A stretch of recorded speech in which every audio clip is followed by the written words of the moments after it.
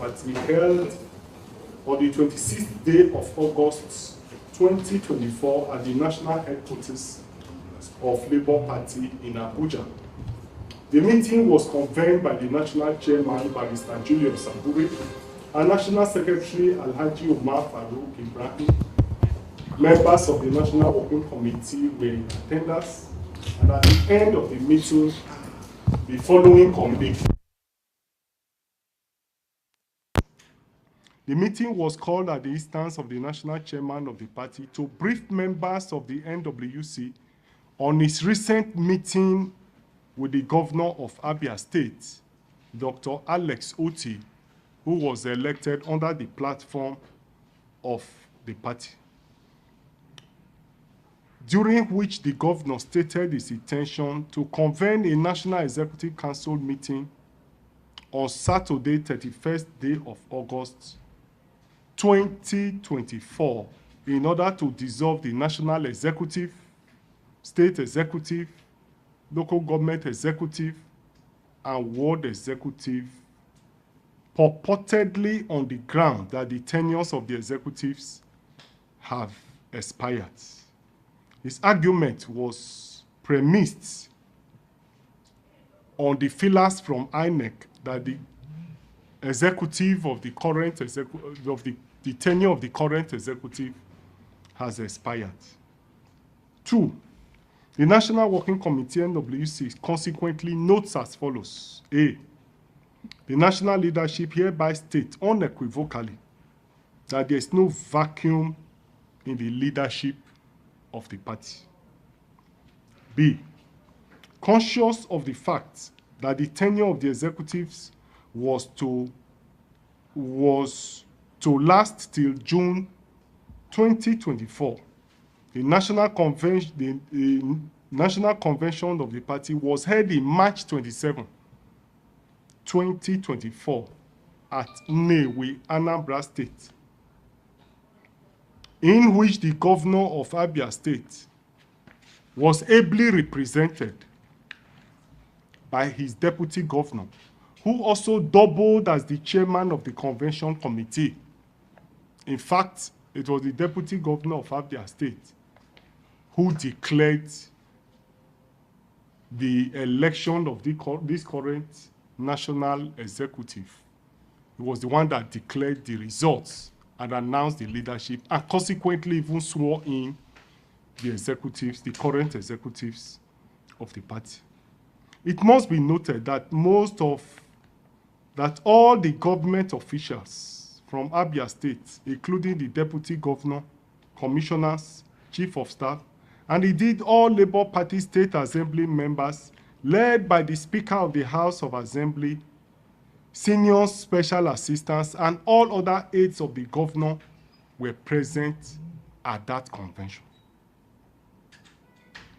It must be stressed that under the laws of the land, which include the following: the 1999 Constitution, the Electoral Act 2022, the Labour Party Constitution, and indeed all other laws of the land, were adhered to in convening that convention.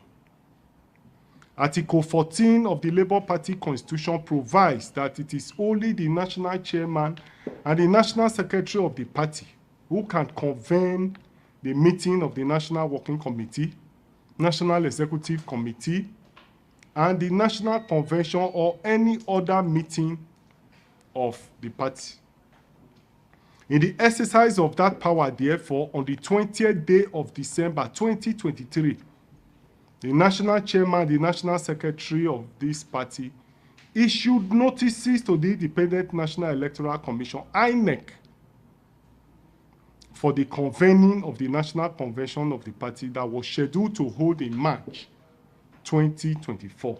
As against 21 days notice, this party issued 3 months notice to INEC to defend the integrity of the party, where we intend to defend the interest of all our members. If the interest of any elected officers is in conflict, is under attack, I can assure you that we'll be all over the place to defend those interests. So we want to appeal to our colleagues that they should concentrate on governance and allow us manage the political party. So I thank you. All right. Good morning, good afternoon, good evening to every one of you. I appreciate you all, my people. Thanks for your time with us today. Today is 29th of August, 2024. Yes, the month is running out. We have a day to go to move into October. September by God's grace. I appreciate every one of you right there. Mother of all Mommy Diaspora. Good evening to you, Mommy. Thank you very much for all you do.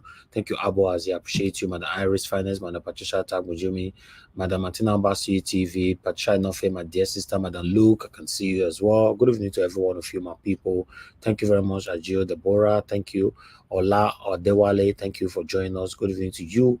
Thank you very much for ASM and prayers. I'm not sure I pronounce your name properly, but I wanted to know I appreciate your time with us today. Thank you very much, Nena Ogbona. I appreciate you all. I've showcased everybody already. Patience Demodia. Thank you very much, Didi Anthony. Thank you, my people. Also, I can see right there. Good evening to you. Good evening to every one of you, my wonderful people. And God bless you now. I wanted to quickly come in because I still have presentation to present to you guys. But let me add this a little bit of monologue over the video concerning Abure and Peter Obi. You know, whenever I talk like this, some of you are not happy. And unfortunately, I'm not here to come and make anybody happy. Rather, I'm here to say it how it is. Because the whole thing that is affecting us in Nigeria is affecting everybody right now. My question is going to start first from the last meeting Peter Obi had, which was just 3 days ago. Although, you know, on that meeting that day, immediately the meeting ended, I could not comment on it. I could not because the time was not permissible. Now, I want to ask us, including myself, us, any Nigerians, concerns Nigerians, obedient. I don't really want to call it obedient anymore. I want to say concerns Nigerians. Yes, concerns Nigerians. Nigerians that are affected by the satanic set of people that are recycling themselves since the country was created. I want to ask, how come nobody who asked Peter Obi question that day, nobody asked Peter Obi the allegation by Wakobia who said that Peter Obi told him verbally, face to face, that he supported Asue Ighodalo and he doesn't know who is Olumide Akpata, but he knows Asue Ighodalo. These are the kind of questions you need to ask people, but nobody, till now, nobody have asked Peter Obi in every platform he has been since that time. We call out Peter Obi here for Peter Obi to answer. Some of you lamented that we don't have the right to call Peter Obi because Peter Obi is too big. Like some of you also initiated then that, or insinuated then that Abure is too big to ask questions. That is one. Then two, Abure have become a terror in Labour Party. Yes, a terror, a bully, and every other names you can add to it. Outside this media, Nigeria Watch media, I have my informations. But sometimes I want to speak, they normally say, no, it's a private discussion. But I'll leave it like that by asking this question to our principal, Mr. Peter Obi. Mr. Peter Obi, I understand others are still waiting. They are patiently waiting. Me, I'm running out of patience. What happened to the private auditing of this man who is threatening a city governor right now, Julius Abure? The private auditing that you promised us since February till now, the year is almost running out. Private auditing have not been addressed. You have not addressed it. Nigerians, concerns Nigerians, obedient, none of them have asked you this question on a public space. I'm asking you personally, by myself, what happened? I will continue to ask this question, even though some of you get angry. He's my principal, he's your principal. So now you know how you want to handle around yourself. Now me know how I want to handle around. Let's assume that Papa born all of us. Now me know how I want to talk to my papa. Now you know how you want to talk to your papa. So it's your cup of tea. I'm only demonstrating my own right. Let's assume I'm his son. I'm asking him. The private auditing, we are still waiting because let's assume that private auditing have been unveiled till now, or rather revealed till now. I'm not sure Abure will have the guts to sit down and be threatening a city governor, Alex Oti, Abia State. Now, my last question to Peter Obi. Even though I know our principal is facing different kind of challenges that you don't want to talk about, but I want to ask him this. Is Abure threatening you privately that you are not telling us? Because I go soon start to the talk, to be honest. Some of you look at me, I just come on air, I bring something, I do the, you don't really know how far we go. Peter Obi, he get where he go reach, I go talk with you, they pass through. Because everybody know you are a quiet man. I will say it, what you are passing through. Yes, I'm saying this on air.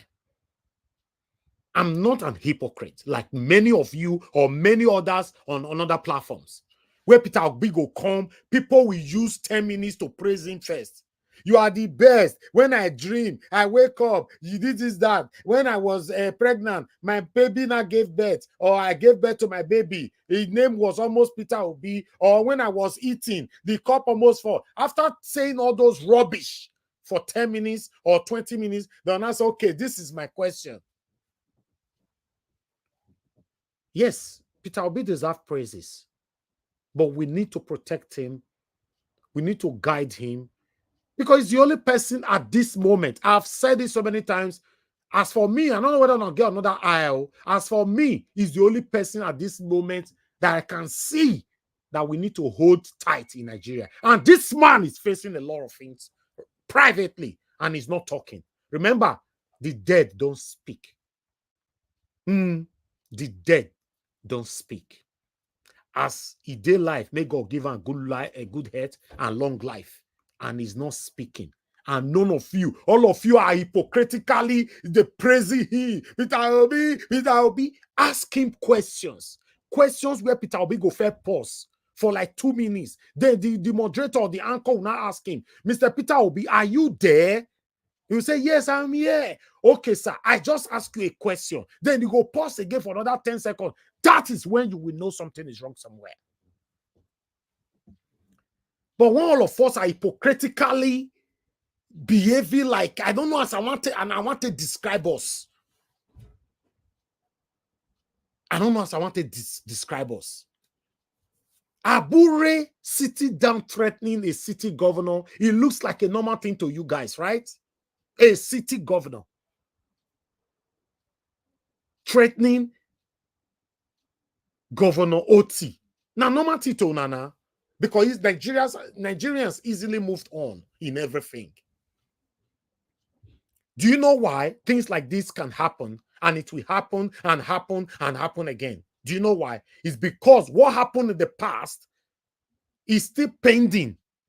We have not ironed it out. That's why it's going to continue to happen. That is why I'm calling that private auditing. We need to know the level of his criminality, because every accusation then still remain accusation, or rather allegations. I cannot openly call Abure now a criminal, because someone who's supposed to help us to know his proper identity, Peter Obi, is not speaking to us. Guess what, people? Do you know that I used to blame Peter Obi that, yes, he's deliberately doing this thing? I go talk. But I want to let you guys understand today that Peter Obi cannot speak. And this is also one of the things that are making me scared, that Peter Obi want to become our president. Just a common Abure holding Peter Obi hostage and be pushed to speak. And be pushed to speak. But I want to end here before I continue with my presentation. To every one of you listening to me, some of you might be insulting me now from your living room because that is all you are good at. Sit in your living room or your kitchen or you inside your car and you can't do anything. You are only behind your keyboard. You are not doing anything. You are not adding any value to what is currently going on. But some of us that is putting our voice here every day, I am a wonderful panelist, putting our voice, our faces there. You criticized us. Yeah, Now, small and see, so somebody does sit down and they threaten the city governor until when you go say, Peter Obi, you are suspended for 3 years. That all of now jump command. Oh, Abure, you can't do that. Who are you? Now, you are not speaking now because this one never directly affects you. That is a definition of hypocrisy. When it never directly affects you now, everybody stay mute. I'll leave it like that. I'll come back to you guys. Good morning, good afternoon, good evening to every one of you. Thank you for your time with us. I'd like us to move on. You are viewers, and here are some of the stories that are trending across the globe. Sorry, guys. I want this video to tally with others I want to play. Let me play this one first. First, we would like to ask you for a favor. We hope that after this interaction... Meanwhile, some of you might have watched this video earlier on. But for those of you that have not watched it, although I know some of you that have already watched this video, you're already disappointed. It's one of the disgraceful videos you have ever watched for the past a year or 2 or 3 or for a decade. But for those of you that have not watched it, I promise you, you are going to be very, very disappointed listening to this video. Watch it. Action with you. Your candidate, Senator Monday Okpebolo, will also come around. We have spoken to Asue Ighodalo. We have interviewed Olumide Akpata of the Labour Party. And we've been hoping that one day Monday Okpebolo will also show up before the election on September 21. And we're willing to conduct the interview in local language. We'll get interpreters. Or we can even do the interview in Pidgin. I'm sure you can speak Pidgin. So if English language is the problem. But I would like you to start with, talking about this claim on both sides that Obaseki wants to rig the election for the PDP, and the PDP and Governor Obaseki saying the APC wants to use federal might. You say Okpebolo has been endorsed by the Elders Forum. If he's so regarded by the party, he should come and talk to us in the media. Edo State is too important for anything to be in the dark. Well, thank you, Mr. Ruben. The first thing I want to say here is to put to rest this idea of Monday Okpebolo coming to arise for interview or something. You see, as I speak, Monday Okpebolo is in Osomegbe.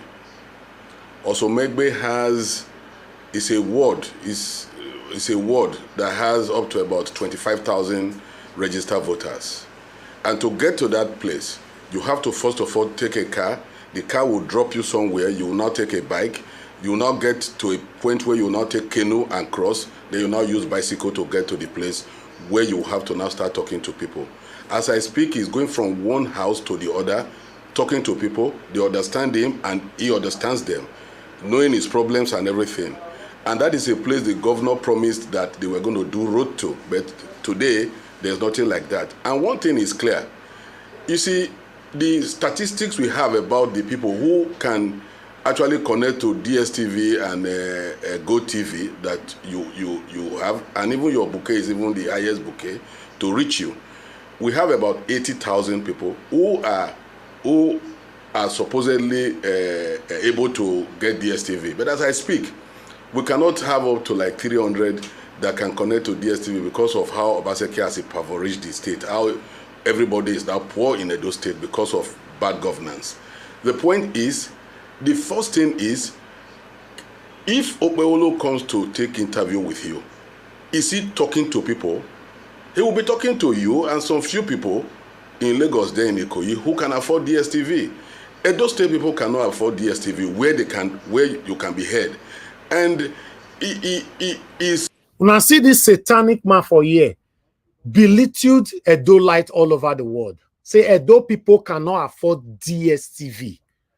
But the beautiful thing about this video, Rufai is coming to be our voice. Watch. Moving from one place to the other, reaching out to people and giving the messages to them, and his message is resonating with the people. That is the reason why you see in our rallies, you have a lot of turnout, People want to see him. People want to hear him. And the people, he is telling the people what he has for them. He is telling them what he wants to do for them. And the message is resonating with them. It's not like the other people who were there. Yes, these are bourgeois. This is somebody who grew up as a poor person from a very poor background and is reaching out to the same people. And these are the people that are in need in Edo as I speak today. And the only person who can be governor now and there is peace in Edo is Monday Okpewolo. Then the idea of say Obaseki want to rig the election is true, because we could see that in the past a few weeks what has been going on. He has a militant group that he called the ESM that he wants to use to rig the election. He has armed them. He has bought guns for them. And we've been calling on government to proscribe that group so that they will not be used for that election. And as I speak up to date, yes, nothing has been done. All right. So the idea of saying we are going to use federal might to rig the election, yes, is not there. We know the president we have is a Democrat who believes in democratic process. And I don't think we don't even have any link to anybody. We're on our own, we are doing campaigns, and I know that on the 21st, the election will be done and APC will win. Mr. Tenebe, obviously you belong to the bourgeois class because you are here on Arise for an interview. And also, just to correct the information, we broadcast to millions of viewers on a daily basis, including people who have access to other platforms. Aside from DSTV that you mentioned, we're also on free platforms on YouTube. A number of people actually depend on news platforms like ours to get information. But also beyond that, I hear you that Senator Okpebolo is going to the people to speak to them. But another critical group of people you might want to consider are potential investors. Because the people whom you're hoping to attract by interviews like this is to sell your state so that people can be interested in coming to Edo State to invest. We've heard about tourism opportunities. You're not just going to sell to the people in your state, and that's the importance. And I would imagine that you would understand the importance of that yourself. So let me ask you, what are his plans to attract investors? Is he going to also go door knocking to each of these places to speak to them or to get some form of investors to enrich the state? Yeah, you see, to become a governor of a state, there is a process that you have to go through. First of all, you have to sell yourself to the people, not to investors. Secondly, your election comes and you are elected. Thirdly, you are sworn in, you become governor. As at that point, you now start selling the state. Because as I speak, what is on ground in Edo State now, there is nothing to write home about. Because all what they have done in the past, is just MOUs. So what do we even have to say to investors now? In the first place, when you are coming to Edo now, you will see clearly that the place is so dirty. Is that what you are going to say to investors? What are you going to say to investors now? As I speak, he's going from one place to another, knowing the problem of the state, hearing from the people the problem of the people, because his government is going to be all embracing. He's going to engage it in such a way that we are starting almost from afresh. Because governors stop where Comrade Adams Oshomole stopped, who was the governor of this state for 8 years. That's where governors stop. For the past 8 years, we have not experienced governance. So right now, we first of all have to bring confidence to the people so that we can have people to even come out to vote. Yes. That's what we are doing. So he's selling himself to the people. And to market yourself. Yes. Yeah. I would really love to hear from his engagement what the challenges in Edo State are currently. But he's not here. He cannot even come to communicate that. So we're just speaking to representatives, spokespeople, but he's the man that we want to ask these questions. And I'm sure you can appreciate the difficulties. But let's focus on, you saying that since, former Governor Adams Oshomole, would you agree that IGR in Edo State has increased over the years under this administration? Well, you see. That's one problem. That's one very big problem in this state right now. You see, you've said that IGR has increased. Yes, fine, it has increased. What are they done with the IGR that has increased? The people are paying taxes. They are not seeing what they are using the money to do. If we have time here, and we are not going to be saying libel, although they can't even go to sue anybody for libel, because the fact, the corruption here is obvious. If you are collecting money from people, the people should be able to see what you are using the money to do. Okay, recently, you saw a situation where he said he bought rice as palliative, and those rice were kept in this thing. Meanwhile, he didn't buy rice. The federal government brought rice, Dangote brought rice, and they rebagged, and he gave those rice to his party people who are selling them in the market. Okay, let's assume that money gotten from IGR were used for that purpose. That money has gone into their pockets again. So the increase of IGR has nothing to do with the people right now. Those states, as I speak, the people are so angry with this governor. They are so angry. There are certain things I will not want to use here, but they are so angry to the level of if after the election, when he hands over, he has to just leave because the people are so angry. The people are not happy with him at all because of the fraud that is obvious. So yes. Mr. Tenebe, thank you so much, and thank you so much. But I quickly just want to tell you that your position that you put forward, that the reason why Monday Pueblo can't come because it rises for the bourgeoisie is not true. We are for everybody, and your arguments are flawed, and I'll tell you why, sir. In Edo State, let me talk. Let me speak now. Let me speak. Can I speak? You won't let me speak. Let me speak now. Let me floor your argument. Make una dey listen. You know, all these satanic APC people, they don't let you speak. Oh, just watch this man. Watch him. I'll floor it here. I'll give you empirical facts. Let me finish. Let me finish. Yes, okay. You will know when I have arguments or not. Based on National Bureau of Statistics data, there are 3.99 million internet subscribers in Edo State. The population of Edo State is about 4.75 million. So there are 3.99 million people. Wait, hang on a minute. Let me finish. Let me finish now.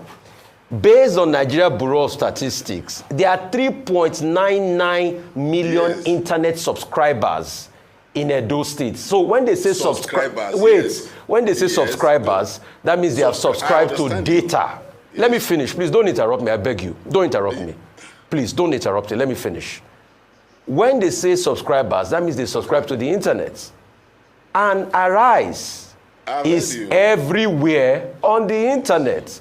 So you have just, by your argument, denied 3.99 million people that can subscribe to the internet and watch this interview or watch replays of it everywhere, the chance in Edo State to be able to see this. So that's why I say that argument is not tenable. It's best your candidate should come because as I speak now... Your statistics is wrong. No, it's not wrong, sir. It's not wrong. You don't even know the meaning of statistic. Apart from Arise doing their job and reaching out to millions of Nigerians, both home and in abroad, Arise have a lot of other affiliated channels, including mine, that is rebroadcasting their videos daily. As I'm speaking right now, I have 720 people watching us across. Know the people, because at the time that we're doing this video today, 12,000 were watching Arise at that particular time. And this man is telling us that the best way that a satanic principal can reach out to Edo Light by knocking on from one door to another. Let's move on. Rufai, your statistics is wrong. Give me your own. I am telling you that people can no longer feed in Edo, not to talk of subscribing to internet. Give me your own statistics. People can no longer feed, not to talk of subscribing to internet. Nobody is watching you. So that's the truth. Nobody is watching you because give me your own don't have money. Just imagine, nobody is watching you. Arise is far bigger than my channel. As I speak, we have 700 something people watching us. When we finish, sometimes we now have 5,000, 10,000 people that will listen to everything we talk about every day. Then what is this man talking about? You see, the level of the kind of characters that is leading us in Nigeria, where we have a lot of educated people that's supposed to be holding that office, is baffling. To be honest, it's baffling. Just check it yourself and see 70% or 80% of the leaders that is leading us, they don't supposed to be there. Look, this is the APC chairman in Edo State. That is, let's move on. To what? If you give me your own statistics. If you want Monday Okpewolo to come to your, if you want Monday Okpewolo to come to your interview, try as much as possible to subscribe for the audience. Who is Mojo Okpebolo for anybody to subscribe for him to come? Oh God, can you imagine that terms? We now need to beg Mojo Okpebolo to speak to us on air. Asue Ighodalo came here to my platform and he went to Arise. Olumide Akpata came to my platform twice. He also went to Arise. Every other governorship candidate, you know, the younger ones, all of them came here. Now, they said they've asked for $1 million before Okpebolo will appear. They've denied that. Now, you can hear him now. Tomorrow, they will also deny this. That before Okpebolo will come, Arise need to subscribe to people that will listen to him. Just imagine that. And we have people that are still campaigning for these people just because they hate Obaseki.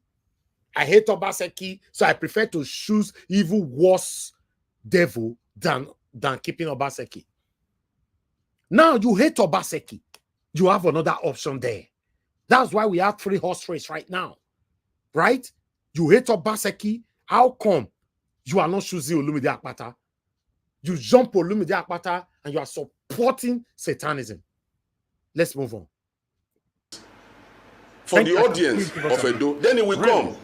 Because if you want Mama Esho, thank you, ma. Thank you.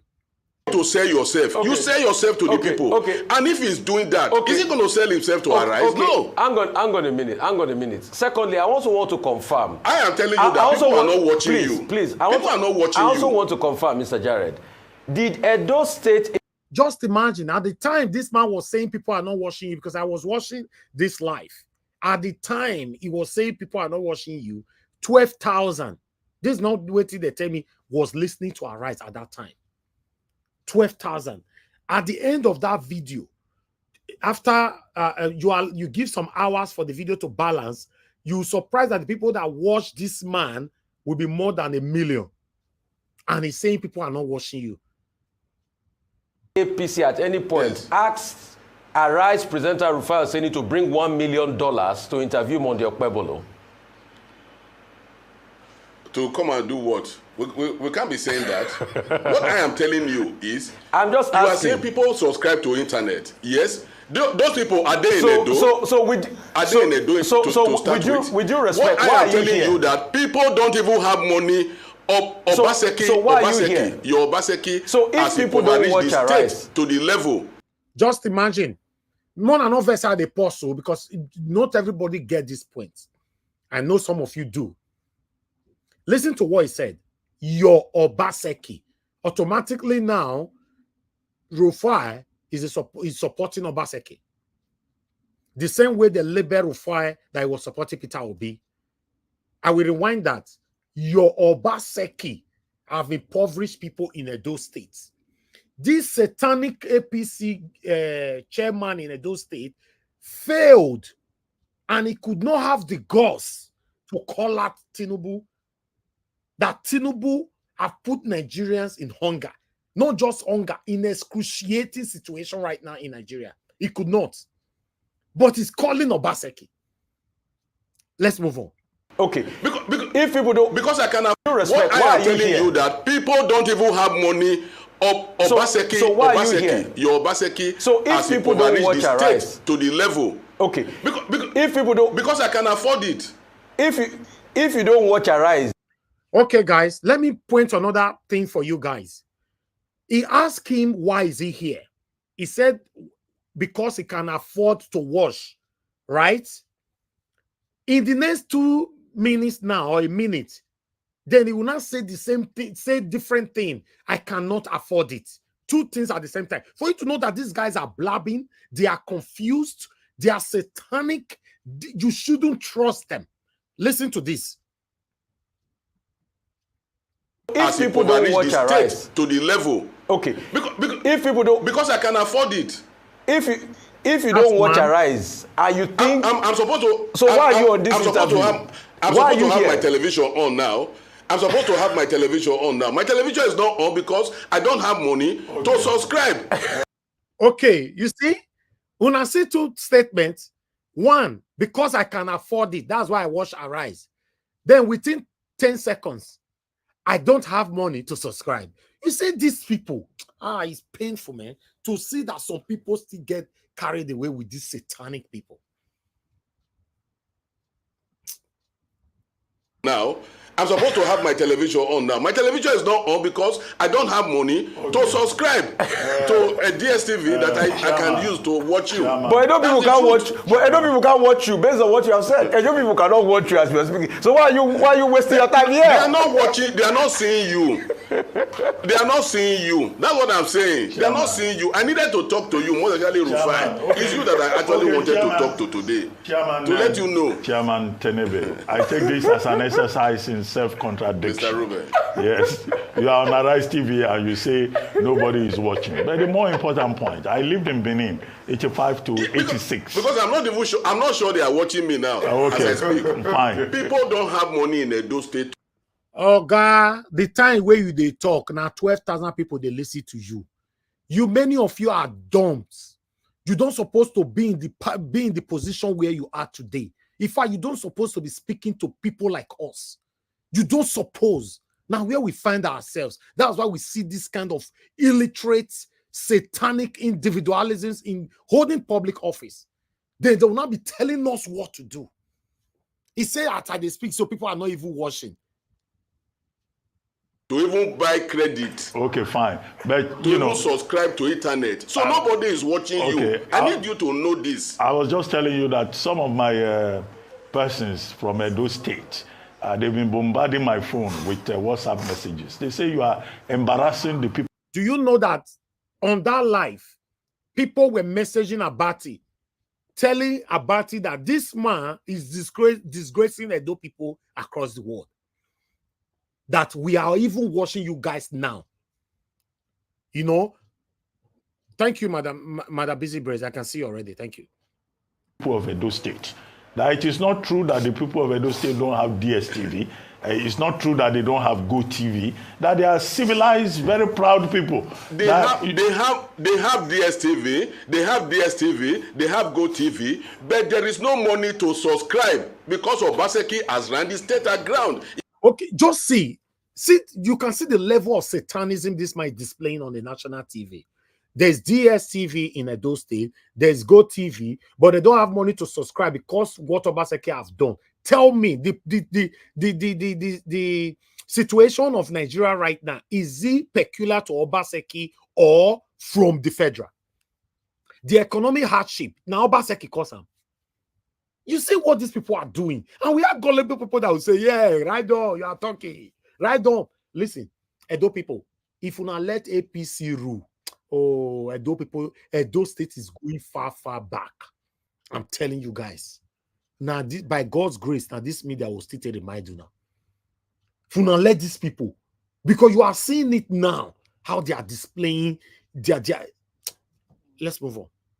He has impoverished the state. People can no longer subscribe. That's what I'm saying. They have, but people don't have money to subscribe anymore. They can watch free on YouTube. If anybody is calling you to tell you that it's an embarrassment, might be those are people who are in Ikoyi there, possibly with you, that does not even have a voter's card, that we cannot talk to. What I am trying to say, what I'm trying to make out of this is Monde Okpewolo is reaching out to the people he's supposed to reach out to. I'm telling you where he is now, where you have almost about 25,000 people in a ward, where to get to that place you have to drive, you have to use canoe, you have to trek to get to the place. He's reaching out and the message is resonating. Chairman, I don't see any conflict between grassroots campaign and talking to people on television. Arise News is in 54 countries of Africa. We're in UK, we're in Europe. I mean, it needs that audience. And all the stakeholders in Edo State, they are everywhere, including here in Arise News. And that's why we're saying, bring Okpebolo. If he cannot speak English, he will speak Benin. We will bring one of our persons to come and speak Benin to him. At least you have seen Okpebolo moving motion in the Senate before. Oh, okay. So the idea of saying he cannot speak English is not even there. You have seen him in live in our campaign live program. Oh God, we did not see any video where he moved motion for Senate at all. I don't do my research. I don't see any. You know your day. They see that for back there. If you raise hand, they say make it talk. Go say Thank you. Now say they talk rich. You know they. If you know you're supporting satanic APC, please bring a video where Okpebholo was vocal on the Senate. Please, let's play it here. Thank you. You hear him talk. So the idea of saying he cannot talk is not even there. I'm telling you the reason why he cannot buy ticket and come to Lagos, because it will be a waste of time. He doesn't need to come to Lagos to go and talk to about. Just imagine for you to know that these people. Oh my God, I'm so ashamed. Do you when hear what this man talk? He say Okpebholo is too busy to buy ticket to come to Lagos to come to Arise. My people, all of you they listen to me, so when I buy ticket, come see me for where they do this our life. In a postmodernism, this guy is not even aware the level where technology did at this particular moment. He's not aware. Oga Elvis, sorry, he's very aware. He's gaslighting us. That is their motto of operation. No, he's gaslighting the gullible Nigerians. Yes, lying. Not people like you and I. He's gaslighting the gullible Nigerians. It's so annoying. It's so annoying. Let's finish this. In the next 30 seconds, we'll finish this one. Just 300 people who can subscribe. You are in Benin. We interview you from Benin. He doesn't need to come to Lagos. We'll come and meet him in his room. He doesn't need to come to Lagos. We'll come and meet him. Will he have to waste his time? Will he have to waste his time to come and talk to you about 300 people? Wait. In that village. When he's selling himself to the people. Wait, can I even tell you this? I can assure you, sir. In that village is campaigning. We will bring our camera and join him on the campaign trail and interview him on the campaign trail there. So he can be campaigning to the people and still talking to us. We are ready for Okpebholo. But if you want to do that, we are ready. You can tell your crew, not to tell us to pay. You can tell your crew to follow him. No, you don't need to pay. And they're even following. You have to... Anyway, Chairman. Thank you, Madarita. Oh my God, I can't believe this. But meanwhile, Nigerians have bitterly... No, hold on. No, say what you want to say quickly because I'm still presenting. So when you said 12,000 watching, you would have probably make it clear. That was on YouTube. That was just on YouTube. Yes. So now on DSTV and GoTV, they are more than that. Exactly. So that was just on YouTube on the live. Yes, but no, I was only saying that. I did not even include our own now, safe. So you have to. I did not include the live DSTV and GoTV, and all that. That was only YouTube. Yes, I did not even add affiliated medias like us and all that. My people, Nigerians, not just Edolite, Nigerians have bitterly reacted to this video across all social media platforms. X, YouTube, Instagram, TikTok. Everybody is bitter about this whole thing. But we have one of our Idolites who made a video about this. I would like us to quickly listen to him, a little bit of it. In Edo State to be able to see this. So that's why I say that argument is not tenable. It's best your candidate should come because as I speak now... Your statistics is wrong. Rufai, your statistics is wrong. Give me your own. I am telling you that people can no longer feed in Edo, not to talk of subscribing to internet. Give me your own statistics. People can no longer feed, not to talk of subscribing to internet. Nobody is watching you. So, hang on a minute. Second, would you? It's you that I actually wanted to talk. To try to use Williams and Anderson Scott. I needed to talk to you more than Rufai. It's you that I actually wanted to talk to today. Chairman, to let you know. Chairman Tenebe, I take this as an exercise in self-contradiction. Mr. Ruben. Whom the gods want to destroy, they will first make mad. That was what Reverend Williams and Anderson Scott said in his book Daniel, a model for young men, that was published in 1845. Unfortunately, people are seeing mad people everywhere in the APC, jumping around, trying to use any pedestrian excuse to establishing why they gave the ticket to a fake, clueless being by all standards. This is the worst you can ever get. This is the most embarrassing it can ever be. Unfortunately, a few of these guys who have reached out to me trying to lure me into campaigning for the guy has agreed that it was Adam Sumele that caused it. Yes, if you're an APC here, argue with me on this video. that they actually wanted to have a free, fair and credible process of selecting, but Adams wanted to impose Dennis Idahosa because of his ambition to be Senate president in 2027. So he needed the state treasury to be able to make that happen. And then a few other persons, people like Osage Yamu and some others, that felt that it is long overdue for Adams to remove his hands from the control of the state. He's been out of government for 8 years. These guys are saying, for example, we owe particularly bigger shares, larger shares. We've been here, we've been foundation members of this party, so to speak. And Adams should understand that things have changed. And so that's how they went to support Mondo Bevolo, whom later became a disaster. As I talk to you right now, in their WhatsApp group and private conversation, they are disappointed that they have a dull candidate. They are disappointed that at a time they are challenging to become to get into government of Edo State with the kind of lackluster performance of the central government. They should have somebody who is proven, vibrant, and understands the dynamics of the state politics. But now they have somebody who is even duller in the sense that what they presented in the last general elections. But they are on public media trying to defend it. To just anything. The other day they said, whoever wants to, who is he? Monday get sense? When they say me they bring $100 million, and now you are saying that this is because Edo people cannot watch GSTV. Let him do Facebook Live. The few times he has appeared holding the microphone is being embarrassment. For the first time, we are seeing a governorship candidate wey carry chukuli. They don't give am paper and not work. They don't put earpiece or ear, they prompt and not work. Adams, they talk to Ryan, see not work. It's too dull to assimilate anything. Even the one way Adams, you saw it in Uromi. They talk to Ryan for ear. Baba no see know what to say. 5-point agenda in the most simplest forms. He just talking like electricity, education, road. Babasi cannot chronologically put them in place. Is that bad? And when somebody says that is a bad heart, a few of this time I will not mention name. All right, I would respect the privacy of the people that reached out to me. Somebody in the APC called me and said he has had to be enrolled to a private teaching. And I say it's disappointing now.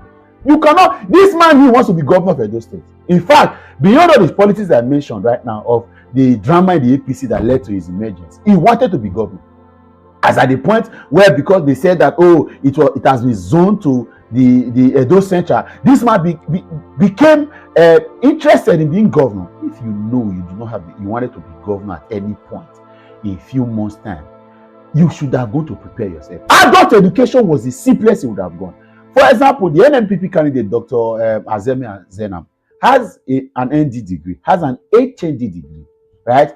Has a master's degree and has a academic doctorate degree that I'm aware of, even if it is not from any of the established university, but good university that is affiliated to a foreign university where he has been able to achieve both his master's and his doctorate. As I talk to you, Pastor Azeme Azena, he is currently running a program in law. I think he's in his 5th year now in the Abusale University AAU in Eboma. That is how much somebody is interested in learning, because he sees himself, he sees the future. So I ask, if not for the fact that you guys have destroyed the fibers and values and pillars of our society, a man wants to be governor and he would not, for any reason, put in any effort to develop himself, to even have the basic fundamental understanding of how things work, and then you put him up to be candidate, and now you are using any tactics, any theatrics whatsoever to sell it. We cannot watch GSTV. And guess what? Who is at fault? If that is even that is shooting yourself in the foot. Because if you say those people are so poor, they cannot afford to watch GSTV, it means that the government in power, of course the central government, has further impoverished the people. And if you think that we have to blame the state government for the poverty in the land of Edo State, then we can look at the whole APC caucus again, all the same, and say, una get sense. They don't get, my brother. Unfortunately, I can't finish your video. I wish I can. Guys, you can go watch him on YouTube. His name is called Mr. Common Sense. You know, he's saying much all the time. Because trust me, Edo people are not going to fold their arms to allow a lunatic, illiterate, satanic person to rule us for the next 8 years. No way. Because of the hate some of you have for Obaseki, you want evil to come in? No way. You have another option there. If you know, say you hate Obaseki so much, choose the second option. You cannot jump a second option and go to a satanic option. No, it's not going to happen. But meanwhile, a lot of people responded to this, but I choose to bring some of it to your screen. I would like to quickly take this one because my presentation is still there. Mona, just patient with me. DHE said, he said, because I can afford it. 2 seconds later, my TV is not on because I don't have money to subscribe for DSTV. I pointed that out earlier on. Shobab said, normally 98% of APC members no get sense. They are set of confused emperors, as this man's name implies. Then I have someone else here, celebrity puppet. The APC candidate can't express himself and they are still pushing him to contest. Shameful. Then someone else responded, Bivan. In anything, don't vote for any APC candidate. They don't have good record to Nigeria as a nation. Now, we have someone else right there. See propaganda. He's not putting the blame on president. He's putting it on governor because he's PDP. We know they come out for this slavery at any time soon. There's every possibility we are not. You know why? Because a lot of people still align with this kind of people. In fact, a lot of people are even hating me now the way I'm speaking. That is why I will align with this comment that anytime soon we might not live where we are right now. Then we have someone else right there. People are not watching, but you come on their channel to speak rubbish. These people really weaponize poverty. Yes, they weaponize poverty on us and they weaponize illiteracy on many Nigerians. That's why you see majority, if you look at it statistically, we have more Nigerians that is not educated than Nigerians that are educated. Do your research. Do your find this. Then someone else responded, we have used church to spoil thunder. If not, thunder would have struck this APC man. Then we have another person right there. Rufai roast this man. I just they laugh. Throughout the program, anything I see Rufai, anytime I see Rufai face, I just know if problem go day or not. Then the last one.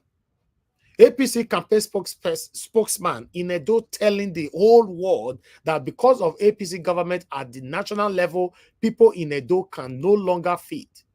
And I can't subscribe to TV channel because how does he expect some people to vote for the same APC candidates? Yes, indirectly, that's what he was telling us, that Tinubu have impoverished Nigerians. So they can't watch TV, they can't eat, but he was using indirect speech to deceive the gullible Nigerian Edolite that Obaseki now impoverished the people for Benin, where they don't feel eat. All right, that is all I have for you in terms of the response. But meanwhile, I'd like us to quickly listen to this before I come back to, I have other responses to this as well. Let's take this one quickly. Starting here in Nigeria, a group of aggrieved women in the governing All Progressives Congress, APC, has accused President Bola Ahmed Tinubu of abandoning and refusing to appoint any of them after working tirelessly for his election victory in 2023. The group, under the auspices of the defunct APC Women Campaign Council, said despite contributing significantly to the winning vote for the president, he has in the last year and 4 months in office relegated them in his appointment, which they say has been badly skewed in favor of men. The APC women said the president has failed to keep the promise he made to them to increase the inclusion of women to at least 35% in line with the 2006 National Gender Policy.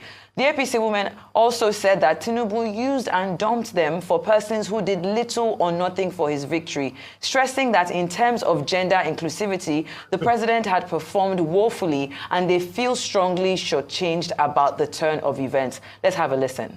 No, never see anything. We cannot allow any abandonment of these women.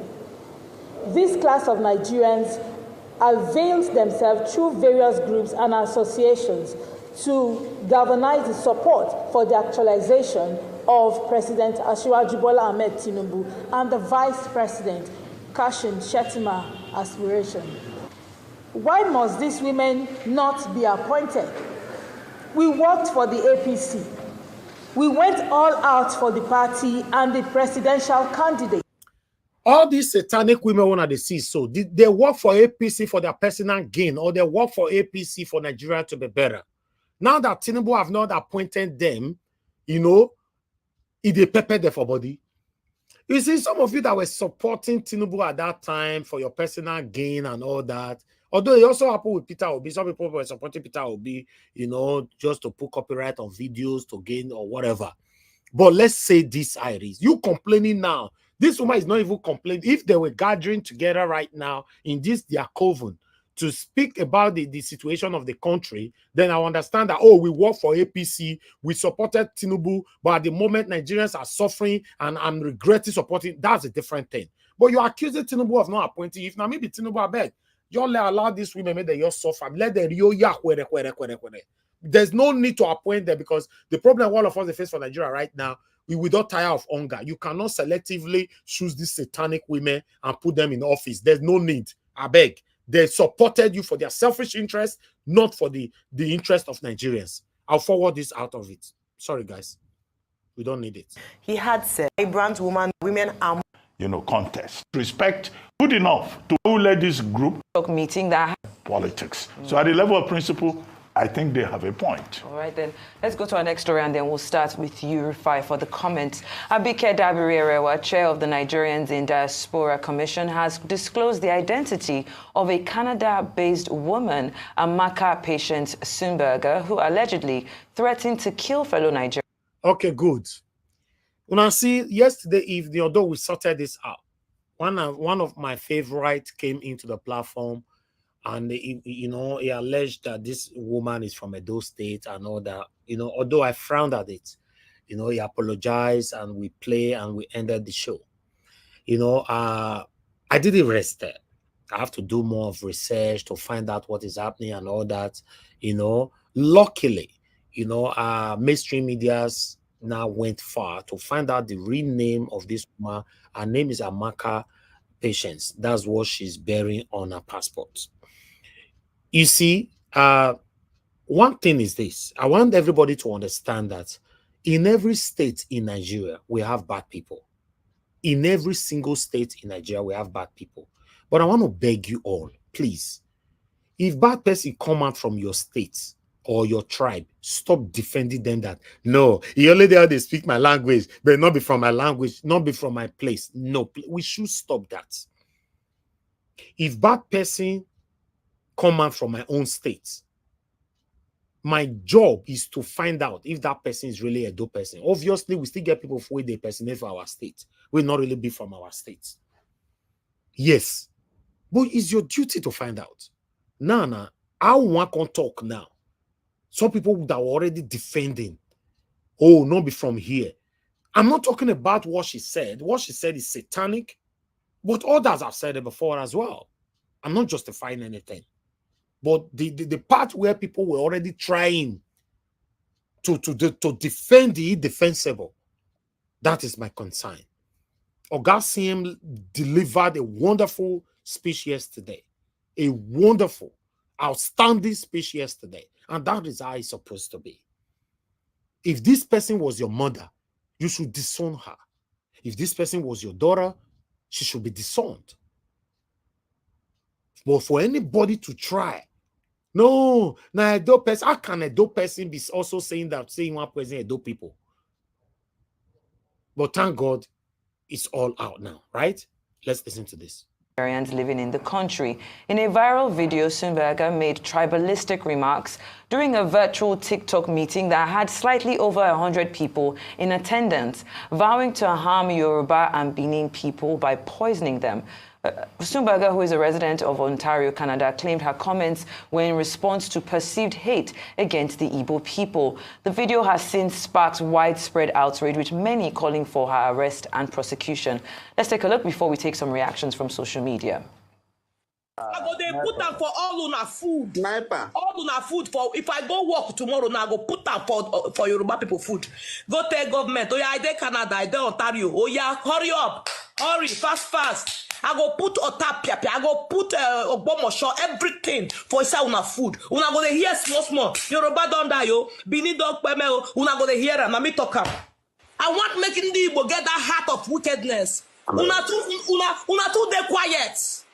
Una too dey cool. Enough. It's enough.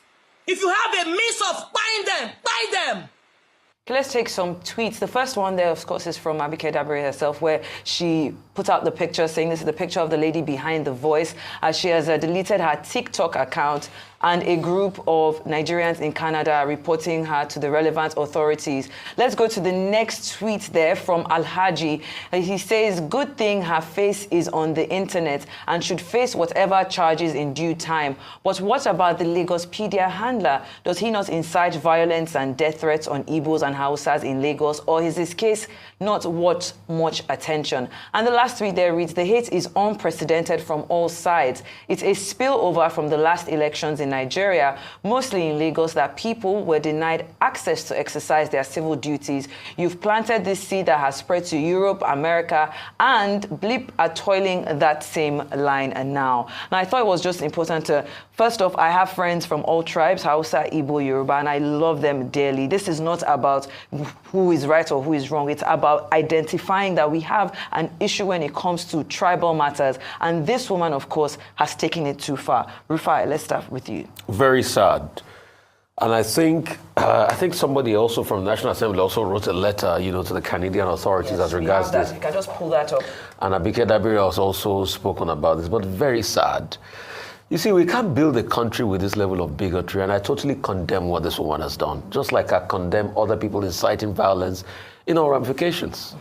You cannot build a country this way. I keep telling people, our common enemies are not our Yoruba brothers or Igbo brothers or Hausa brothers. They are the politicians that bring about bad leadership, and because they have nothing to say to us about successes and achievements, they divide us. We must have a society where we can live beyond all of this and stop all this ethnic rhetoric. And I will quickly tell a story. When South Africa was under so much tension because of the killing of Chris Hani in '93, Nelson Rolihlahla Mandela was famous to have made a concession speech where he reminded South Africans of the fact that Chris Hani was killed by a white person, but it was another white person that alerted them to the fact that Chris Hani had been killed. So we need not to go against one another. We need to stay together and be firm. Yorubas, Igbos, Hausas, everywhere in the world live together in peace and harmony. That woman should be found out. And I must say, she's not a representation of the Igbo people. Just like people like Lagospedia are not a representation of the Nigerian people. They are just very, very bad people within their own mindset that needs to be told that what they are doing is wrong. Okay, Dr. Abasi. Well, the thing to add is the position taken by the House of Representatives, a letter signed by Representative, I think, Olaleye and Representative Okere, complaining officially to the Canadian High Commission in Nigeria to say that, look, incitement to hate or threat to intimidate other people or, whatever, is an offense. First under international law, also under Canadian laws, also under Nigerian laws, also under the laws of Ontario, Canada, where I guess this patient, Amaka Sumbeje, lives. So it's to be condemned. Incitement to hate of any sort. Again, second point is that we're seeing the abuse of the social media. The social media gives freedom. It's a democratic platform, but a lot of people abuse it. So it's good that the chairperson of the Diaspora Commission, Abike Dabiri Irewa, has spoken up on this to condemn it. And it is good that the House Committee on Diaspora Matters is also speaking up on this. To say that Yoruba people and Benin people should be poisoned with otapia so that they will pay. Nobody should poison Rufai or Ayoya, not even Atigarin from Delta State. So I think these are the basic issues in this regard. Okay, guys. Do you know, although information reached me, I've not done my research on that. I listen to myself. I'm very, very careful when I pass my information that the woman have already been arrested in Canada, and the Nigerian government are asking for her to be brought back to Nigeria to face this. But a lot of people have reacted to this. A lot of people are saying, why is Nigerian government taking this too far and all that? And other people have done it before and all that. Yes, I agree. But in the other way around, we can't use evil to pay evil. Yes, we cannot continue this way. Use evil to pay evil. Others have done it before. I understand some kind of sentimentalism have been practiced, when it concerns this kind of people. But I would like to reference back. People that are supposed to be stoned or be arrested, supposed to start from this man here. You take your leprosy hand to write. You don't have respect for the people who bought your father. Is it every Calabar man that is a Calabar man? Do you know your roots? That you talk to me. You don't know that people own this Calabar. You are law abiding. Igbos, I don't know them. I don't know where they come from. Because I know that if not for British intervention, I will still be selling them. The way my father sold them. Now look at you people in Igbo land. Look at how you are dying. Woto. You are talking. You will do video to sell that Elijah has run away. You don't see me? I don't run.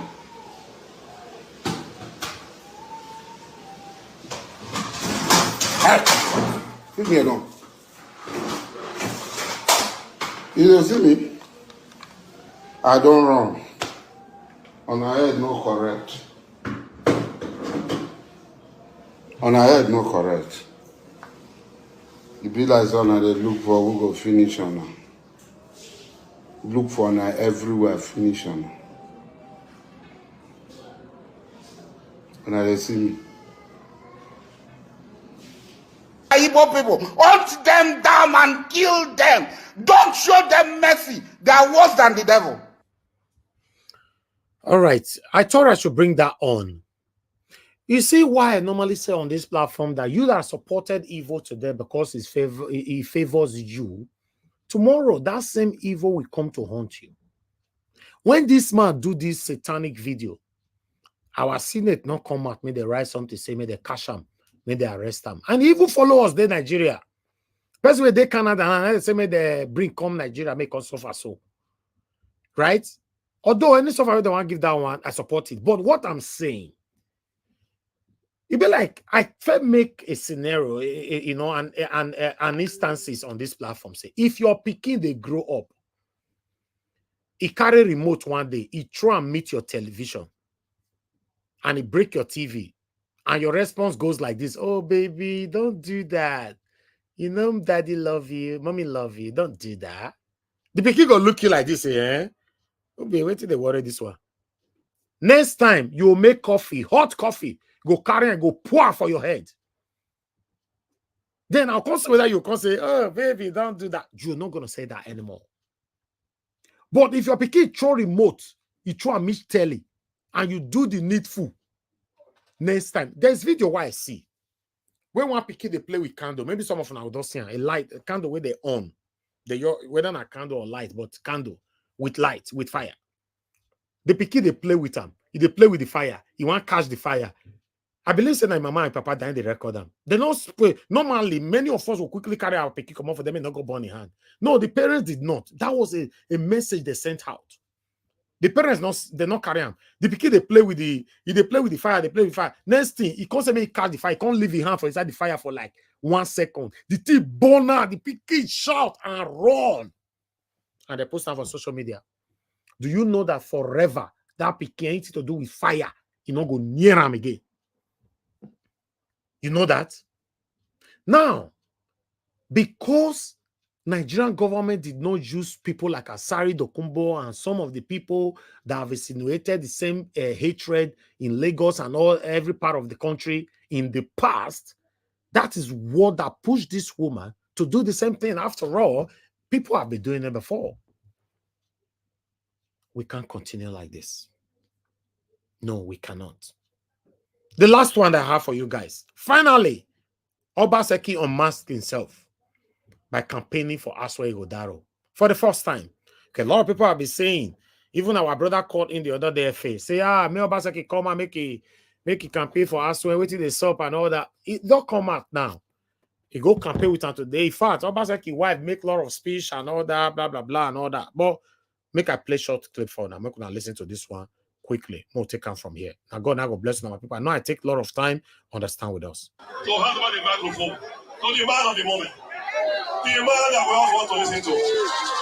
Oh, Doctor. Asue. Ighodalo.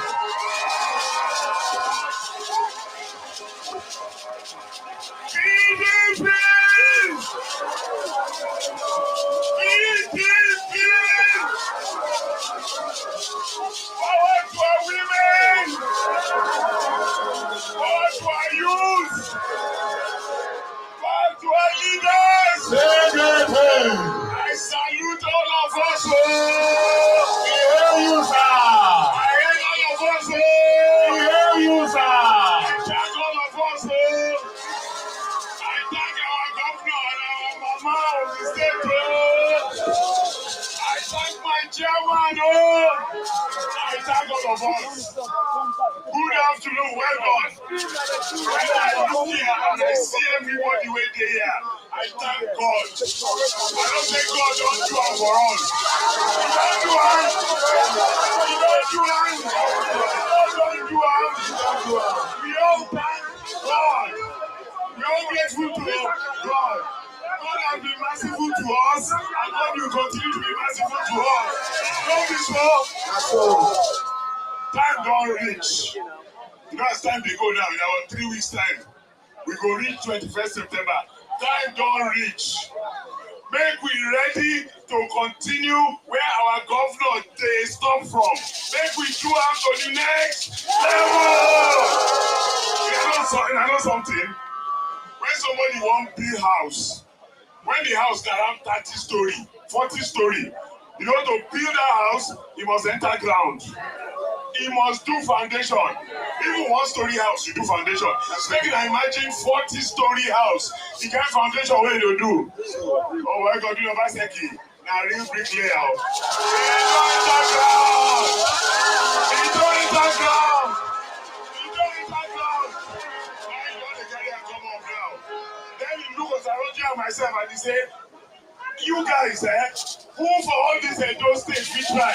Let me go through this primary. If I succeed, you go see when it will happen. Time don't reach now. Make we build to that 100 floors.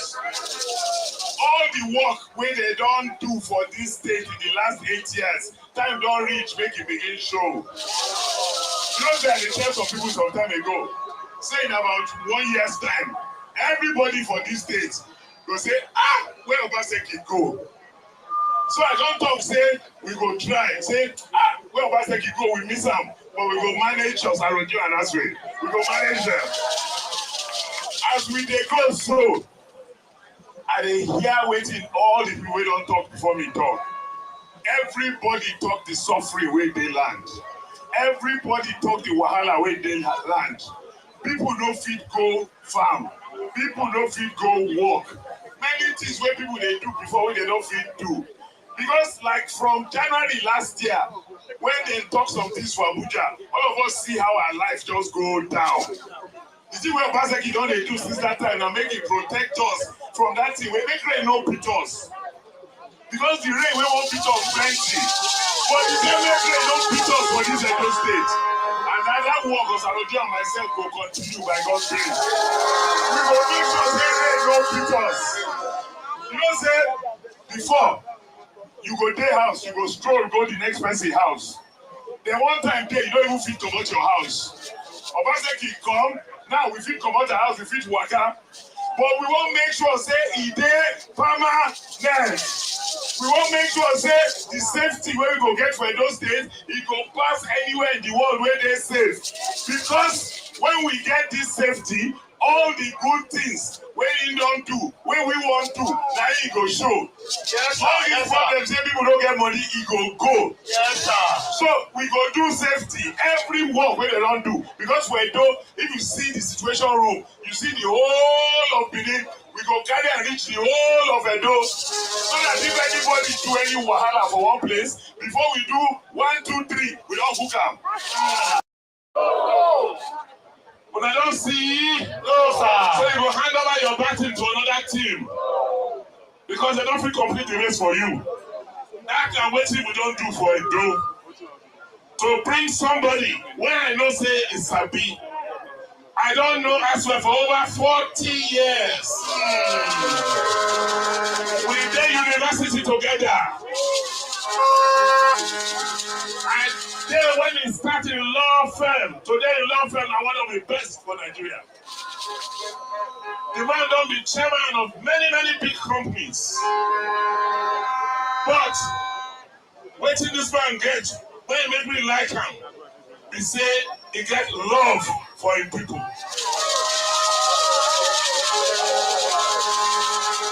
When we go ask him, then we go beg and make it all run. He look everything. He say, we not say this is a big sacrifice.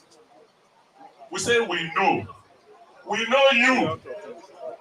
From time in Moriba, from Abiola time, in there with Nadeko to fight for democracy. I said, you're not going to be happy, man, with all this money when you get, if you not going to serve your people.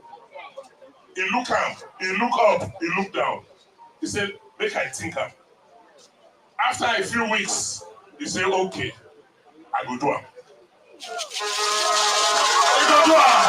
He go do it. He go do it. He go do it. So for somebody to give up so much, not be money they find, not be fame they find, not be fortune they find. All he gets that love and service for people. So the person when I hand over to, I know him. I know who he be. I know say he not go disappoint. What of his deputy? What of his deputy? Okay.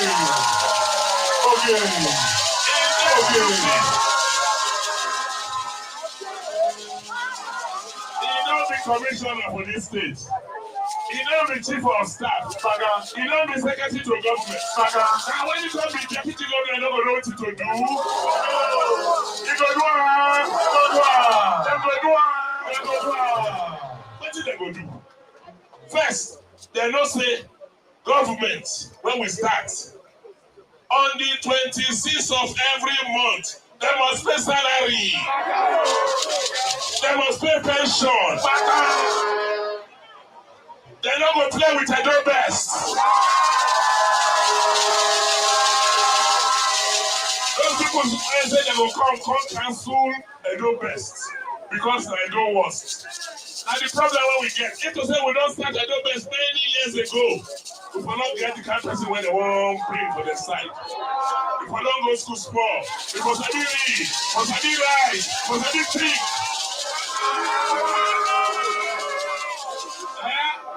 So they will continue and your best.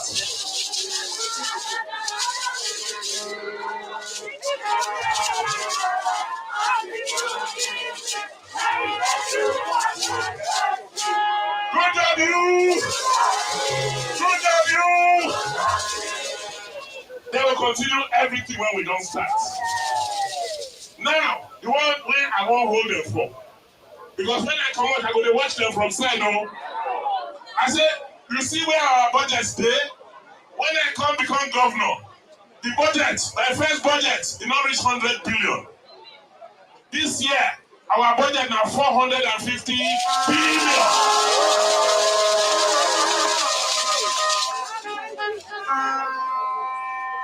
By the grace of God, in 2 years' time, Asue, we don't move our budget to 1 trillion. What is that? this one mean? It means that money go trade to continue to do what we don't start. How many of you get health insurance? Anybody when they don't must get health insurance.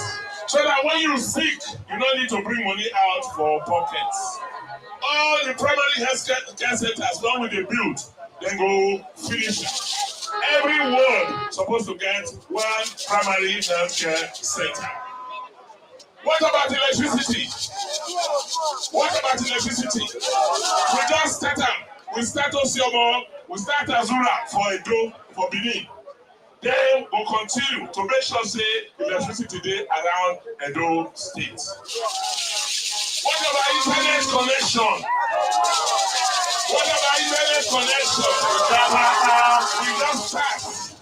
They go continue so that everywhere for Edo State will get internet. So today, by the grace of God, the God will bring me come Edo State. I don't ever lose any election. What's in my name? What's in my name? Win. Win. Because God let the win for Edo, Asue and Oge go win.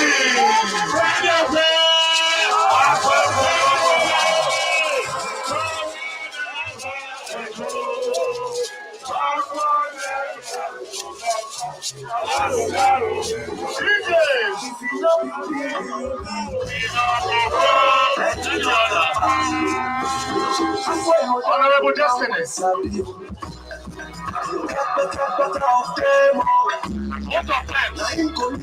Honorable Justice, you leader. Vote of thanks. Thank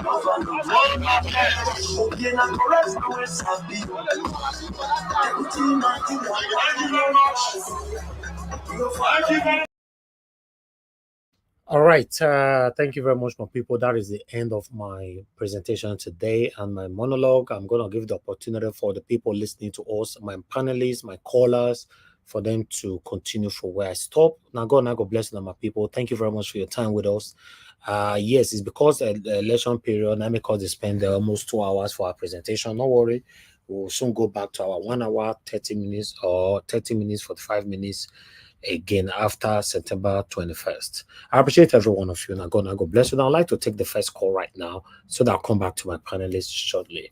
Thank you very much, Mother Deborah, for calling in. Good evening to you, ma. You have 3 minutes. Please make use of it. Talk to us. Yeah, good evening, Mr. Elvis. Good evening to everyone listening. I just want to quickly make a contribution to this broadcast and just a continuation of what I said yesterday regarding the lady in Canada that made those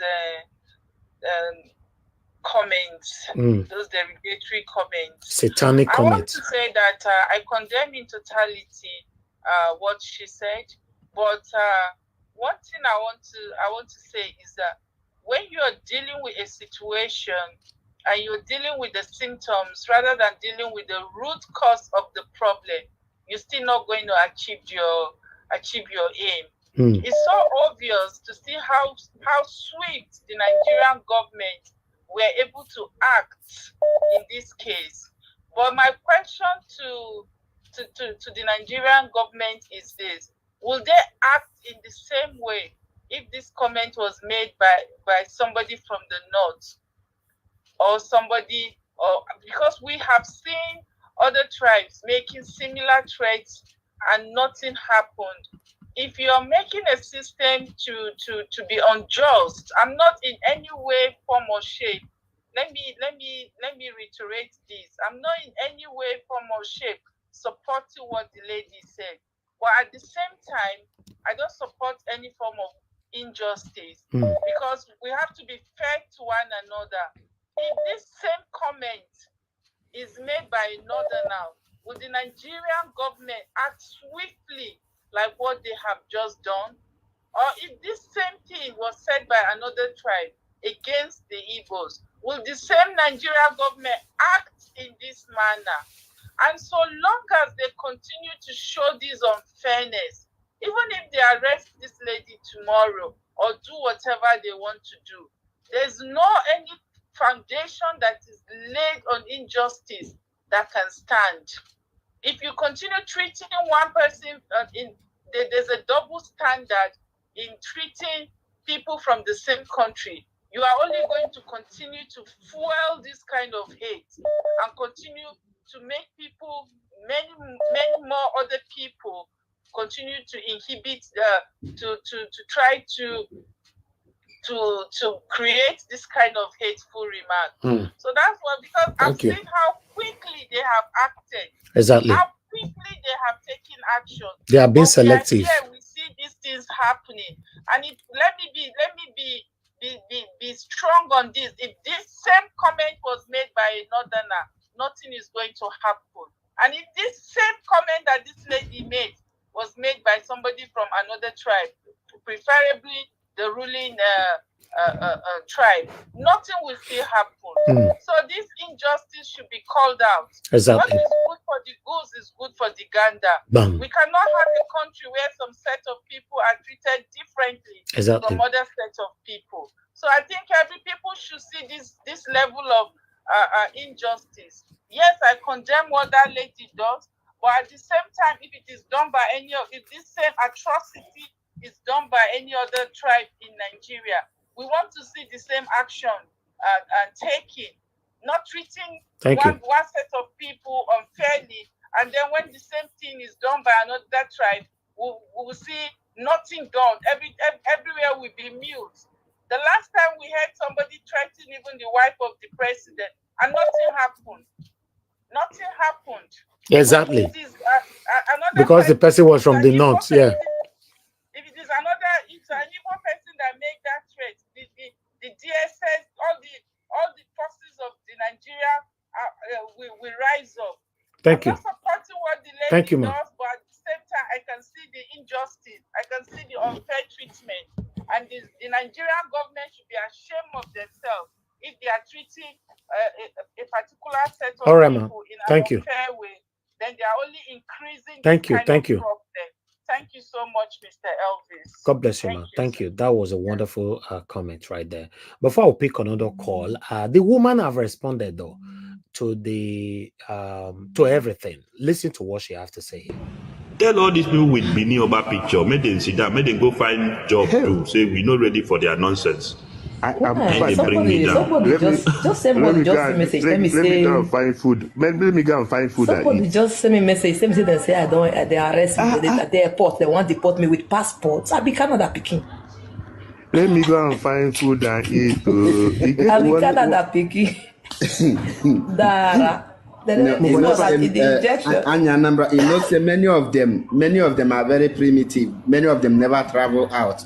They don't even know how to walk, and they don't even. Most of them are in uncivilized country, so they think it's Nigeria, where one person will just go to police and say, "I want to arrest this person." Without any question, police will just say, "Oh, you pay 3,000." They no go fit. They no go fit. They lie. Beer push. Feel our tank. You're under arrest. If they push you, tell all these people with Bini Oba picture, they go to cry. They never started the car. Tell them say I get 1 year contract with them. See now, I did house. Yeah, why go they lie? See, I did house. I check on money. I check on money. Sell to you and I'm telling you, ma'am, as soon we should find way and defend this our sister. This and that. I don't even know they are lying. Okay, they will continue lying. Sure. May we hear from. Let's continue, bro. May we hear from Tony Omo. They go they cry. They never started the car. That we're not getting anywhere, or rather going anywhere in Nigeria, to be honest.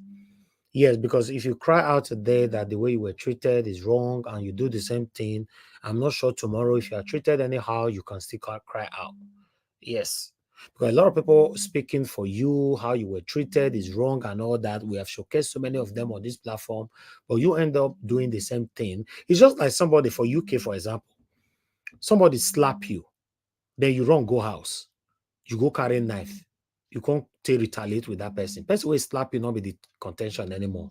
You will go house, go come back, come react. Now prison they go. Right? And for the government, when you see some things happening to some certain tribes, you pretend over it that you are not aware. This is the result. Yeah, when you push people to the wall, in most cases, this is the result. Let's treat everybody equally.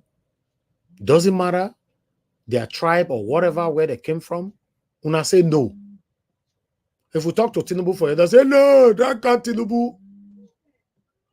If you call Peter Obi out, say Peter Obi not respond to us for our question. No, leave Peter Obi alone, make it relax. This hypocrisy is not taking any of us anywhere. Now, so we all they deceive ourselves, they go like this. You know, they jumbo ourselves like Maradona or Messi and Ronaldo. We will just get old. Because nobody wants to question anybody that is close to them or affiliated to them. I put myself as an example. That any of you listening to me should be able to question me or call me out whenever I'm going out of line. If you caught me with corruption, call me out, not call me privately, expose me publicly first. Yes, as long as you have your proof. Expose me. If you call my mama with corruption, expose them. Now my papa, expose them. Not call me privately. Make say, Mr. Elvis, what is they say you do, so I don't get all the proof. Make I talk out public. No, expose me. That is how we can have a better Nigeria. We are not going anywhere because the practices or the continuous practices of nepotism and favoritism is not going to let us have that dream Nigeria that you and I are craving for. Let me pick a call. Thank you very much, my people. Thank you, Madam Origin. Thank you, ma, for calling in. Good evening to you, Madam Origin. Thank you very much. Please talk to us. Hello, Mr. Nigeria. Thank you, ma. Please, you have the floor. 3 minutes. Thank you, ma. Okay, so I'll go straight to the point. Mama Diaspora, I agree too. I was almost not going to say anything, but because I said something yesterday, so I have to do this as a follow-up from my submission of yesterday, which I, in total, 1,000% denounce that lady that spoke, spewing out hate from her mouth. And like I said yesterday, it does not matter whether she is Igbo, whether she's from Greenland, whatever. What she represents is hate and evil. She represents the people that are doing harm to us in that country, which is the politicians that have refused. But I am going to address Abike Dabre and the House of Rep that wrote a fast letter to tell them. I know the person that spoke, the first caller, just did justice. I would have just let it slide. But because I spoke yesterday, I wouldn't like to let it lie like that. I totally agree with her that this is outright injustice to a people. Asari Dokbo is still vomiting his God, is still threatening and has declared how much he is buying the Igbos and all around this country. But the speed at which they were writing and going after this lady, I'd rather they do it for every other evil that is going on in that country. That is what we are here for. That is what we've been clamoring for. It does not matter who it is. That lady that is still spewing is a matter of time. She thought that because she's a Canadian, she'll go scot-free. I doubt it. Because those, like she said, are not Nigerians. They're not going to let it lie.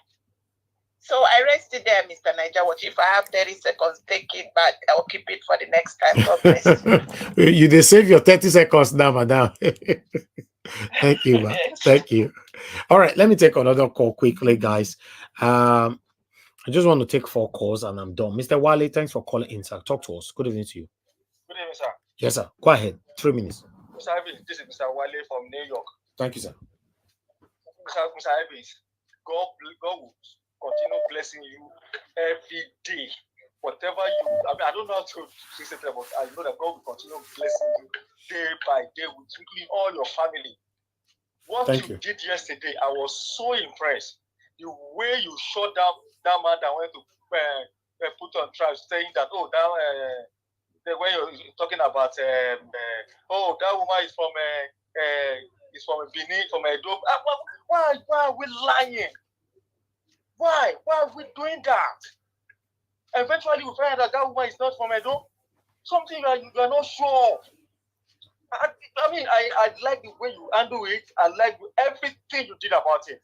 And that, in fact, one man went to Mo, should come and learn from you. See, that man should come and learn how to run the platform. They should come and learn from you. A lot of people should come and learn from you. Thank because you. the way you run your platform, there's no way.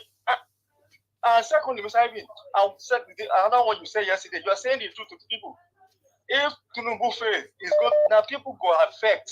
It is not him. When Tinubu came to power, he bought yacht. He bought another car, he bought another private jet. It's not affecting him. If Nigeria keeps failing, it is people that will fail. It is people that will affect. And you also say something right now that look, if because our man does not enter, everything will scatter. No, I'm not obedient, but I love Peter Obi. You say everybody loves Peter Obi. That does not mean okay. If Peter Obi does not win, that's fine. Okay, fine. Nigeria have to move forward. We shouldn't be saying because he's not there, everything Montamaru. No, these are people that will suffer. Tinubu is not suffering. It's not. It's enjoying. It's buying everything brand new. Thank you very much, sir. God bless you, sir. Thank you very much for your encouraging and your kind sir. words. Thank you. I'm grateful. Yes, Yeah. Okay, let me take another call quickly. This is my third call, and then left with one. Thank you very much, Ogashimize. Ogashimize, thank you. Good evening to you. Talk to us, sir.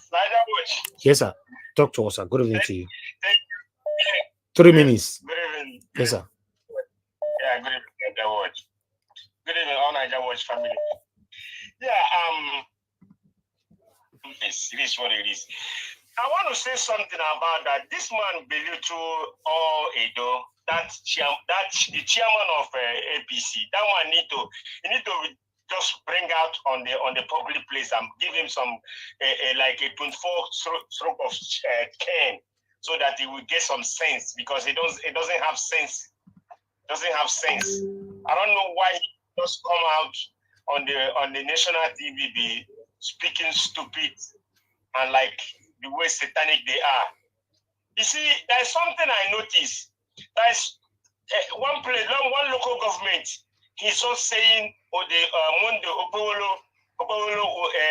this campaigning, 25,000 people that registered. See, that place is number one. They will use to rig election. Just mark this thing, write it somewhere. You see, he keep hitting that place. He said he was speaking about people that registered there is about 25,000. So just they are already written that one on their book, on the result sheet. They are already getting that one. So, man, Edo people, you guys need to shine your eye and come to the reality that APC is doomed in Edo State. Don't allow this man to come up. Or show something. It's like the way he was speaking or talking on this campaigning, as if he's one that's running for this governorship. He need to have please don't allow this government, this 2024 to enter APC. Thank you, my Edo people. Please try as much you can and vote for Asue. He's man. He have the capacity and the capability to run for this governorship and to govern Edo as well as he has that capacity to do it. Then, and I want to say something about this something about this lady, Canada something. Please, Nigeria, you see, all this thing it started peeling back again. This thing now is building. This tribalism and everything. The way Nigeria is handling things is very bad. The way Nigerian government is handling some matters is wrong. What you do to Peter, do it to the other Peter. If Peter is right here, another Peter is the other side, do it the same thing. You know, 2023 election, what happened? There's people that came out on the platform. I'm not supporting this woman because she says something that's evil. I don't support her. Okay. But thank you. What of people that split bad thing on election time or election period? Thank you. This I said video you play. Okay, sir. Thank you, sir. So much. God bless you, sir. On Saturday when you come back. Okay, sir. God bless you, sir. Thank you. All right. We have Mr. Alex, which is the last caller for now. Mr. Alex, thanks for calling in. Good evening to you, sir. Talk to us. Yes, thank you. Thank you. Can you hear me, sir? Your line is breaking. Yes. Can you hear me now? Is it better? Okay, yeah, we can hear you. Go ahead. Talk to us, sir. Okay. I don't know. Why is it that anything that has to do with APC, why is it always like touts, Agbero like? Why is it like, look at the state chairman talking on television? The same characteristics about their youth leader in Edo State. Why is everything about them? Don't they have professors, barristers? Don't they have master's degree holders, people who are presentable, give and take, even if they are corrupt nationally? Why is everything about them all about thuggery, mafiaism, disgraceful, characters? Why? What is all this disgrace? At the end of the day, it's the Edo States that they are disgracing, whether APC or not. What is wrong? They've done enough damage nationally. Why are they trying to translate it at the state level? Where are the graduates? Where are the doctors, professors in the APC? What is this disgrace about? It's a colossal disgrace. Thinking about it alone as an Edo citizen, I mean, it's a capital rejetamento to this. It's not funny. My God. Edo State people, please. These people are not, they don't mean well at all. They're just after the box. They're after the treasury. And the most shameful thing is this. Both APC and PDP, they are friends in Nigeria Watch. Most times you bring videos and pictures of them together in church. You will see Yamu and Obaseki shaking hands in parties. Election time, they divide us. They are the same. All of them will still come together after elections. We will be ashamed of ourselves for lending our voice. And the people are the ones suffering it. Are they not the same? Can you deny that? Are they not the same? Don't they go to each other's children's marriages? Don't they drink together? They are playing with our lives. Look at the whole state chairman disgracing Edo people. Edo people, please reject APC, reject PDP, reject Asue Ighodalo, reject Obaseki and his gang, vote for Olumide Akpata. That's my own advice to you, because these guys are the same. Thank you, Mr. Elvis. Thank you for what you do. Thank you, my brother. I can't join you. The stigma is very bad. Thank you, but I'm watching. I can see. Thank you. Thank you. God bless you, my brother.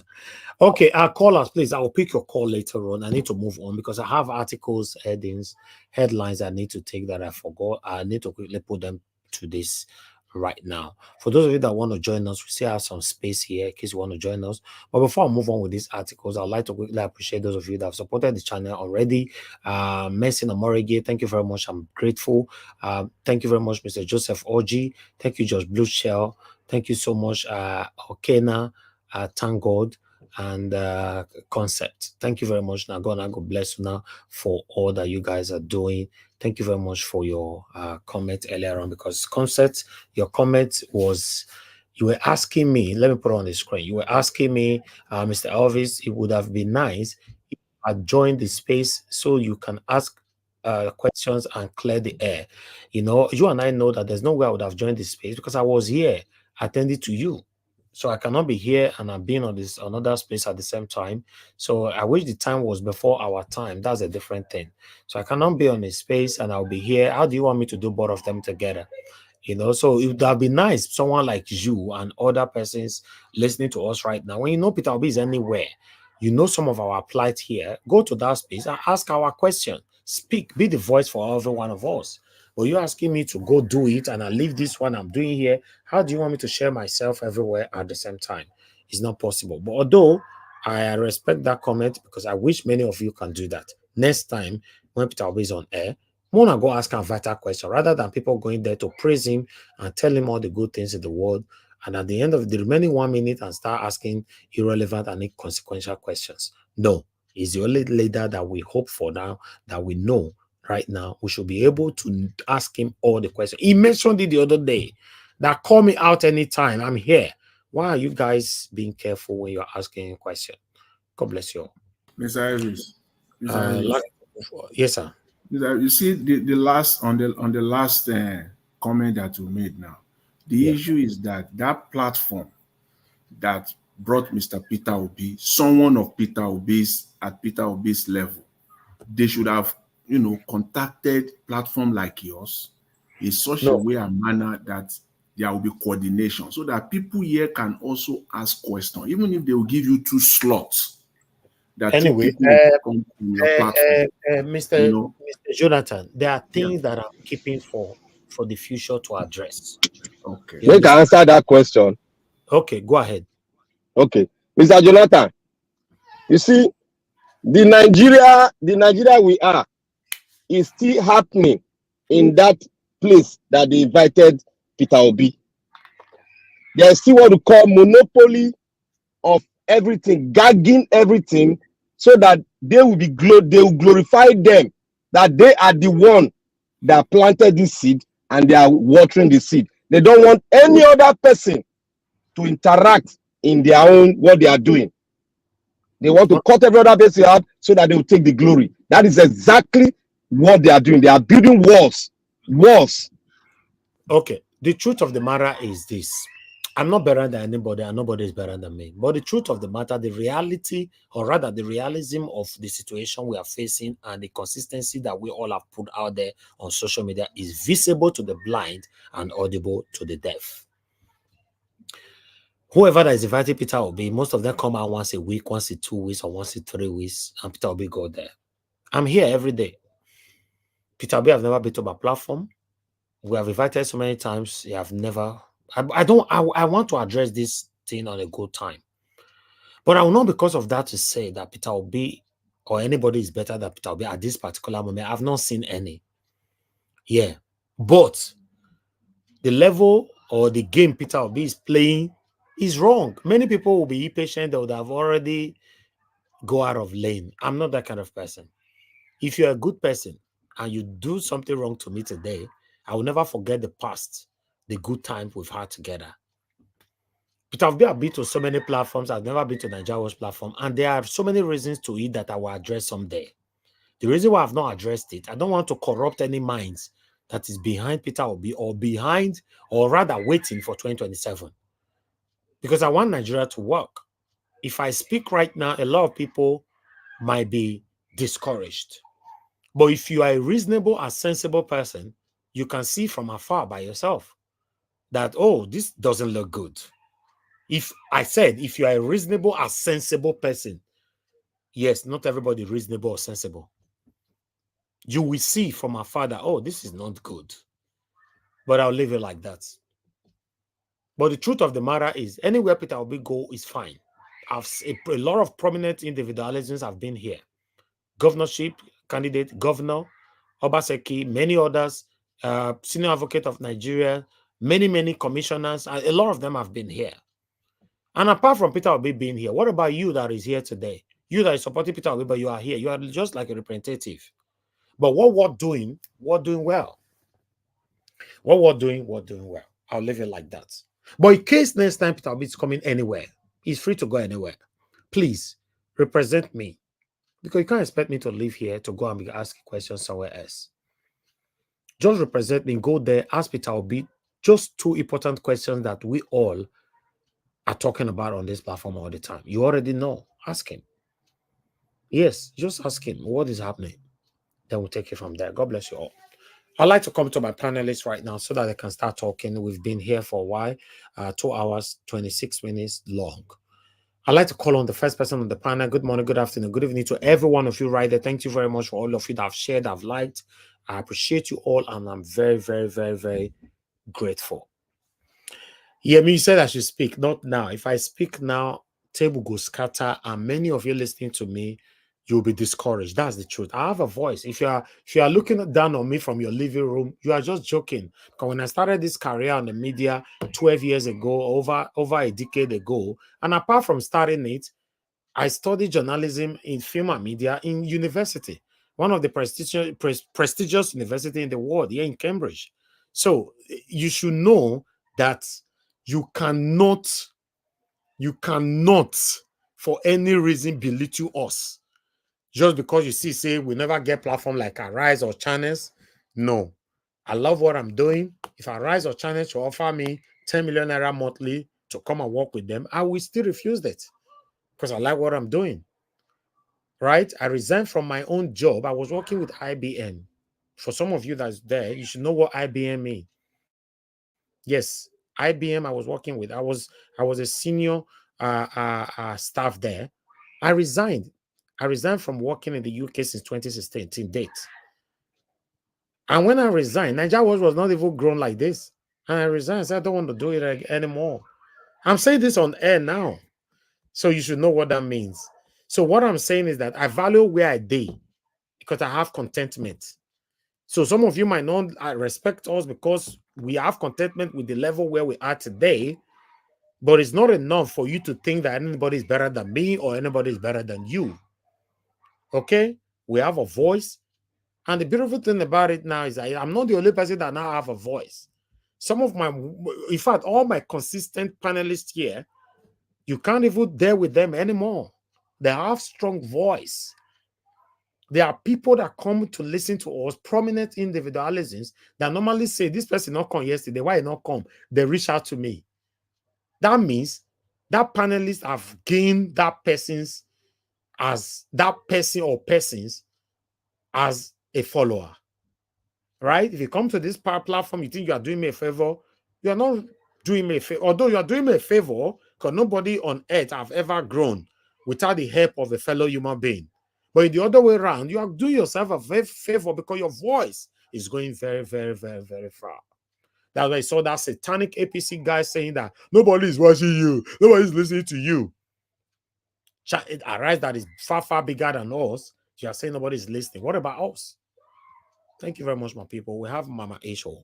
She's the first person on the panel today. Mama Asue, I'd like you to talk to us, man. Good evening to you. Please talk to us. After that, I'll come to you. Destiny, if your network is stable now. Thank you, man. Good afternoon from here. Good evening at home, and good morning and afternoon in other places. And greetings to you, beloved Elvis. Greetings to you, our mommy diaspora. Greetings to every panelist and those in the comment section and all our viewers and those who will view us later. We send you greetings. You see, I was listening to you, Elvis, when you were analyzing each of the video and all, and you were pointing out some things, and my heart was gladdening. Thank you, man. I said, I'm picking and they talk so. And I also want to put before us once again, and I want us to take this serious and think about it. All of us that comes to this channel, either viewer or panelists, do you really believe in Naija Wash? Or do you believe on what Naija Wash stand for? And do you believe on what Obi stand for? Do you? Because these are the questions we need to answer for us to be able to prepare for this new Nigeria. And this is a food for thought So that if you do not, you will begin to work on yourself by yourself. Because if you believe on what Obi stands for and what Nigeria will stand for, you will be able to stand boldly to criticize when they do wrong, as they always say. Nigeria will say, if I have done wrong, come publicly, say it. Obi also said the same thing.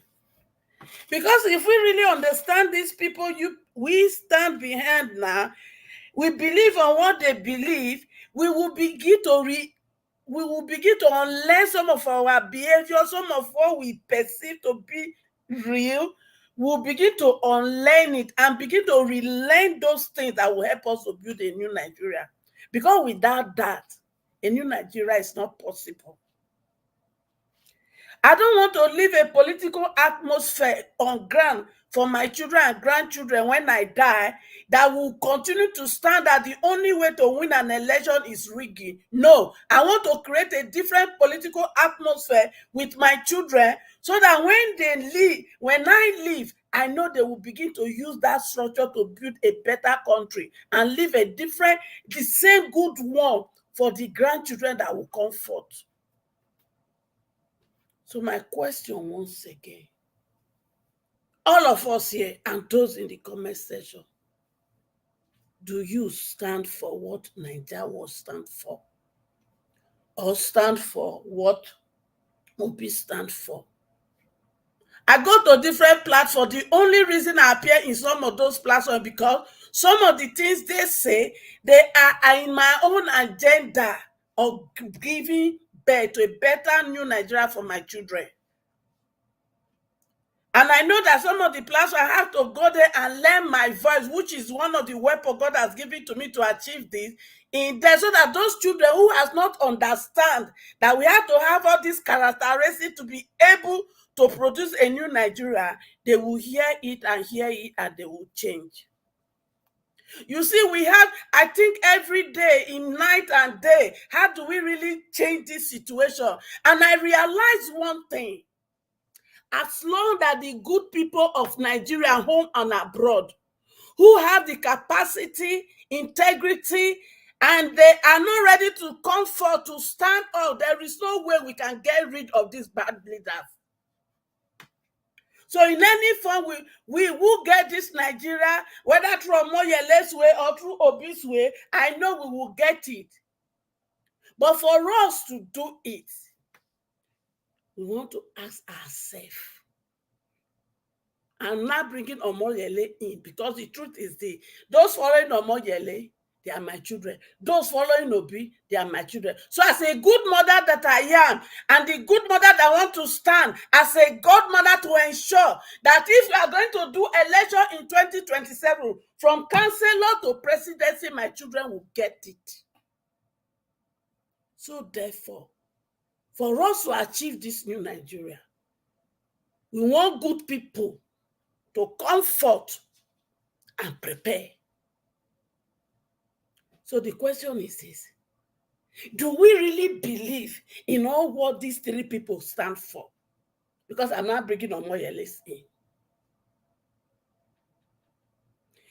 And we have to look at what Aisha said today. I am not afraid of death.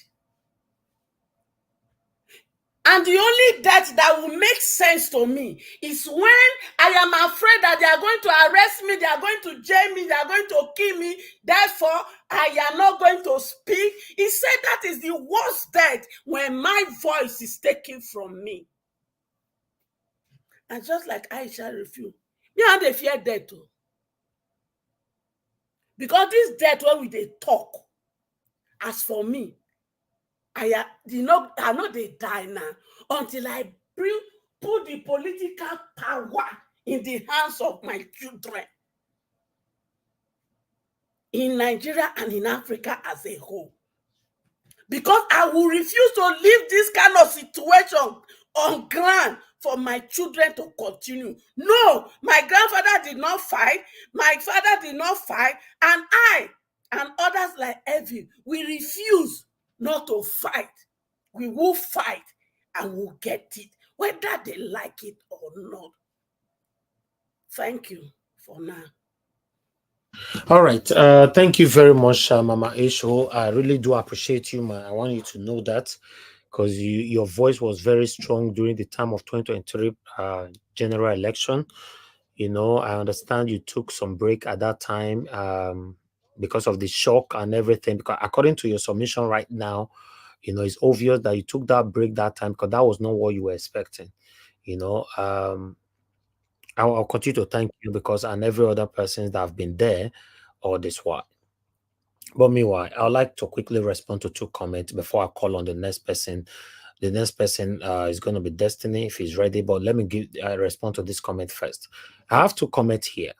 You know, one is saying from George Blueshell. George Blueshell, you said, I put it on the screen. I'm going to put all your comments on the screen. You said Elvis Nigeria was, but why not try to reach out and contact Peter Obi to show on this platform? Okay. That question, you know, they'll just Blueshell, you've been with us for a while, but maybe you just want to hear from me. You know, before me, I'll complain Peter Obi not contact our platform. You should know now that I have contact with everybody. I have Peter Obi personal number, not someone's number, not his PA number, personal number. And I have proof to all these things. You understand?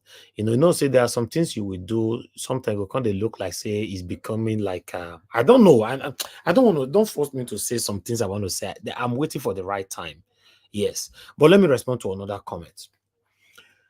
God's Grace, you said, this is the question I have been asking on this channel at Nigeria was, you have been protecting Peter Obi after all you have been doing for him. He cannot say he doesn't know all you have been doing for him. Listen, I protect Peter Obi because it's the only one we have. Apart from me, I've not been to my platform. I'm not supporting Peter Obi for my selfish interest. I'm not supporting Peter Obi because of me. I'm supporting Peter Obi so that we can have a better Nigeria. A Nigeria where I can visit with my family, my children, and I can walk freely without any hindrances, without any fear of kidnapping or anything. That's why I'm supporting Peter Obi. It's not just because of me. It's because of me, you, and us. But protecting Peter Obi, yeah, like I said, because it's the only one we have. But in the other way around, there's a time we will address this whole thing properly. The only reason why we never ever address this thing, if things are sorted out, 2 things. If Peter Obi is allowed to rule, I'm not interested in anything that didn't go well for me. I'm not interested.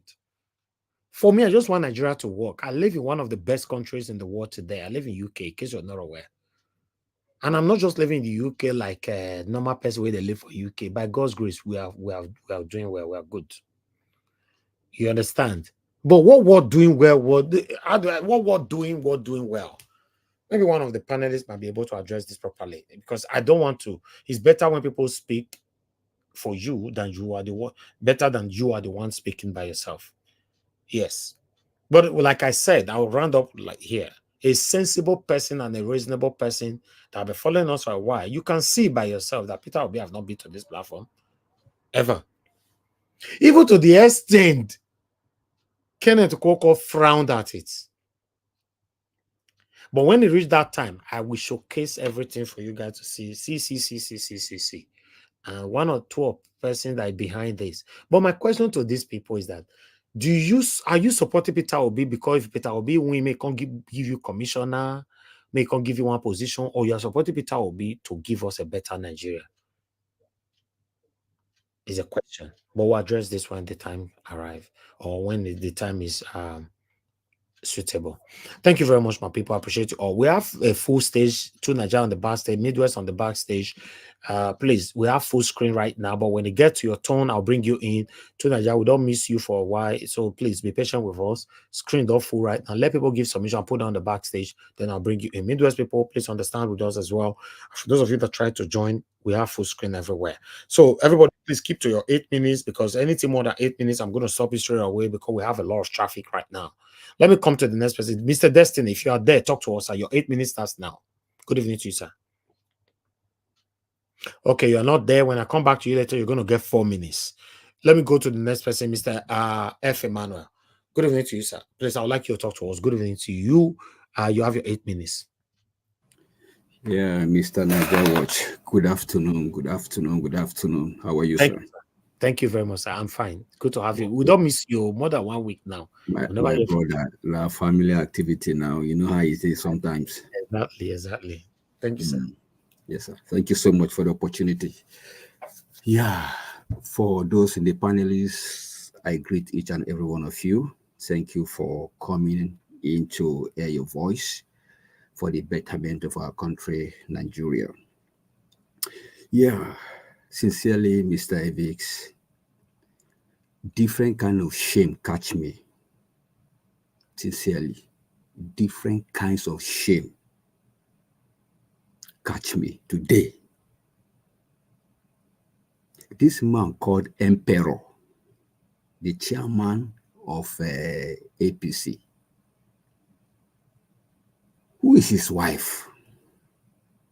Who are his children? Where did this man came from? Sorry, Emmanuel, sorry, sir. When you say shame touch you, is it because you are APC member? No, I'm not saying because I'm APC member. I'm just talking because the new way I know Ede people are highly educated people, highly enlightened people. That's what I'm asking. Where did they come from? My wife is from Edo. So I know what I'm talking about. How can he come and say Monday Ekwewolo, travel to one village, and when he get to that village, he will fly boat. After flying boat, he will come out from the boat, enter keke before he reach the people. Now back of the world, is he going? Is he going to back of the world to convert for vote? Eh? What kind of thing is this? As educated as Edo people are, they cannot afford DSTV? Really?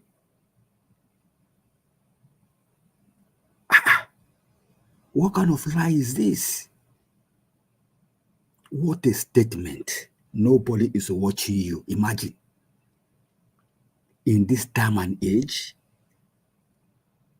somebody is saying nobody's watching you, and yet he's saying it to the whole world. The whole world is watching him.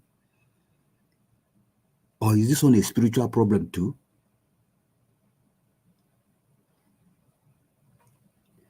In fact, Edo people, you guys are my in-laws. Let me advise quietly here. People like this is just a big signal to the person that is coming to govern you if the person is coming from APC. He said, show me your friend and I will tell you who you are. This man is a replica of the Monday Ekwewolo. Lying in the public, even where Rufai is showing him data.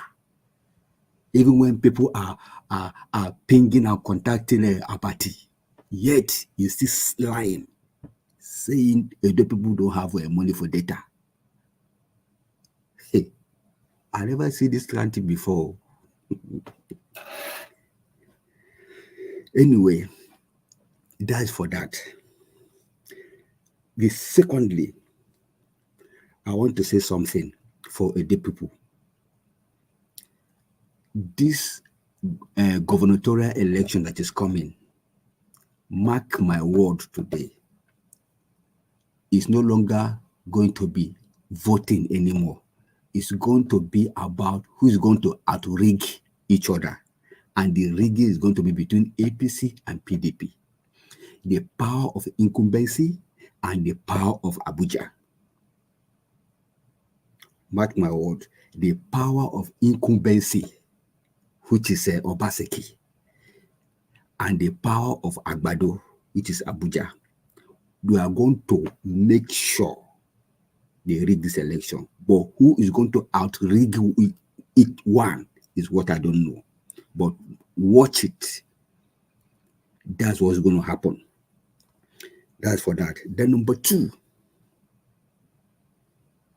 the House of Rep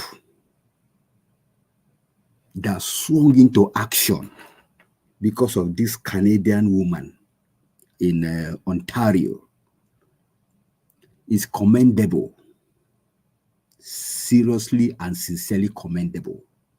But where are this House of Rep? They are representative of the people. Where are they when people are shouting Ebin power? Where are they where they are killing and kidnapping innocent people in Nigeria? Where are they when Boko Haram is ravaging every territory in the country? Where are these House of Rep? By that word, House of Rep, meaning that they are representing people, both home and abroad. Where are they when people are protesting hunger? Did they speak? Did they write? Did they react? What did they do? Nothing. Rather, they are comfortably collecting Ghana must go, comfortably collecting prayers in their email, comfortable living large. They know what to do, and yet they refuse to do it. When it comes to the people, they fold their arms. When it comes to something that will affect their image, they swing into action. What a shame. I didn't in any way support what the woman said, but the question is, if they have the power to swing into action this way, they could as well do the same when Nigerian populists are crying. They are representing everybody. They have constituency that they are representing, and yet they speak nothing. They say nothing. That is unfair. That is unfair to the people of Nigeria. I'm not happy in that regard. At all, I'm not happy. I'm not supportive of evil, but they are there to represent you and I, but they are not doing their work well. So therefore, Mr. Evix, my encouragement to the people is shine their eye. Don't allow people like this man. He calls himself emperor. Emperor is somebody who has power and a ruler of a territory. Is that how you're going to allow the likes of Ekpolo and his emperoric cabinet to mess up the integrity of Edo people? Please and please vote wisely. Shine your eye before they mess up the integrity that we know about Edo people. Edo people deserve the best, and the best is Olumide Akpata and no one else for me. Thank you, Mr. Evix. I raise my case for now.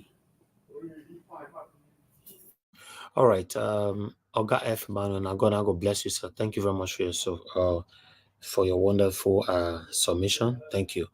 All right. I would like to quickly respond to a comment. And I know that they read on a comment, although they miss sometimes, or maybe sometimes they draw my attention to it.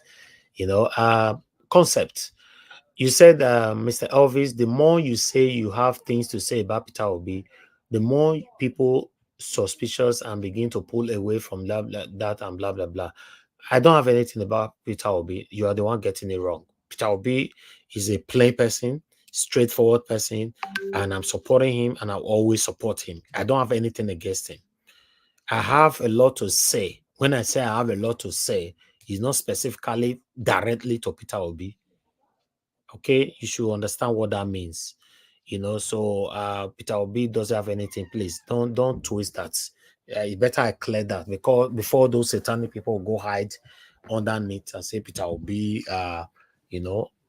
they have done a lot of damage about that man already. I don't have any single thing about him. Yes, and I've done research left and right. I don't have anything to hold against him. All right, and me supporting him is not about me. It's not about my selfish interest. It's about to see my country work where you and I can enjoy our country. Thank you very much, sir, or madam, whoever behind that name. Let me pick this call, the far colored dance person. Thank you very much, sir, for calling in. Good evening to you, sir. Talk to us. Hello. Thank you, sir. Please talk to us. God bless you. Good evening to you, sir. And good evening. Wish you a very pleasant day. Let me not take much time. I will stand on all the existing protocol. First and foremost, I don't know if you saw the voice message I sent to you yesterday, because I joined you very, very late, almost 3 hours or so behind your time. So there was no way I could call in, I had to make that message when I had the message of this lady you just played back now. You see, maybe if you listen to my message of yesterday, you will know nobody will hear what that lady said without condemning it totally.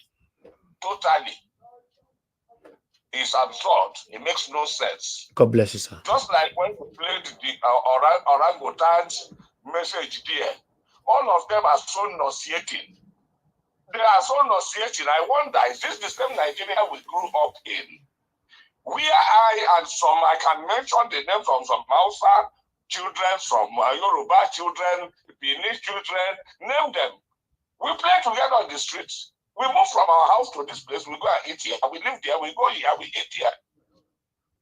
Particularly the very first day I smoked cigarettes, I was with my Benin friend, I don't want to mention his name now. A Yoruba man caught us. Left the boy, he said, no, I won't talk to him because I know his parents can. But he called me. As I wanted to run away, he gave me a very hard knock. And I threatened to beat his daughter. This was the Nigeria of old. I was an Igbo man. The man that gave me the knock was a Yoruba man. The boy that I smoked cigarette with was a Benin boy. And he was shouting at us. He said, don't worry, I will get all of you. And we were threatened that, don't worry, we will catch your daughter. That was how it was in Nigeria then.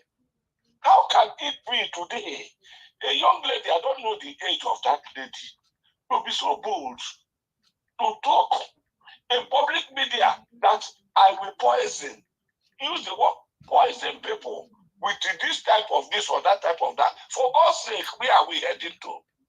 Even if it's be the end of time, is that the way God said it? Mr. Niger Watch is totally condemned.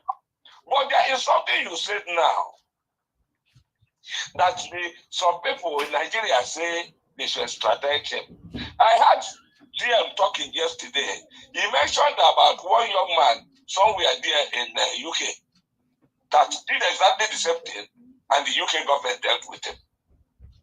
And I will join my voice to say, whatever the Canadian government in Ontario and do to make sure this lady is disciplined and disciplined very well, so that when she comes out of it, if they call her and say, hey, say this thing like this, she will avoid it.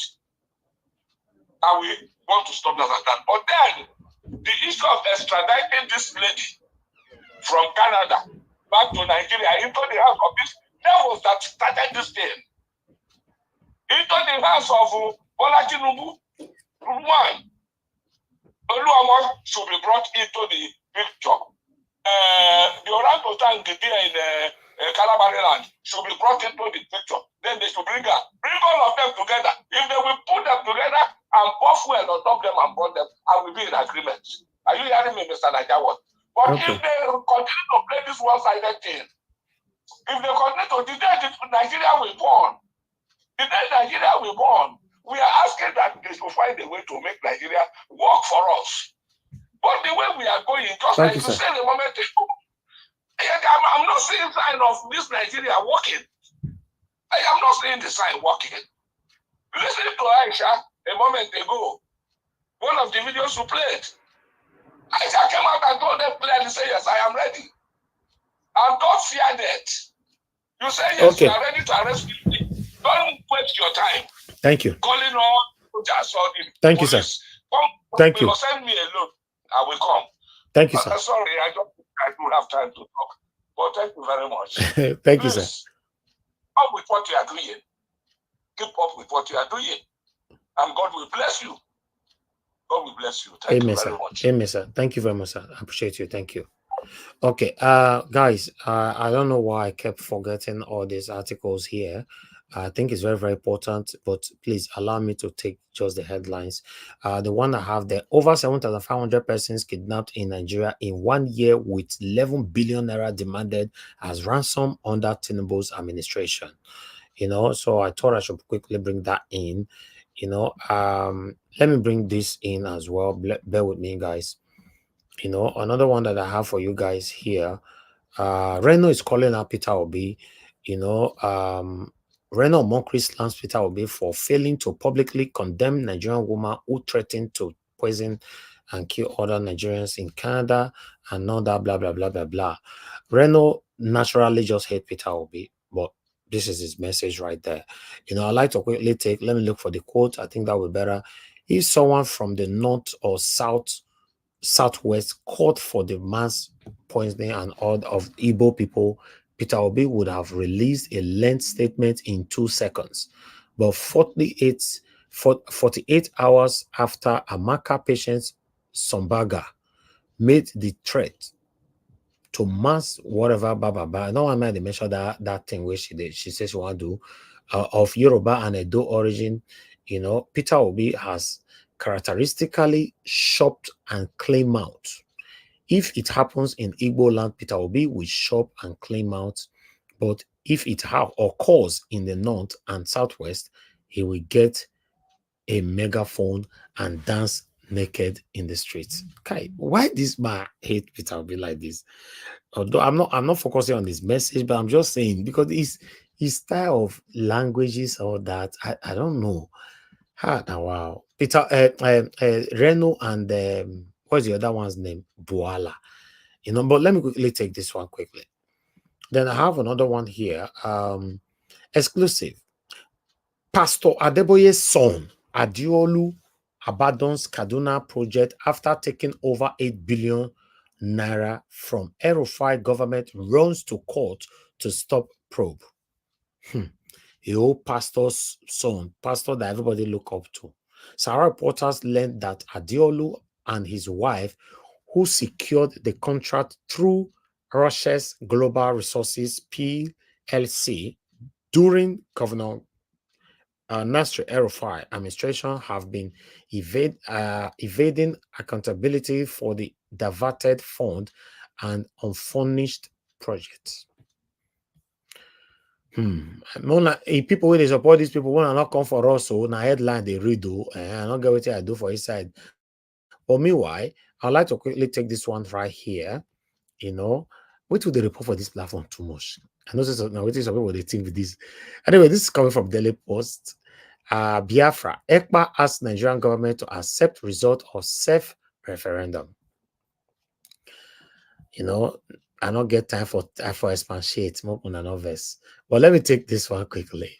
Look, I get them lined up before more another verse because but so many things to talk about today.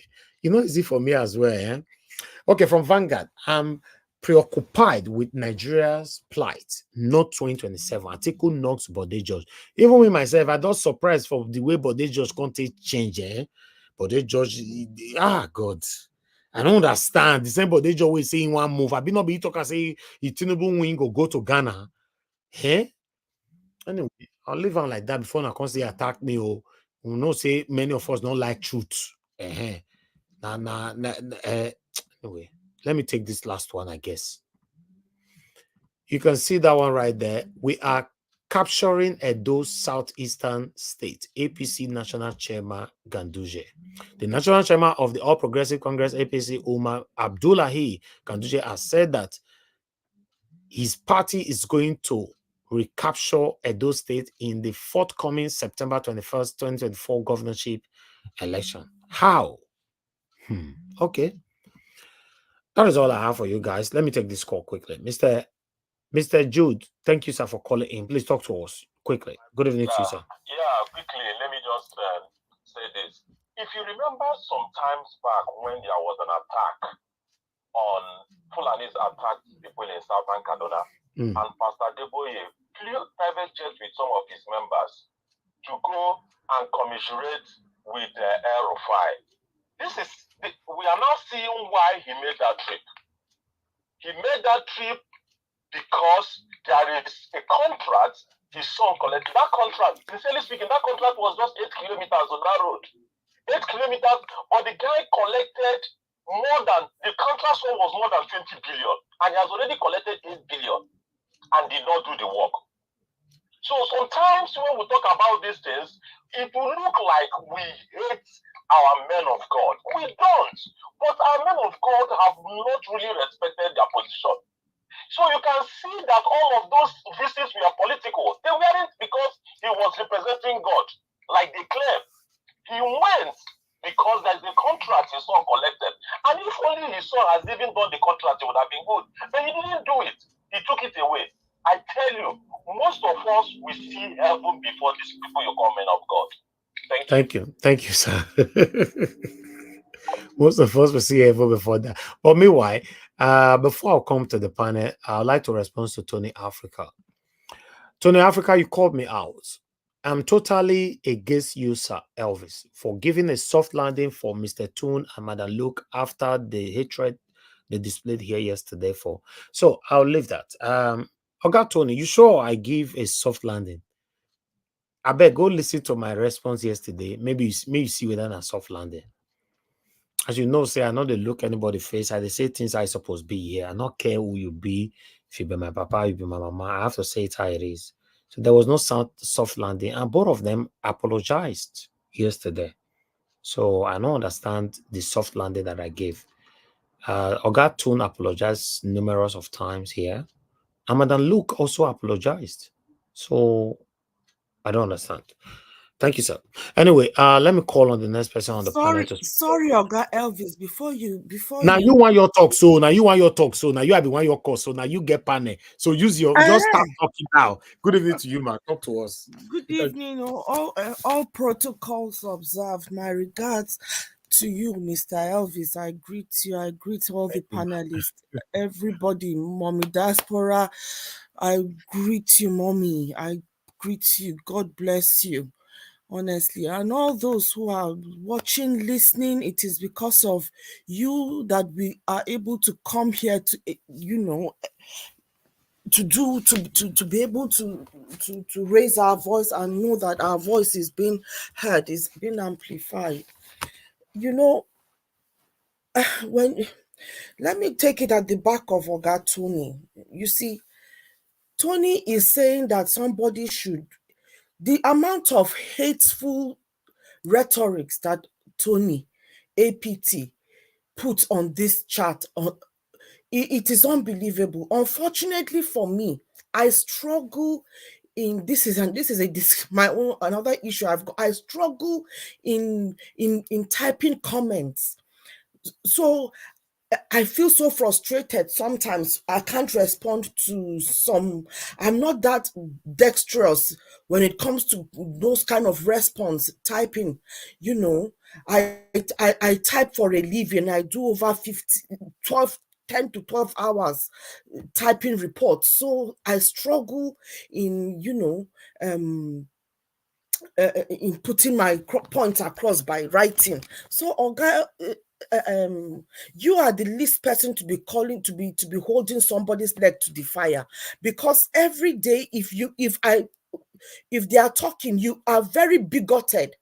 You are very bigoted in your submissions. You don't come and talk. It will be good if you even come to the panel and talk. Then it will be even amazing. It will amaze all of us the amount of hate that is in your bowel. That is in your gut. The little that your finger type, we already know the state of your mind is not good. And you're coming to come and call other people and asking, Oga, it is his own platform. Freedom of choice, freedom of words, freedom of speech. And people have said what they have said. Yes, and they have been corrected.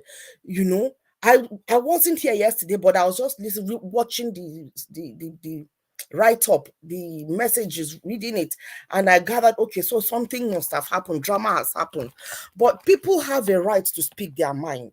However, everybody, our experiences are different. People speak have different ways of articulating their views and putting their message across. And that might be the problem with the lady in Canada.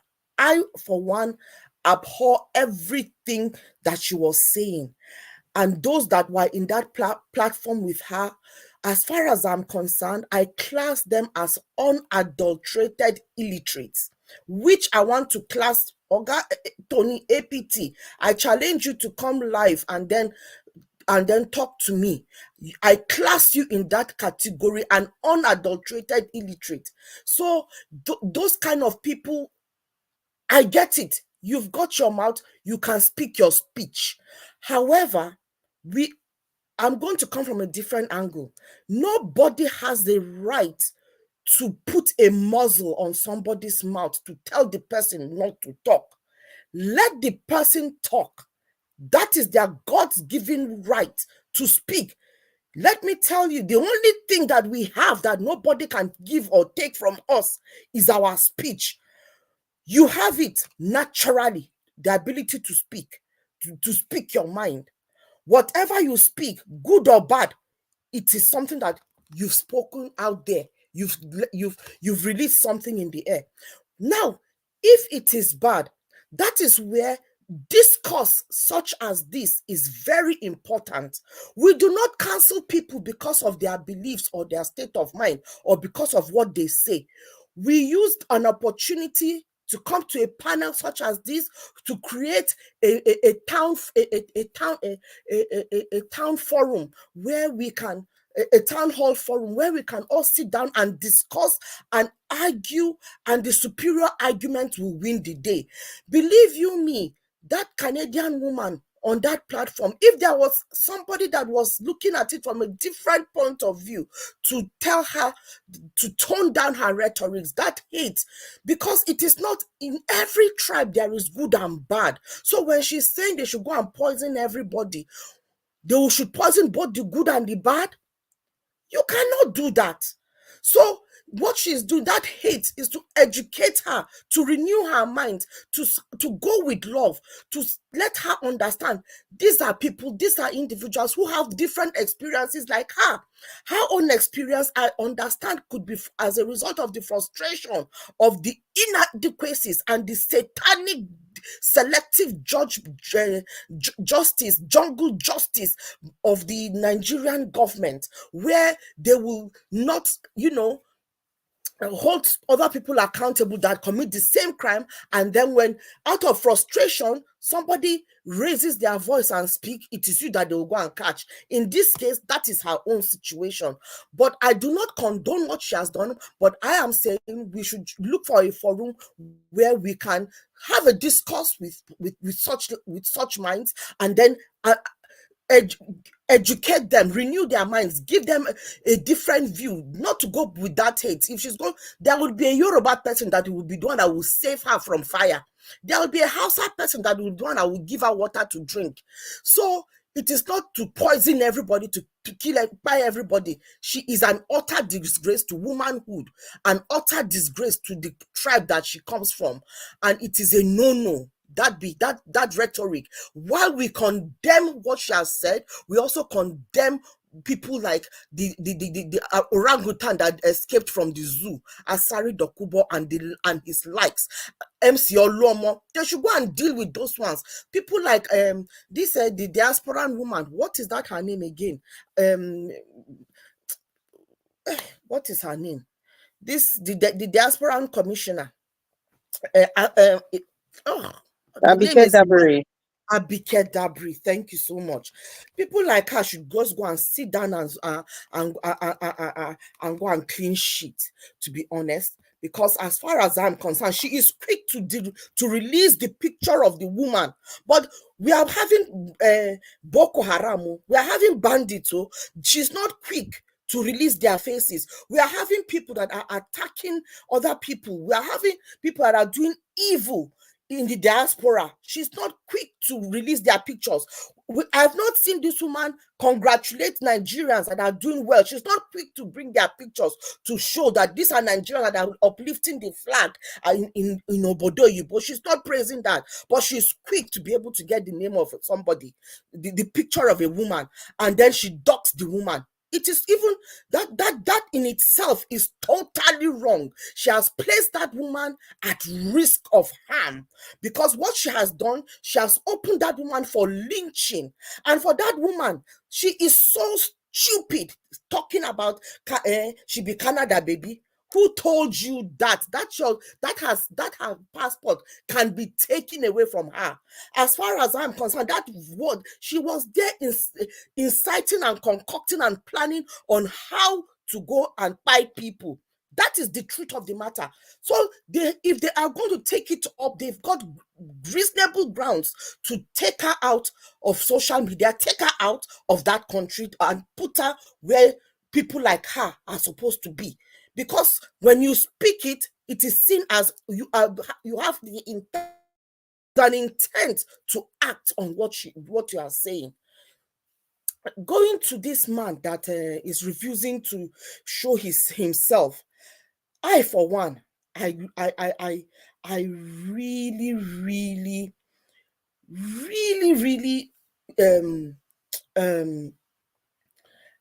I'm one that I am a strong advocate for freedom of speech, freedom of me to act my own will. And that is why everything that Aisha said resonated with me. She was saying it and it was moving me. I was having goosebumps because that is my sentiment exactly. Nobody can, we don't buy. If they put hand on my mouth and say I should not talk, they've buy me. They have buy me. You are buy already. Your will, that everything God created us and gave us our will. He did not tamper with our will. Gave us the ability to use our will as we choose. Then a mere human being like me will come and put a nozzle on my mouth and ask me not to speak. And then this man that is coming out to be a governor, it is a must that we must hear him speak. He does not have to speak to us. I'm not an Edolite. I am not, but I'm a Nigerian, and Edo is Nigeria, and Labour Party must win Edo, because I have no faith in APC or PDP. As far as I am concerned, it is demonic. They have not shown me anything that will make me feel. In fact, Nigerians, wake up, wake up. Wake up. I mean, take your sentiments out of this. This is not time to be emotional or use sentiments to address issues. Look at it. Forget the sentiments that you've been holding. He's my brother, now my tribe, now my religion, now my this, now my that. How has it translated to your lifestyle? How has it translated to your dining table? How has it translated to the roof over your head? For God's sake, take that out. And for people that come to this panel and are talking and in supporting of this demonic APC and PDP, I bow for now. No disrespect. I have great respect for you people, but I think I am patient of being diplomatic when I'm addressing this to people on the panel, that your voice is being heard, is being amplified. This is a time for us to change our minds, renew our minds, and say no to evil. Anything that is APPD, it is a no-no, as they are evil. What have they done in the past? The people that are touting these principles, they sit on the same table with the devil, and they die on the same table with the devil. And then they are not dragging these assistant devils to come and be governors in that state. It is a no-no. It is a no-no. Better wake up and just go to LP, whatever the case. The reason why is because they are not compromised. Akpata is not compromised. Nobody is standing to say he is the godfather of Akpata. Nobody is trying to put put words in Akpata's mouth. Nobody is saying that they are controlling Akpata. please better get rid of godfathers and the children of godfathers, and then go for those who are a standalone, because they are not compromised. They will do that which you, the people of Edo, want to be done, not what their godfathers want to be done. Imagine this one coming to tout himself that he's campaigning, showing himself the black devil, and then the other black devil, the two black evil, are there chasing themselves, trying to drag in evil into the land again. LP must be in Edo. At least it will give Peter Obi the backing, the strength, the motivation that yes, we are going somewhere. And that is why this man that they are trying to impose on you, APC is trying to impose on you, he must come out and speak. He does not have to speak in English. Nobody is telling him he must speak in English. We need to know what is in his bowel. Is it good or evil that is in there? And we can only know when he speaks. And the moment he speaks, he can get an interpreter. He can get a translator and do it in whatever language he wants. But we must hear his mind. We must hear him being interviewed live and his responses. Let him not go. This door-to-door campaign that they are claiming they are doing. What kind of campaign? Is it campaign of macaroni or campaign of rice or pure water? What are they telling the individuals? Are they there telling them or intimidating them? Those people that they are going to go to their houses to campaign are those people that have capacity to ask questions, to analyze the information that they are giving them, to challenge. No, these people will not have the ability to do that on a one-to-one forum. That is why I agree with Arise. Yes, they should follow him to his village with the mic and camera. Let them ask him questions, and he can get an interpreter or a translator so that we will hear what Madam Busy Brain. Thank you, man. Mr. F. Emmanuel, just say what you want to say. You don't have time. Okay. Sorry. Like what Madam Busy Brain just said now, if eventually they successfully rig the election in favor of Monday Kowolo, how is he going to address people on the day of inauguration if he cannot start by now for people to hear him? He will not. He will not. He will just get in like that, open the front door and enter house and start rolling you. That's all. Simple as ABCD. That's how it works. Yes, now he will just open the door, enter and start rolling. Elvis. Yes, sir. Why Mr. my brother they ask that kind of question? You know, best way don't win. That's a very funny question. Now, best way they contest, he go tell her how he go take talk. If you talk any jaga, nothing concern anybody. You don't enter power now. Not be Nigeria, you do. Don't win that time now. Anyway, thank you very much, my people. A lot of people are waiting to speak. Madam Busy Brace, wow, you scatter everywhere. You know, I like to hear your vibration sometimes because I used to hear more of it then. Yes, listen, the only way we can send our communication on this platform concerning the things that are affecting us in Nigeria, that vibration has to be there sometimes.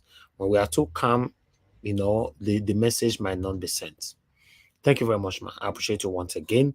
To Niger, I'm going to bring you to the panel soon, but it's not your time to speak, but show yourself so that I'll know that you are the one there. Nobody's impersonating your name, so that I can bring you in. But the next person to speak to us right now is Mr. Jonathan. Then I'll come to Madam Rita. Mr. Jonathan, it's good to have you on the show, sir. Good evening to you. You have 8 minutes to talk over. Mr. Elvis. Yes, sorry, ma'am. Mr. Jonathan, sir. Mr. Jonathan, I'd like to request something for you. Can you allow me to speak now? Because I want to step out. I'll probably come back in an hour. If that's okay.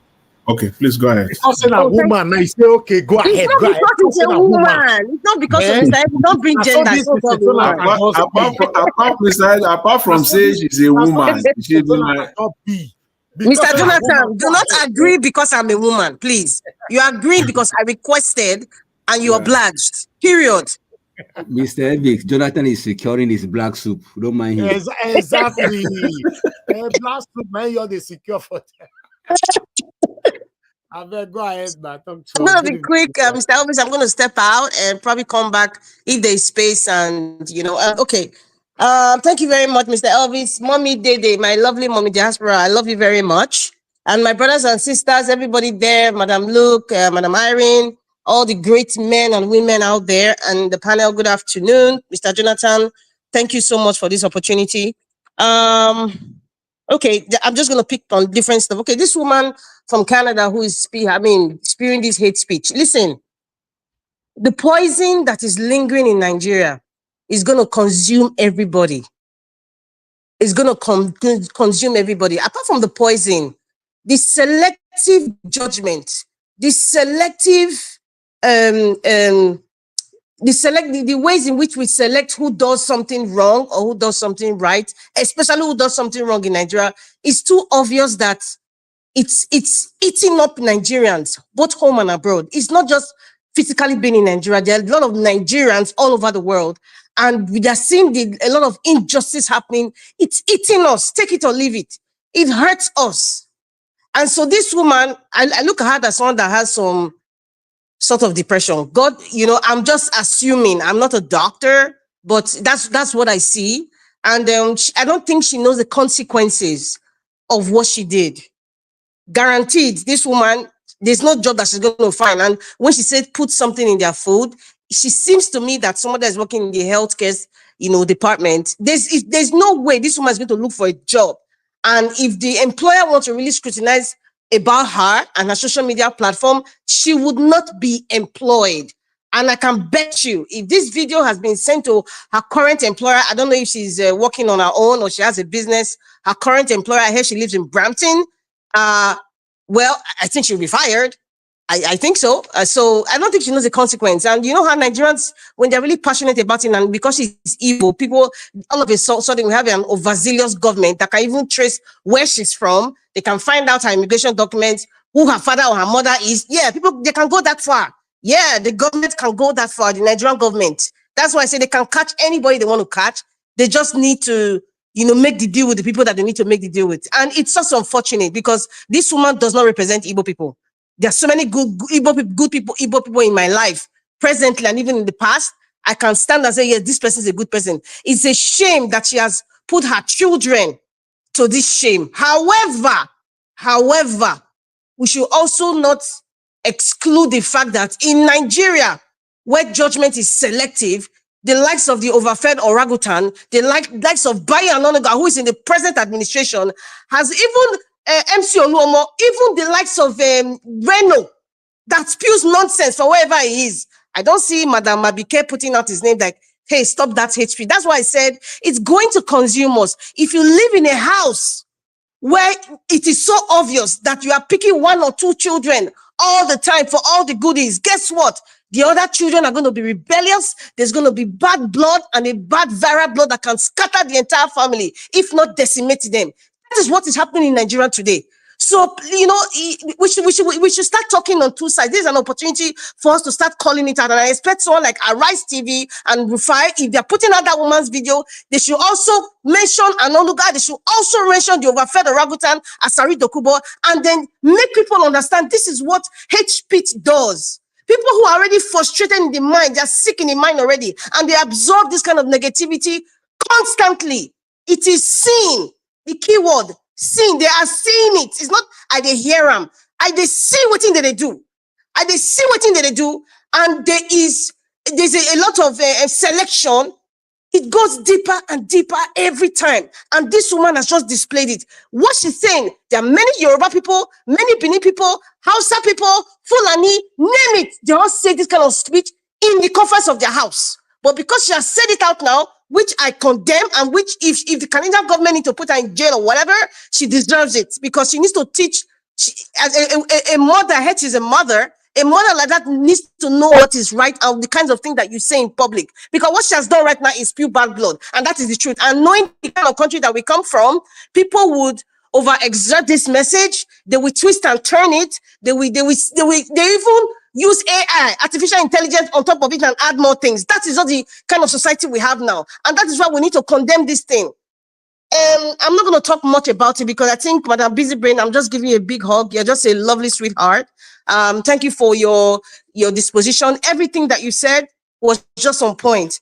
And, and the APC women that were crying, use and dump. I was just laughing. Mr. Elvis, let them be crying as far as I'm concerned. And Mr. Elvis, there's something I really wanted to clear out on what you said about Chris Uwokobia. You said something and correct me if I'm wrong, or perhaps maybe I need to go and rewatch that video. I think that was done last month on Nigeria Watch, when Chris Okobia said that Peter Obi said, this is what I heard. Peter Obi said, I don't know Akpata, I know Asue. But Peter Obi did not say, I prefer Asue to Akpata. There are two different comments. But you said, Okobia said, Peter Obi said, you know, he prefers Asue. I didn't hear that one. I only heard Peter Obi said, I don't know Akpata, but I know Asue Ighodalo. Now, the question you asked about the auditing, I do not think Peter Obi, you know, is in a position. Madarita, sometimes Yes. I know they understand on our statement. Somebody say, talk say he prefer this, but he say I don't know Akpata, I know Asue. What does that stand for? Must he say it exactly how you want him to say it? I am surprised you said that, because Mr. Elvis, you have always told us in this channel, never assume what the person is saying. You are just assuming that comment meant Peter Obi is preferring Asue Ighodalo. You see? That was endorsement. Mr. Elvis, you are going against your rule, Mr. Elvis. That's all I have to tell you. That was endorsement. He's not. He did not say no, because if you're talking about endorsement, Peter Obi physically came to Benin and he was with Akpata. That is endorsement. Madarita, please. I will not. No, Mr. Elvis, let me finish, sir. Please. Okay, I'm holding on. Benin doesn't have anything to do. Peter Obi been to Benin before he said this. Peter Obi said, I don't know Olumide. And you said Peter Obi came to Benin to meet Olumide. Peter Obi said he doesn't know Olumide, he knows Asue. What does that mean? Is that not that means that, Mr. Elvis, okay, I'm going to go against your own direction. So you're telling us not to assume when somebody makes a statement and assume that this is what they mean. I am going, no, you just assume now that is endorsement. I am going to tell you my own assumption now. Okay, I'm going to tell you, this is my own interpretation. Okay. I would interpret that Peter Obi being in, can I finish, sir, please? Can I finish? Before you finish, let me learn now from you. Please, what does that mean? I don't know Olumide. That's what I'm trying to explain. Yes, okay, go ahead. Now, this is my assumption of what that statement means. It means that in terms of the financial world, which Peter Obi also comes from, and Asue also comes from, he knows him professionally because they work in Lagos, they live in Lagos, and Olumide Akpata is just a lawyer. He has not been in the political scene. He has not rubbed shoulders as much as Asue Ighodalo with the politicians per se. You understand? So, and I'm looking at the business side of that is what Peter Obi knows. I know him business-wise, professional-wise. It doesn't mean that is endorsing him. That is what I think it means. This is my assumption now, because you just assumed something else. Okay. You get what I'm saying? So that is, and what I'm saying now is what I said when you played that video. I have to go and listen to that video again. So because we need to clarify things here. I listened to. I said no. This. Because there's some other thing I just discovered from that video now. You say you listened to it. What did you, apart from this? I have to go and listen to it again. I didn't say, I said because that's what I remember last month. I didn't hear, Peter Obi on that video endorsed, except Owakobia was lying against Peter Obi. That's why we are calling for Peter Obi to confirm that. But if Owakobia was right, Peter Obi endorsed. That's not an endorsement, Mr. Elvis. That is not an endorsement. And it's paining me that people have not. No, that's not an endorsement. It is not, because Wokobia is also a friend to Asue Ighodalo. So I'm not even going to go to Wokobia, because for me, his reputation just went flat. Just like all the men who come out, you have private meetings, and then they come out on social media and say, okay, that time we were talking together. To me, I just look at you like you are not a credible person, just because of the spur of the moment. You have, I don't even blame Peter Obi, because they say heaven is the head that wears the crown. Okay, Peter Obi right now cannot trust anybody to have a conversation. What you are saying now is that there's no need for Peter Obi to respond to it, right? No, he must respond to that. He must respond to that. What I am trying to say right now, Mr. Elvis, please, I don't want to, I don't want to drag that. I just wanted to say, on my own personal, I have to go now, insult your Owakobia, like the same way people are insulting Kenneth Okonkwo right now. I'm not insulting Owakobia. I just said for me, and I have said it before, any person, if I have a discussion with you on whatever opinion it is, I do not, and I'm believing that discussion is between both of us. I didn't give you the permission to go out there because you're on one side to say, okay, this is what we discussed. It's wrong. It's wrong. Yes, sir. Madarita, please hold on. Let me divert a little bit. Yemi, I'll be following all your comments since you are blocked on earth and heaven. I want you to be listening to me from my side before I respond to it. Let me block you first. You know, if you don't have value for our channel, you don't supposed to be here. Every comment that you left today, I followed them one by one. In fact, I responded to you earlier on, but the last comment you left just now showed that you are satanic and you are patiently waiting for us to fail here. Anybody that is patiently waiting for us to fail here, I don't have patience with you. I'll block you out. I don't care who you are. You'll be thrown out and be watching us from your living room and be discussing with your wall or your family members in your living room. But I'll not allow you to demonstrate that satanism on my comment section. That's it. Madam Rita is not a perfect person. I'm not a perfect person. Nobody is a perfect person here. All we are calling for is clarification, and it's our right to call for any clarification. If you do want to be a leader, you must be able to take questions. And the beautiful thing about Peter Obi, he told us just less than 48 hours ago that people should always call him out and ask him questions. Now, alone now is they satanically loving him. Nobody send Una because you are selfishly loving him without not asking questions. Now be the problem that we have. Anybody who commits rubbish on the comment section, you'll be thrown out. Simple. Go and discuss with your coven people behind me. I'm not interested. Thank you very much, Madam Rita. Please go ahead. Thank you. Yes, I'm going to be fast now. That's just about that. You know, about the private auditing you were talking about. I think Mr. Jonathan kind of gave us a little bit of light about it when we talked about it, and I just feel that I don't think Peter Obi has the right, or that he doesn't have the authority, even if he's like the figurehead of the Labour Party, you know, to grant, like, you know, put, like, it has to be the executive of the Labour Party. I think so, because in an organization like that, where things are organized, you know, it's something like, you know, the executive will say, you know what, in order to clarify everything, we are going to get an external audit. I don't think Peter Obi has that right. That's my opinion anyway. And Emperor, whatever, Mr. Diamond Rolex, aka Diamond Rolex, you know, it's just an example of,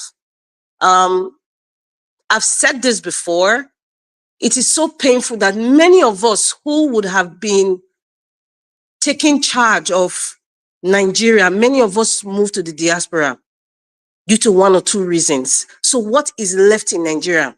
Illiterates. Listen, there are two kinds of illiterates. There are illiterates who are just painfully dumb, and there are illiterates who are willing to learn and who are willing to listen and take correction. What we have left in Nigeria are the illiterates who are dumb and wicked. This is what we have. Tenebe, Mr. Diamond Rolex has just shown us the consequences of many of us who have been taking the reins of Nigeria are doing.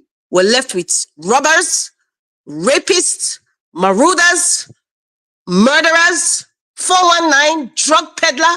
That is what they have taken over the corridors of power in Nigeria. It's not just about state right now. They represent every facet of the society in Nigeria. Every facet. Many of them in the National Assembly. Many of them. You look at some governors, you look at their past lives, some of them were 419 lawyers, some ex-convicts. I'm not saying no ex-convicts don't have the, you know, they don't have the right to, you know, come out and be clean and do, but just looking at many of them is so painful that we have someone like the Mr. Diamond Rolex. In fact, I'm saying so painful because I'm a proud Edo woman. You understand? Not proud in character, but proud of where I'm coming from. To have somebody like this from my state talk the way he talks on national TV, it's shameful. This is what we keep talking about. And it's a cycle. There's a comment he made. Nobody's watching you, Arise.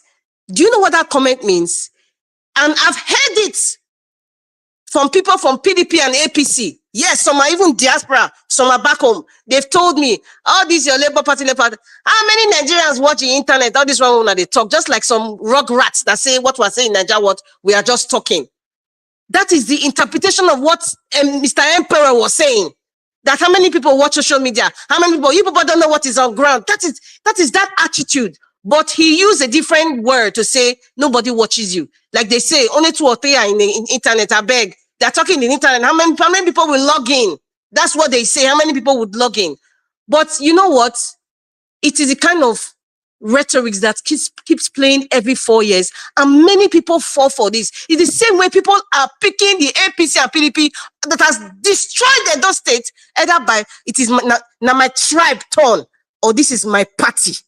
That is why men, and they will never admit it. Oh, I dare many of them, they will never admit it. They will tell me I'm being emotional. But I am, it's like, I don't know. Many people are kind of like what this guy was saying, Olu Akpata, it's like people are just jaded.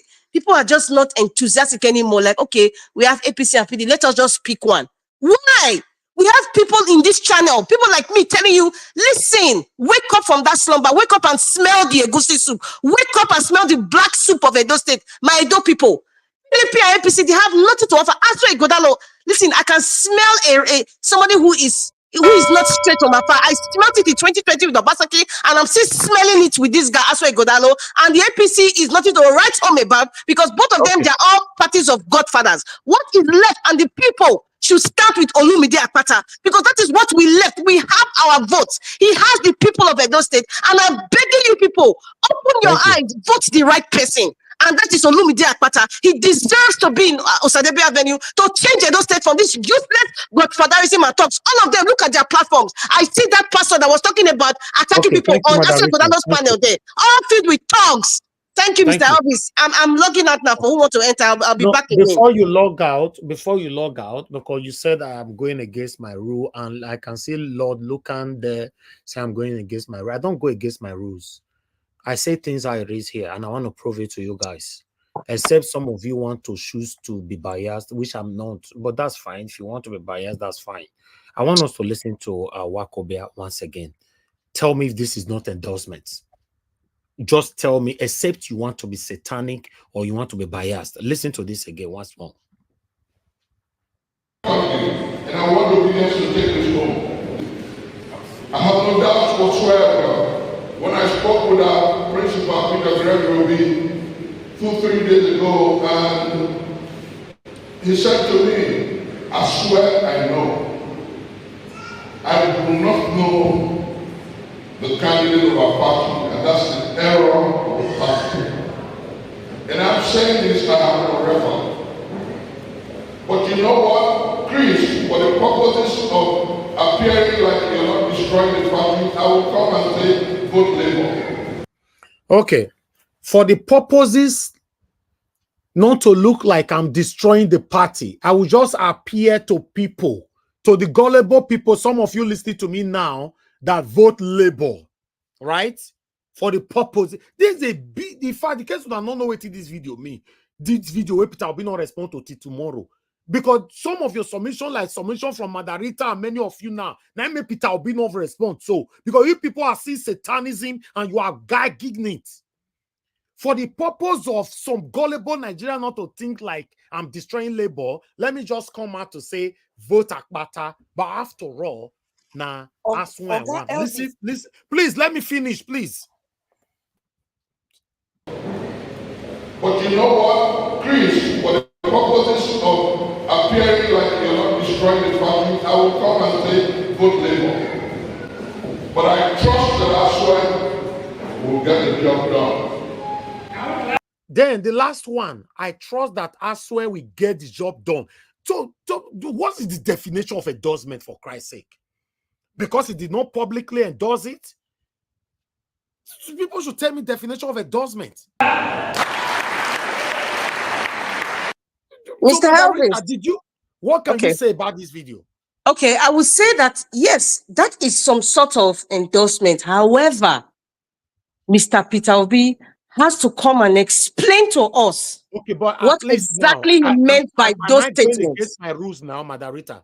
Well, no, you're not going against your rule. To be honest, what he's saying is kind of an endorsement, but I will not take it wholeheartedly because there are two sides of the story. If Peter Obi comes out now and tells us, yes, Mr. Peter Obi comes out now and tells us, you know what? Yes, I said this to him as at that time because of ABCD. However, now I have seen the capacity of Akpata because really and truly, there's a lot of Nigerians that know Asue Ighodalo. Madam Rita, hold on. No, I want to leave now, but that's why I'm talking very fast. No, before you leave, you need to hear this one. I want to ask everybody, who is the man that just spoke to us now that Mr. Naja was showed endorsing a PDP candidate. Which person can tell me that that man is a saint and is not corrupt? Okay, you hold on, my brother. You are going No, out of see, lane. you're not Make even sure getting time the you point, talk, Black please. Panther. You know, that's not the. I'm not You are judging just anybody's going that you character are here. just out of the lane. If you Yeah, I'm finish not. from 8 minutes, use and take talk out of the lane. That's not a problem, please. Yeah, I'm not. Margarita, I'm not stand up. judging his character now. You know, in terms of that statement, the only part that I don't like is when you have a conversation with somebody. You understand, and then you come out in public. You know, just to stir the pot in favor of the person that you like or is your friend. You are not a trusted person. So that's why I feel sorry for Peter Obi, because Peter Obi sits down with anybody today. He cannot trust anybody. Because when push comes to shove, the likes of Nwokobia, I expect him to, excuse me, sir, please, I want to finish. The likes of Nwokobia, I expect him to even come out again. Come out again and repeat what you said in the presence of come out again. How would you look in the face of Peter Obi, Mr. Nwokobia? So that's why, so that's the point of what I'm making. Peter Obi will come out and tell us what he meant by that. Thank you very much. Thank you very much, Moderator. Thank you. Lord Lucan, you said it looks like we no go anywhere for Nigeria. For hypocrisy too much amongst us. Look what you are writing, Mr. Elvis, that you say you know someone does not mean that you prefer someone. I hope Asue get the job done. How do you define that statement? If for real, Peter Obi talk him, although Peter Obi have not responded. Because of Unana, Peter Obi not feel respond. All of you are already fighting in advance. I know. Is Asue I know. I don't know Lumide, right? But I need to come out for the sake of the people. May not be like say I not campaign for Lumide, but I hope Asue get the job done. So what do you have to say about that? When they say they go against my rule, nothing say if I talk for this platform, I not listen to myself. I have all this video on my archives.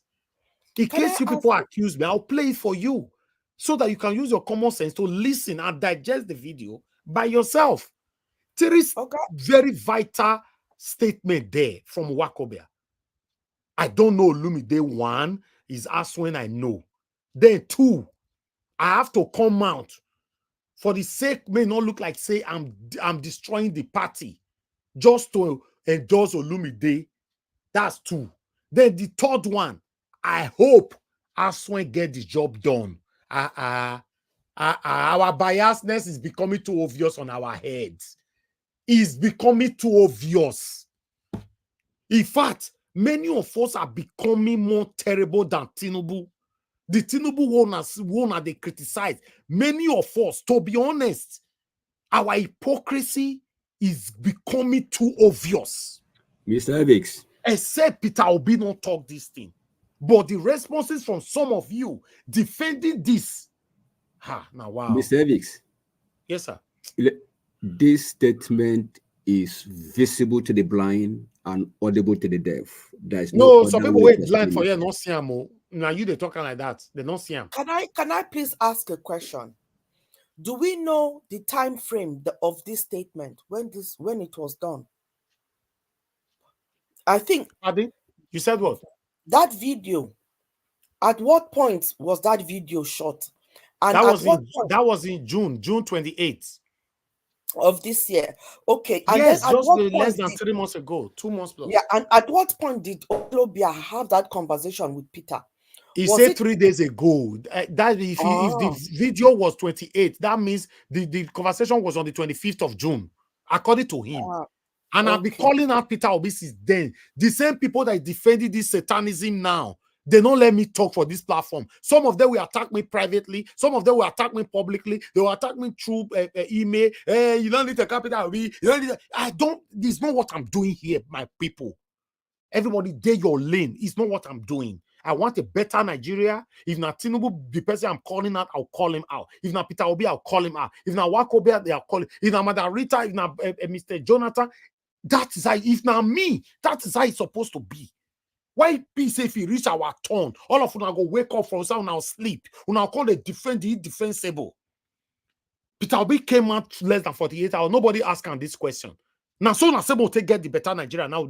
Where would they want, Abi? What would they look for? We all are just joking. We are joking. Hypocrisy is just too much amongst us. Not talk to this one, not talk to this one, not talk to this. Woman talk yesterday. People on this platform were saying, oh, now Edo person, Edo this, that. And madam, look, please, I want to call you out. I saw your comment earlier on, and people are already calling me out that we need to address it on the comment section. You said Edo people or majority Edo people or whatever are illiterate. I don't know why you'll be saying this on a public space. I don't know why. What are you trying to achieve with this kind of statement, for Christ's sake? What do Edo people do you as an Edo woman? Eh? Why do you guys just like to push people? Eh? Can't we just commit, live your life? Nobody's gagging you out to speak, but indictment. Yesterday, somebody talking for a year, say, see, Edo. You never even talk finish. You jump out by saying that, yes, she be really a Edo woman. Later on, you apologize. Please, mother, look now, please. If you type, before you post it, read it over and over, then you post it, please. You are an elderly woman. I have so much respect for you. That's all. I have so much respect for you. Please, ma. Let's move on to the next person to speak to. To Nigeria, I call you before me on your camera. The Midwest people on your camera. If no, go your data bastard, they listen to us throughout. You know. Let me call on the next person to speak to us. Black Panther, please talk to us. You have your 8 minutes. Thank you. Mr. Elvis, it's me. I'm not passing that. Okay, Mr. Jonathan, sorry, you compromised earlier on. Thank you very much. Sorry about that. So let me take my spot now. Yeah.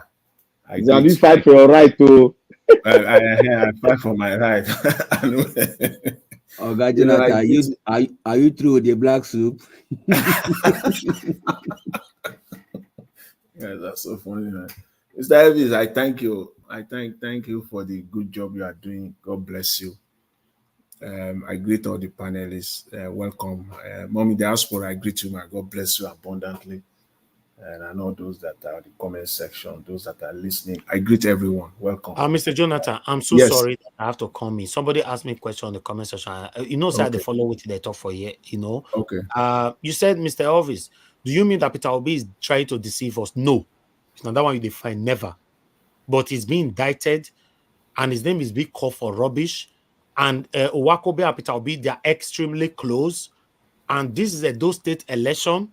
And this kind of statement needs to be addressed. And Peter Obi cannot address it by himself, except somebody bring it to his attention. For example, the way he was attending to us 2 days ago, somebody asked him, you want to tell me say Peter Obi say skip? Peter Obi will never say skip. He go address him. He go say, no, there's nothing like that. Only there's nothing like that. Everybody can move on. So that question say if Peter Obi is better than any of your candidates, any of them where they hide anything. Is better. Your present candidate, Peter Obi, is better than them.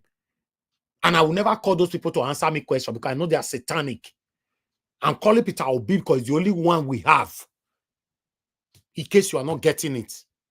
I will not call your satanic leader, principal, to answer any question for me because he doesn't have anything to answer. Go ahead, Mr. Jonathan. Thank you, sir.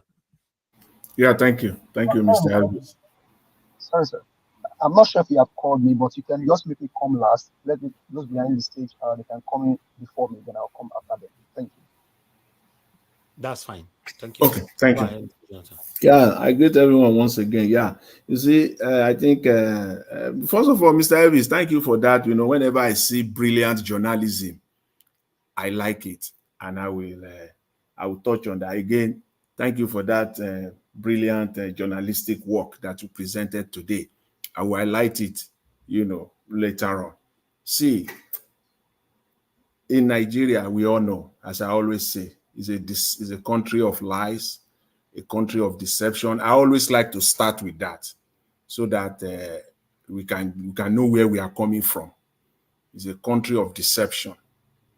It's a country that is chronically lawless, not just lawless. Mr. Jonathan, I believe I will stop it tired today. Go ahead. Yes, just hold on, because I got another. Even though you play that video 2 million times, some people still don't understand what that means. So this Victor Ogbede is saying that some of us are psychologists here. Yes, I am a psychologist. I studied psychology in University of West of England, abbreviation UWE in Bristol. So yes, So don't tell us who you are. We know who you are. You will also, if you push us, we'll tell you who we are. Before I came to Cambridge to do my film and media, Onwakobia was quoting Peter Obi. He was not saying he said, I don't want it to be seen that I destroy my party. He was saying Peter Obi told him. Listen to that video again. Play it back now. Rewind this. We don't play this video reach many times for here. Peter Obi was quoting. And he now ended up by saying that I hope Asue do this job. Simple. You be psychology, you cannot digest a common video. Thank you. Go ahead, sir. Anybody who give me this evening, I will give una. As you they give me, as they drop out, they give una. Anybody who give in a hatred way, you will be blocked on earth and heaven. Simple. Go ahead, sir. Oga, before he goes ahead, I just want look at Mr. Tunaja. He's saying he's in backstage. Mr. Tunaja, they've been asking you to put your video so that he can pull you in. May you only Tunaja for that. Don't call and reach 2 million. May on video. They drink pine wine. They go. You not on any video. Naija watch. I beg. No medicine. Flumo forgot these people for backstage. I beg. Okay. All right. So as I was saying, in Nigeria. It's so funny. This lady, this Nigerian lady in Ontario, in Canada, it's so funny. We talked about it yesterday, and for my part, I think I said most of what I wanted to say, but I didn't know that this thing will still pop up today. You see, it is simply what we're seeing today, the fallout. It is just the fact that, simply put, it proves that law, the rule of law, works in Canada. In my own adopted country, Canada, there is rule of law. Law works. And Nigeria is taking advantage of that. Nigeria loves to take advantage of places where their law works. Our own law in Nigeria does not work. Can anyone in Nigeria today send a letter to any of the security agencies in Nigeria, be it police, be it SSS, whatever, army, whatever you want to call them, and they will act on it of this nature? Of course, it is dead end. Nothing is going to happen. They love to take advantage of places where the law works. It is because the law works in Canada. There is rule of law. That is why that's why you can quickly write letter. That is why you can quickly showcase it. Even if you don't write letter, even Abike Dabiri of the Diaspora Commission, even if she didn't do anything at all, Nigerians in Canada alone, citizens alone, they alone will handle it. And as I said yesterday, don't let us be emotional about it or desperate or take it too far. This is a place where there is rule of law. They are not going to take our citizenship because of this, period. There is rule of law. This is not like somebody, even people who committed terrorism, who joined ISIS, Canadians, we have them, British, Americans, who went to Syria and joined ISIS. They still came back. They're still fighting their citizenship in the court of law. So for this one, it's not about citizenship. Yes, she's going to be confronted. Yes, I said it yesterday that she's going to lose her job. Take that to the bank. And someone who lives in this country also, I think Madam Rita alluded to that. Yes, she's going to lose her job. In this country that I live, this is my adopted country, she's going to lose her job. Yes. She's going to be questioned. At the end of the day, what Nigeria is looking for, that Nigeria cannot even do in Nigeria. Panelists have alluded to people in Nigeria. They've called names of people that have done even worse.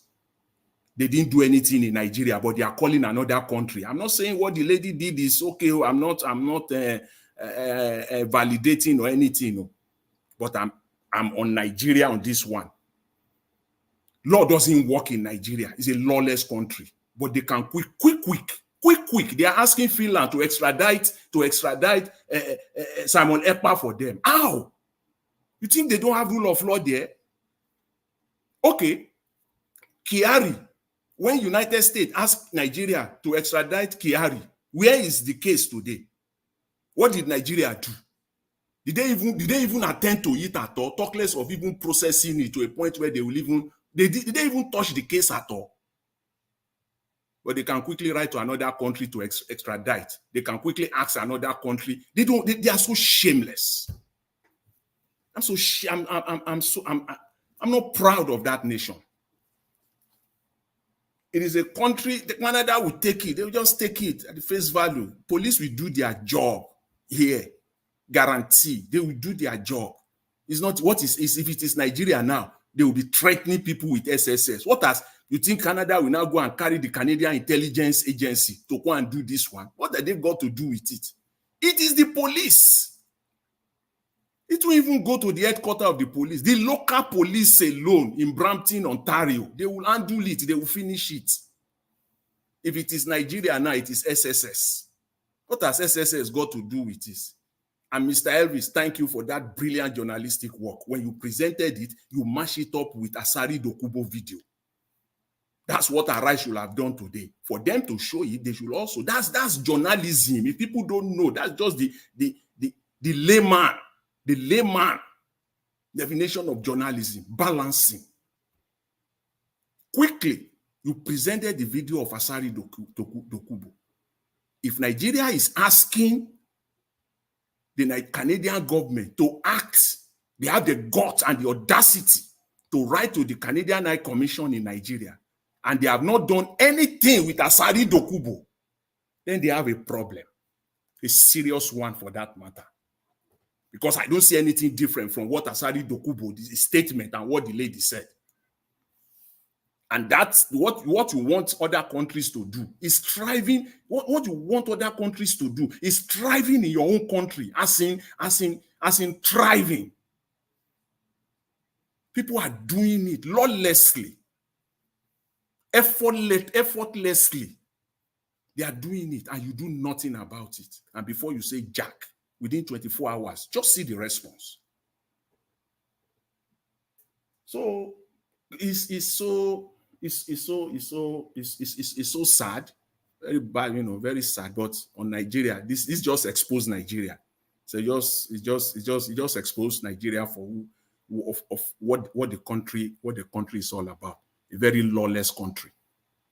And then I'll leave that and then come to this issue of Abure. When this issue of Mr. Elvis, you talked about see Abure, Mr. Abure. You need to get this very straight. Just get it straight. It's very simple. It is the people that made up a political party. You as a person, you are not the party. You are only a member with one voting right in that party. The convention, the national convention that you organize, does not have the backup and the support of the majority of the people that owns the party, the collective. It's not, you don't have their support. You don't have their support. That is the issue on the table.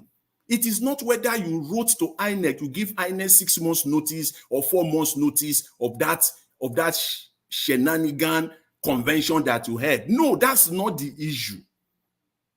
The issue is that within the party, the collective, the people that owns the party, they are saying that that convention is not their convention. And if you are not an autocrat, you will listen to the people. Period.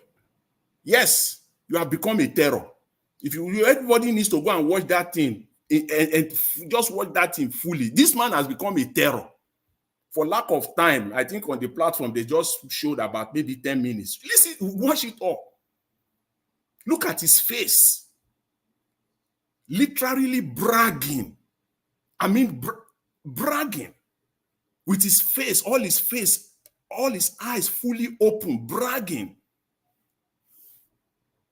that he will deal with anybody. He has become a terror. a terror. You are asking a terror to conduct an audit. With respect to the audit, I've said it here when the issue came up. What is difficult there to know? Once you have all the information to make an informed decision, to analyze it. There is no audit going on, period and simple. There's no audit. How difficult is that for people to grasp and understand? There is no audit anywhere. Mr. Obi made that statement with the hope that he's dealing with a normal man. That he's dealing with a normal man, Abure, that he will go back to Abure and Abure will cooperate for the audit to go. But Mr. Obi eventually find out that he's not a normal man. You cannot have an audit without the cooperation of the person himself. That is why in any normal organization, they will put the person in charge, either to go on leave. On leave. You will go on leave. Or if it is so serious, they will terminate you, because that is the only way the audit can be transparent and can be truthful. You cannot be the judge in your own case. The auditors will ask for document. Mr. Abure will hold on to it. He will not release it. And what can the auditor do? Nothing. So Mr. Obi's hands are tied here. So Mr. Obi made that, as at the time Mr. Obi made that statement, he was not in agreement with Abure that audit will be done. It was after. And then Mr. Obi realized that, well, the audit can't be done. Are they going to do audit in a vacuum? Is it not Abure that will submit all the financials? It is not just only financials. It goes more than that. There will be a meeting between Abure and the auditors. There will be a meeting between the financial secretary and the auditors. The auditors, Abure will have to sign a letter giving the auditors the authorization to request their bank statement directly from the bank. It's not the one that Abure will send to auditors. That is what is called forensic audit. It is not that it is Abure that will send it and say, go to the bank account and download and then send a file to the auditor. No. Abure will write a letter. He will give the bank, he will give the auditors the authorization to request for the bank, for the account statement from XYZ date to so date. So giving them that authority, the auditor will now write to the bank and the bank will release it directly from the bank to the auditors. That's how it works. That is what is called forensic audit. That's what is called transparent audit. And Abure, as it's clear, he will never do that. So there is no audit. So we should just put that to rest. There is no audit at all. How long does it? Is it going? Will it be in perpetuity? Will audit go on in perpetuity? It's not going to be. So, Mr. Elvis, that's the time that I have. That's all that I want. That I have time to say. But even though I still have 2 more things to touch on, but that's okay. I will deal with that. Next segment. Thank you very much, Mr. Elvis. I really appreciate it. Thank you, sir. Thank you very much. I appreciate you. Thanks for your for bullet pointing them. I like that. You actually bullet pointed the most important of my presentation today. So analyzing them. So you can finish with them at the second session. But meanwhile, I'd like to come into the next person. I know that Oga Chris on the backstage, Madam Look on the backstage. I'll bring them into. Okay, let me bring Madam Look in. Oga FM, and I'm going to put it on the backstage temporarily for now. Then Madam Look is in. Oga Chris, I'll bring you in shortly. Let me quickly call on the next person to speak, which is Black Panther. Then I'll come to give us some. Okay, give us some other shows. We'll leave him for a while. Then I'll come to Abdul Malik before Oga Midwest. Okay, let me go to Black Panther. Black Panther, if you're there, so talk to us. You have 8 minutes. Okay, you're not available. Okay, if you're not available, you're getting. Oh, I'm available. Sorry. Okay, if I call anybody now, you know you're available. If you come back, you get. I was talking to myself. Okay, talk to us, sir. Good evening to you. Your 8 minutes starts now. Good evening. Are you hearing me clearly, or is my voice going up and down? You are very good. You are good. You are good. I want to thank you, Niger Watch, for what you presented today. May God enrich you and give you more wisdom to do some fantastic presentation that you did today. I want to also thank our mother, Mommy in Diaspora. May God bless you, ma. We thank you for following everything up and your consistency. We are learning from you. May God bless you, ma.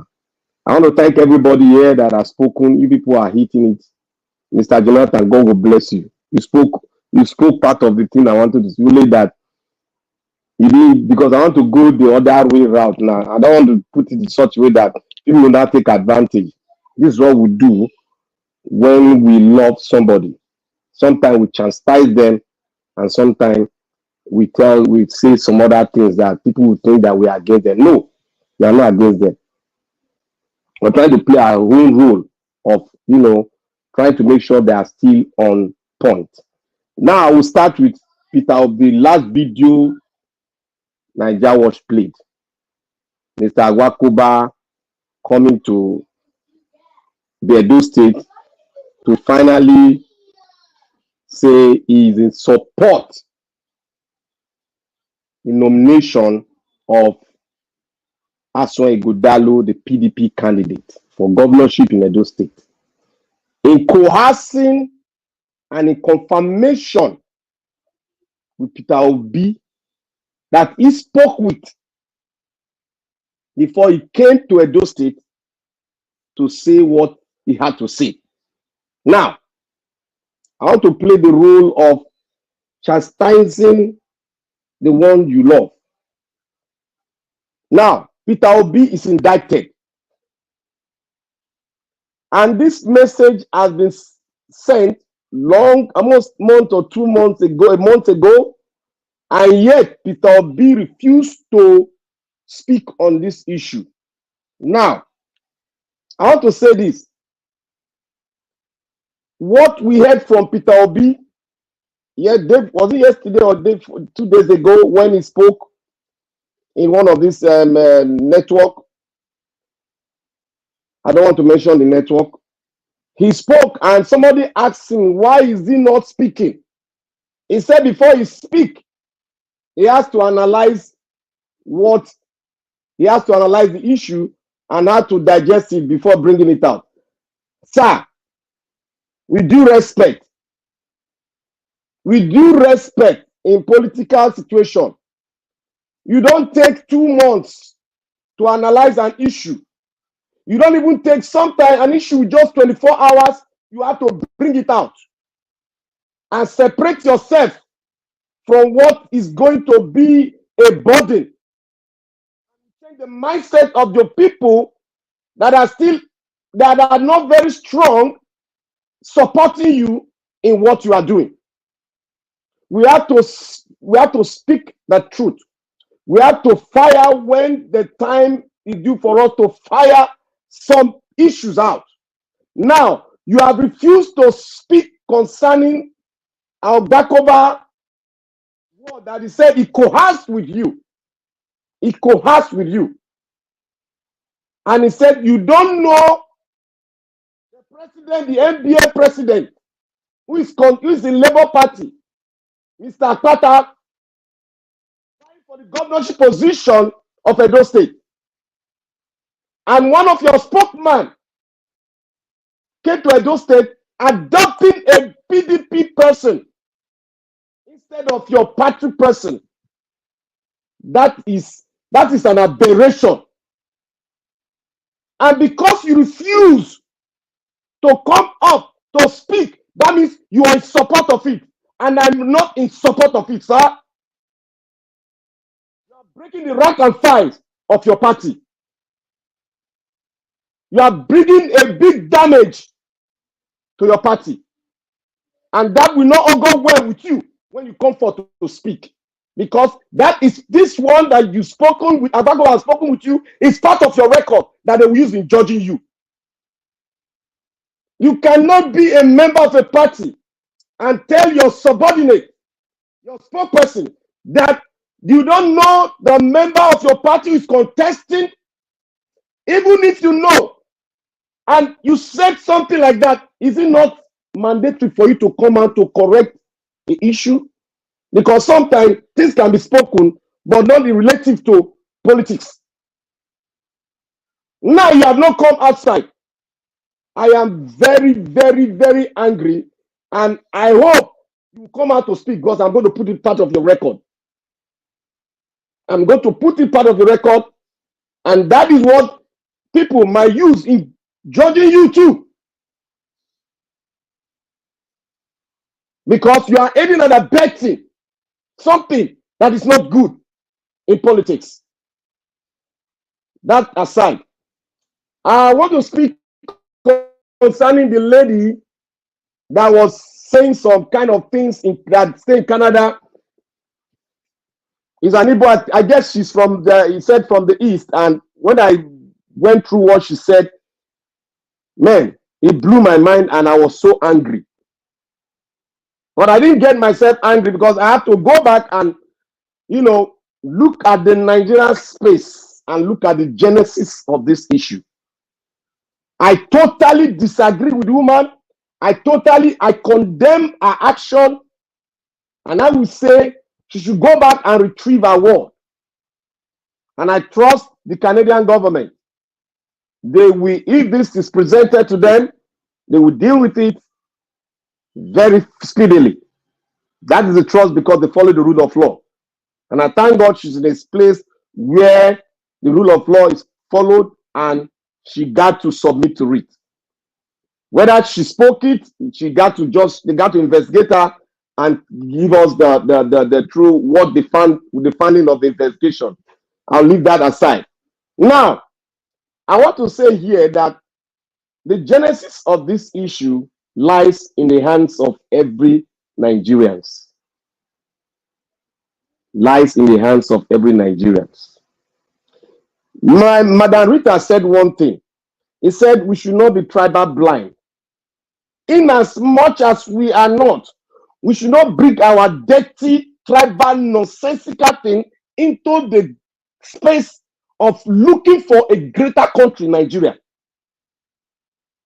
We should not bring that. That is why I always say that this Edo election is a tribal thing that many of us are not seeing. And this issue that this woman brought to the international space now has provoked the Nigerian government, which I look at them, I just laugh. Why are you being provoked? Because you are even aiding and abetting the same crime this woman was that committed. So what right do you have now to speak to this woman when you yourself, from the head to the bottom, members of your cabinet during election, you were speaking against a tribe that have not done anything, a tribe that you have lived with for more than how many years? You are not trying to play tribal war, driving them out of the Nigerian space, a state that they gathered their resources, they pay tax to build a state. You even went to the extent of bringing down their buildings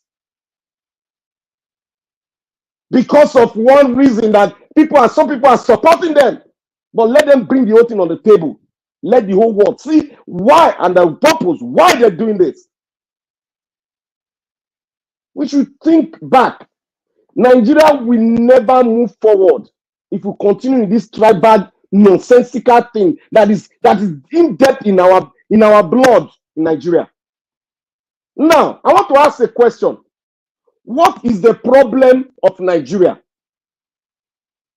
Are we ready to solve the problem? Are we ready to face it point blank and solve it once and for all, so that we have a better Nigeria that is sufficient for everyone to aspire for anything, the highest position in the land, with a good standard? Now, most of us are not thinking that. Most of us are still playing to the rhetoric of not solving the issue, but bringing some factors that are around the issue, using that factors to cover the eyes of many. But the question still remains: how do we solve the problem of Nigeria? If you say you want to solve the problem of Nigeria starting from the Electoral Act, will the Electoral Act solve the problem of Nigeria? Will it make other people not to ask for their own country inside Nigeria? Now, let's look at ourselves, point blank. where we are living?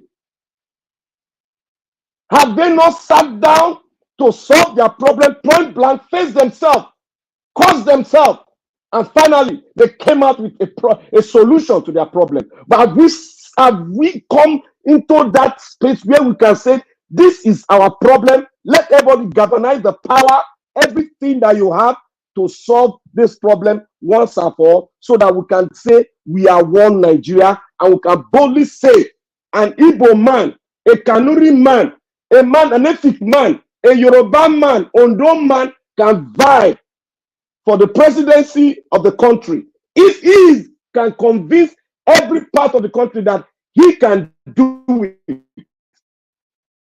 That is a country I want to see. That is a country that I want to live for my children, to come into Nigeria and say, yes, this is a democratic country where the rule of law is being followed to the latter, where every constituency has the right to question the government, that this is not what we asked for, where everybody will see evil and will say this is evil, where everybody will see the goodness and say this is good. Come to Edo State. Like I said, Edo State is not ready for anything. If you think that the APC will not come and rig that election, you are joking. If you think that PDP will not rig the election, you are joking. I want us to take our mind back to what happened in Rivers State. Look at that Rivers State very well.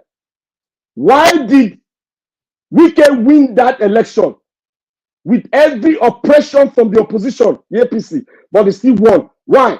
Because the people were behind him. The question now goes to Edo State. Is the people behind the incumbent? The answer, you all know, is no. Now, the incumbent will fight with the presidency. Ask yourself the question, who is going to win that rigging? That's the question I'll put forward to you people. Question. Is it not the federal? Yes, it's the federal. And you know what the federal can do. And Obaseki is the mind of the federal. That's the question.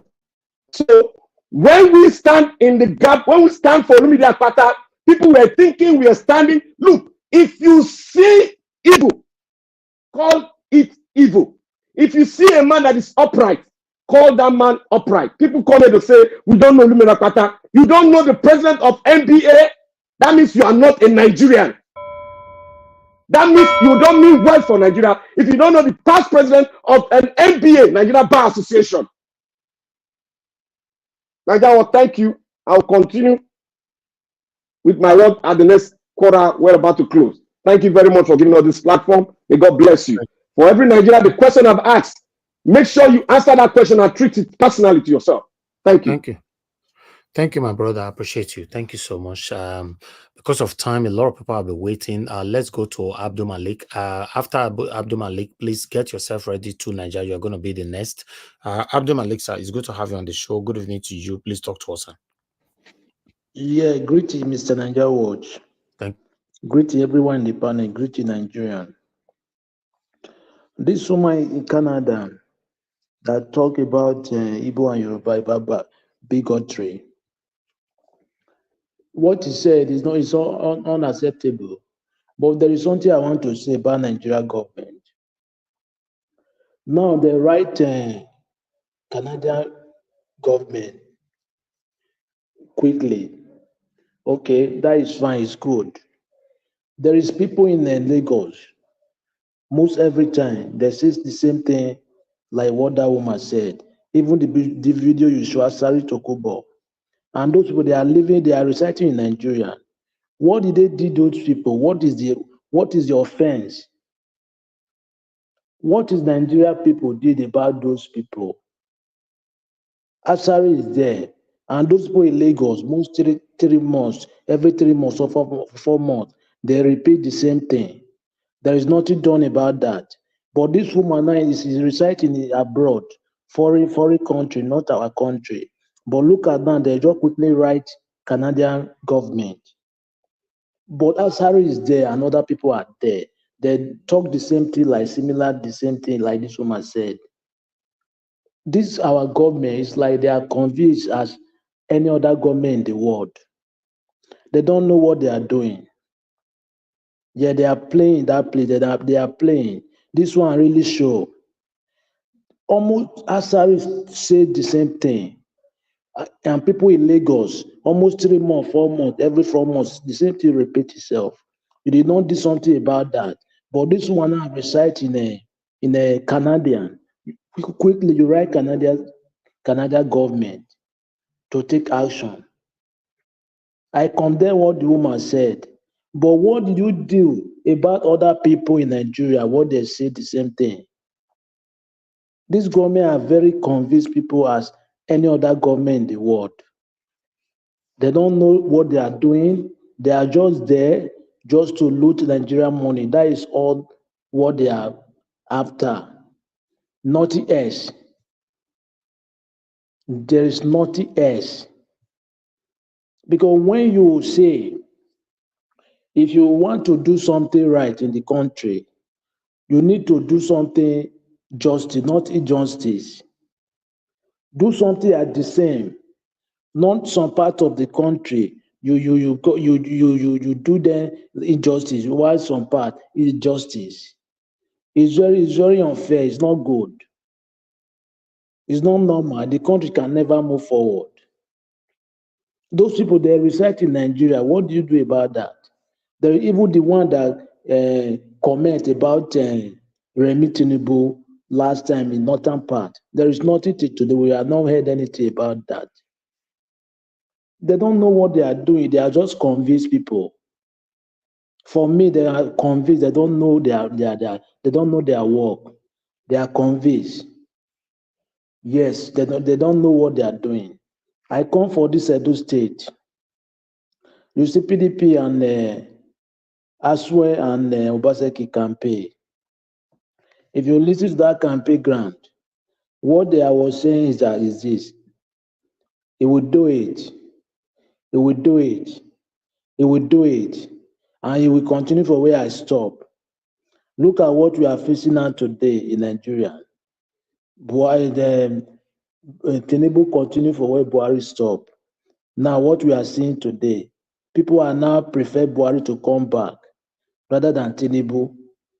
If something like that happen in those states, everybody will suffer it. And currently now what they are suffering there is worst. But if they continue PDP in that state or APC, it will worsen than this situation currently. They need to drop those two parties in that place. PDP and APC, they are the same people. There is nothing good will come out from those two parties. Continue for where Obaseki stopped. On Obaseki, he did not do anything in the state. If you continue for where he stopped, okay, what are you going to do? What is the next thing to do? Rather, you will continue and the state will be going down with the declining. There's nothing again. Let us drop PDP and APC. They are just deceptive type of people. There is no truth in their mouth. They are just deceiving people. There is nothing else they can do. They are just look at what they are used to campaign. You will do road, you will do water, you will fix light. And that is your duty, it's your work to do it. How many years? Instead of for now, we're supposed to be talking how you will tie the street, put the street light in the street, but you are still talking how you will do major road. It is a shame for our government. We have a very long way to go. If we continue this way, the country will never get better. It can never. Because the way I see it can never better for now. Unless something terrible or dramatically will happen in the country. Like somebody that will come to change the narrative. Or else, there is nothing will change. Because look at the law is not working. This woman in Canada is not. I did not support her, but the same people, other people do the same thing in Nigeria. You cannot go after them. Why? But you just quickly go after this woman. And it's not living in Nigeria. It's easily to go for those people in Nigeria living in Nigeria than that woman living abroad. How can we go? How can we move forward in this way? We can never progress in this way because they are not doing the right thing. They don't. But you say you are governing, you are in democracy, but you don't do something like you are in democracy. You don't practice what you are saying. It's not the hypocrisy. Go after Asare. Go for those people that are saying similar something in Lagos, almost 3 months or for 4 months. Why can't you go after them? In Nigeria, we have very long way to go. It's only we citizens will decide how the country will be fine. Now we are still just like it's just like now. If an election is coming for somewhere, we are hoping that they will rig the election. Why can't we citizens change that narrative so that we stop that rigging, we elect who we want, free and fair. Yeah, let us stop that. But everybody will just hope that they will ring. Why can't we stand? We stop it. Those people, they are few people, they are not many. They are few. Democracy is the majority of the people in the country. But we still hope. I don't really understand. We have very long way to go, unless we plan everything well, accurately. If not so, there is nothing will work. It will not work. Because the way they are governed is not right. When you born a twins, the same mother, the same father. If you go to market to buy something for audio, if you don't have money for buy for the two, don't buy. Because if you buy for one, probably you don't want the house to be settled. Yeah, that is it. That is the reason why we don't have peace in the country. Because they don't govern the country the way they're supposed to govern it. We have 30 major tribes in the country, Hausa, Yoruba. But look at the way they are treating Igbo people. It's not right, it's not good. Those are the 3 major tribe language that is in internet. You can find in internet. But the way they are treating them is not normal something. Thank you, Mr. Nigeria Watch. My brother, thank you very much, Abdul Malik. Yesterday, you were calling my attention to bring you to the panel. I not question him. At the time where I tell you don't come out for the panel already, but we're still here, but you don't already come out. Sometimes when I put it on the thank you, Nigeria Watch. Sorry, yeah, I understand. I don't know the time I press quit. That's why I don't see. I want to say something. There is something when Jonathan said, and it's right. He said that every Nigerian, anywhere you are, you want to be leader. And to be leader is not by force. There is some people there is some people is their wish. Just the way they are capable and they are respectable to be a leader. It's not everybody cannot be leader. Thank you very much. Thank you. Thank you very much, sir. Thank you. God bless you. What I wanted to say that anybody that I put on the backstage is not because I have anything against anybody. I need to put somebody on the backstage once you've given your submission so that others on the backstage that have not said anything can come in. So always understand when I do that. You know, I appreciate every one of you. Currently now we have 2 people on the backstage. Mama Asue is on the backstage. Oga F. Emmanuel is on the backstage. Just for me to bring my look in and to Nigeria. You know, so that's how it works. Please understand with us. Okay, let me come to Tunaja. Tunaja, it's good to have you on the show. Good evening to you, sir. Can you hear me? Okay, Tunaja is not there. Later, you go comment. I want to say so. Elvis, sorry, Naja, you just cross me. I don't understand you take put me for the place. And now because you come out, you come back. So once you come out, you come back, you lose your spot. You not see where you did for now. You be the last for the panel. No, your network they fade, they put you for back. See where you did. Look your screen. You're just saying that you be last for there. Like that's how it works here. But go ahead now. You can talk to. You see now. You just come out. You come back now. You just come out 1 second. Now you came back. So whenever you leave like that, you lose your spot. But talk to us, Midwest people. Thank you, sir. Good evening to you. You just give me the time to talk. I greet the whole house. I greet everybody. The thing is, few things where I want to say is about what is going on in our country, because that woman made statement now. You see, everybody is condemning her statement. The truth of the matter.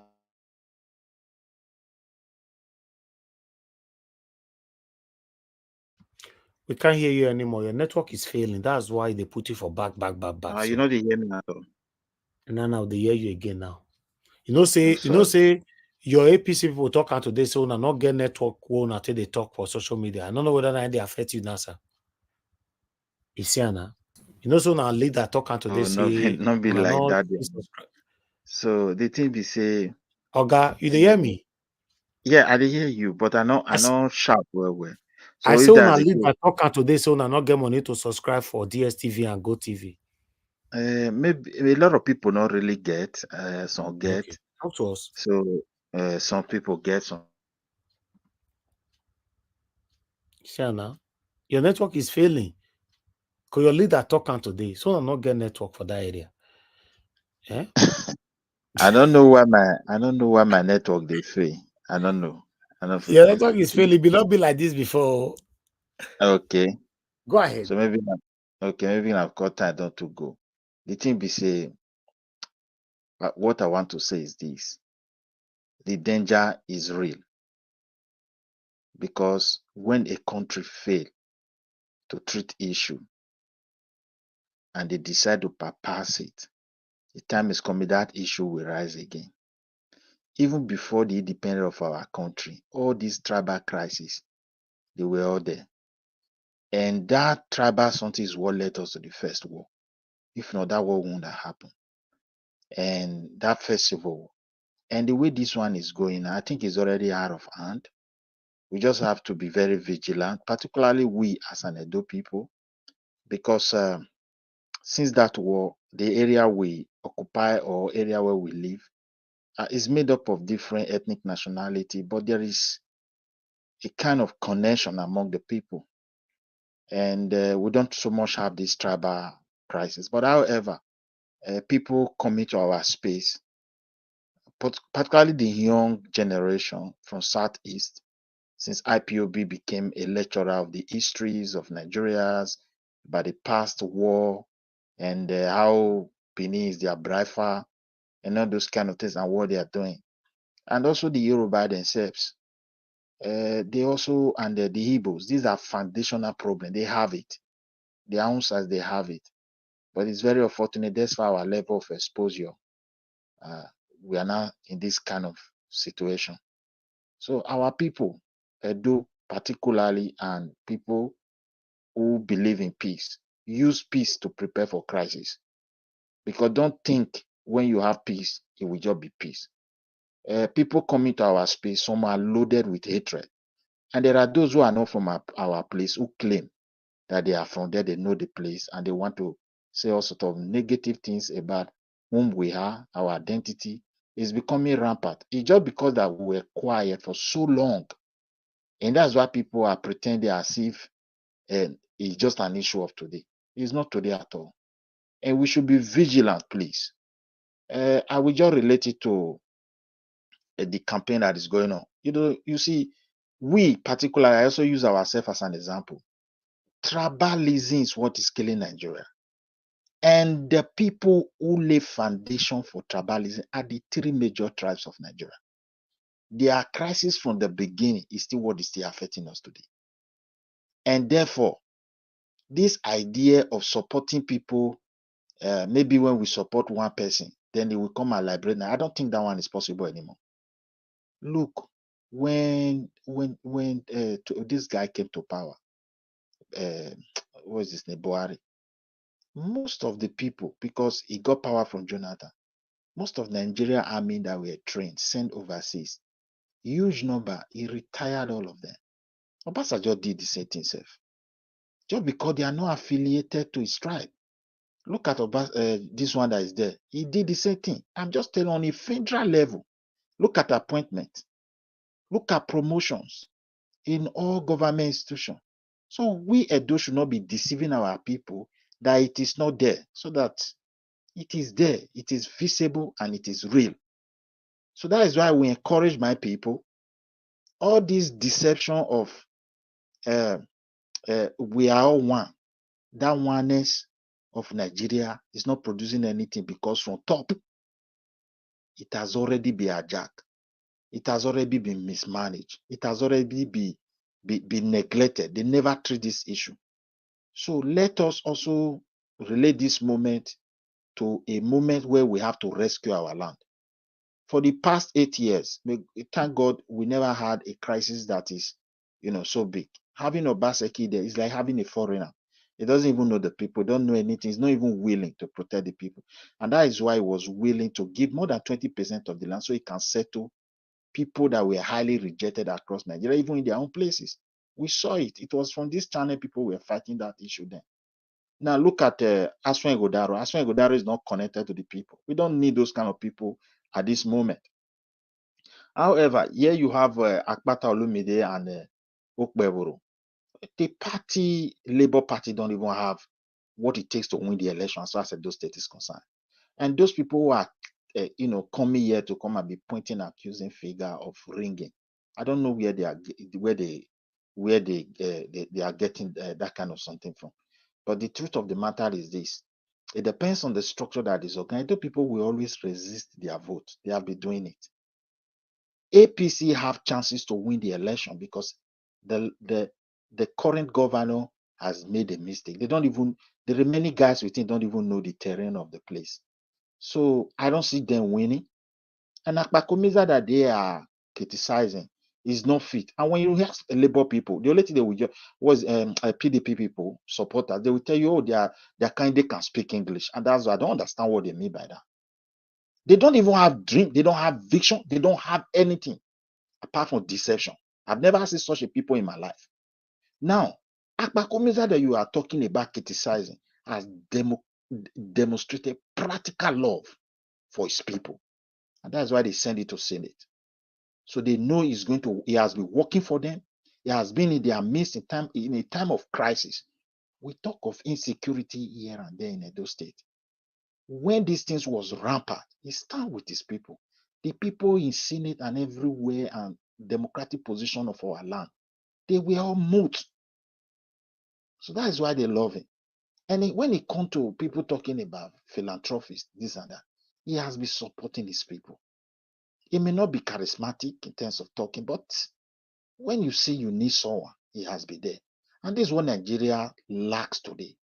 People who are not willing to solve problems. They have been deceiving us with their academic positions. Only God knows whether we have a country. A single company is dragging the whole Mr. Midwest. Wait, let me round up. A single company is dragging the entire Nigeria today. They're seizing our airline, abusing our president, this is just a company. What of the one that your government signed, professors signed with the sovereignty? With a high level of Nigeria exposure, how many people talking about this critical issue? Because Chinese of this generation turn blind eyes, another one is not coming to ask for their money? Well, please, Edo people, be wise. A lot is going on in Nigeria. Hatred is real. Tribalism is real. Protect your own now. And this is the time. The first civil war, the first gun of war, now our land, they can't shoot them. Only people want to bypass history and they don't want to be honest about it.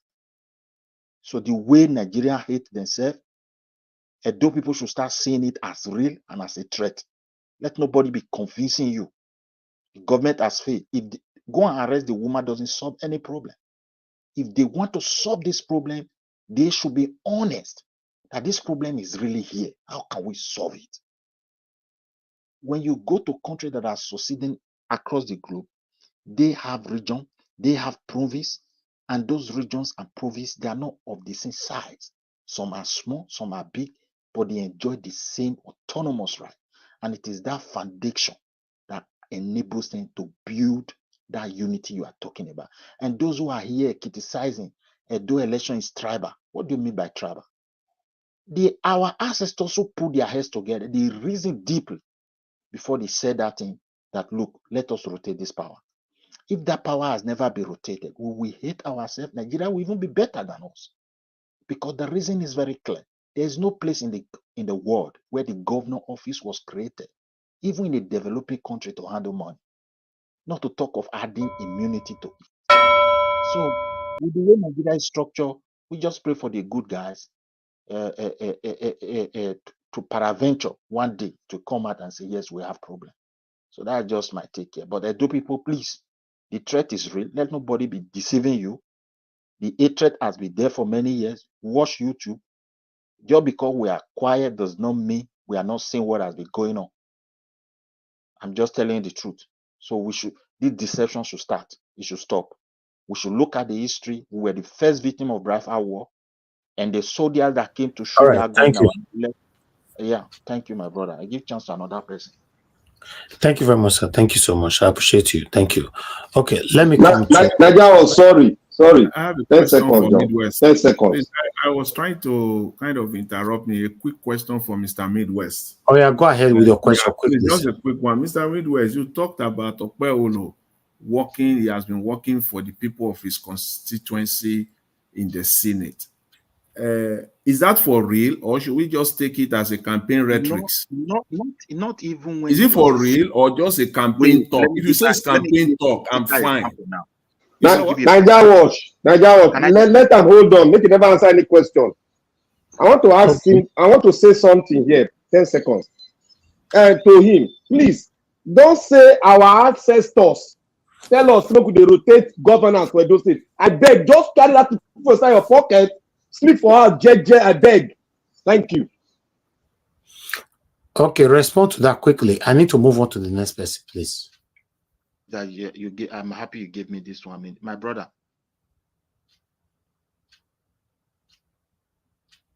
Go ahead now. We can't hear you. It puts a large amount of money there and motivate the people. Please, even if it is small security outfit, it was a kind of a I don't know, a boost or maybe a for. He was with the Edo State governor. He only went there to put 50,000 naira. So where is the so-called what is it called? That human feeling and that love? He has been helping it. That is why he was able to,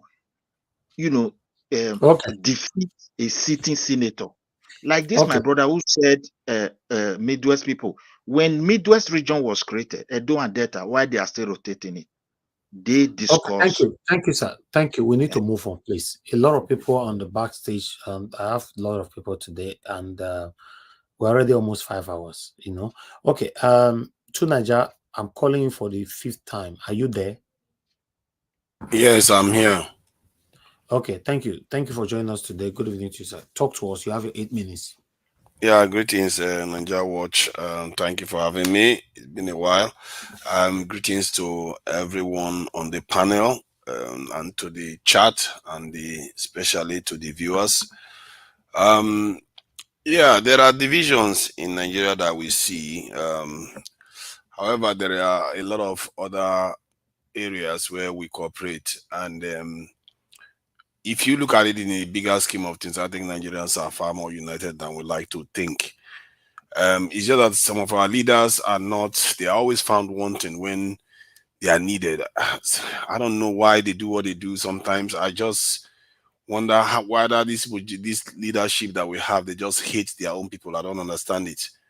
You have a situation whereby during the election, you were seeing people in Lagos attacking Southeasterners, and you see Nigerian leadership was quiet.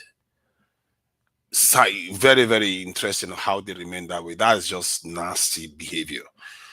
And because you would think all of them will hold hands and say, no, this is not what we're about. We cannot be telling each other like this. We have to conduct the election in a civil manner. But no, they will let it fester. And the Nigerian people are like fatherless and leaderless people. They do that to the people all the time. And this is why I take the point somebody made earlier on that I don't understand why P2B is not condemning what that lady made. Because a statesman doesn't care where the comment comes from. You condemn something that is negative, that affects the state and the stability of the state. Obviously, I saw that Atiku was happy to criticize this one. I remember when the stuff happened with Deborah in the north, he criticized and completely removed it very quickly. When he criticized, these are the kind of problems we have in our leadership. We have some of the most, I don't know how to describe them, what they think our people are. I don't understand it. How is it that you can hear something so negative and you keep quiet and you pretend as if you don't know? And you are sitting in that position. If you don't want to do the job, get out of the way. Let people that know how to lead actually take over. Because all they seem to care about is their own pocket and their own interests. And the interest, I don't even understand what kind of interest that is, because the people's interest should be your interest, because it interests your pocket too.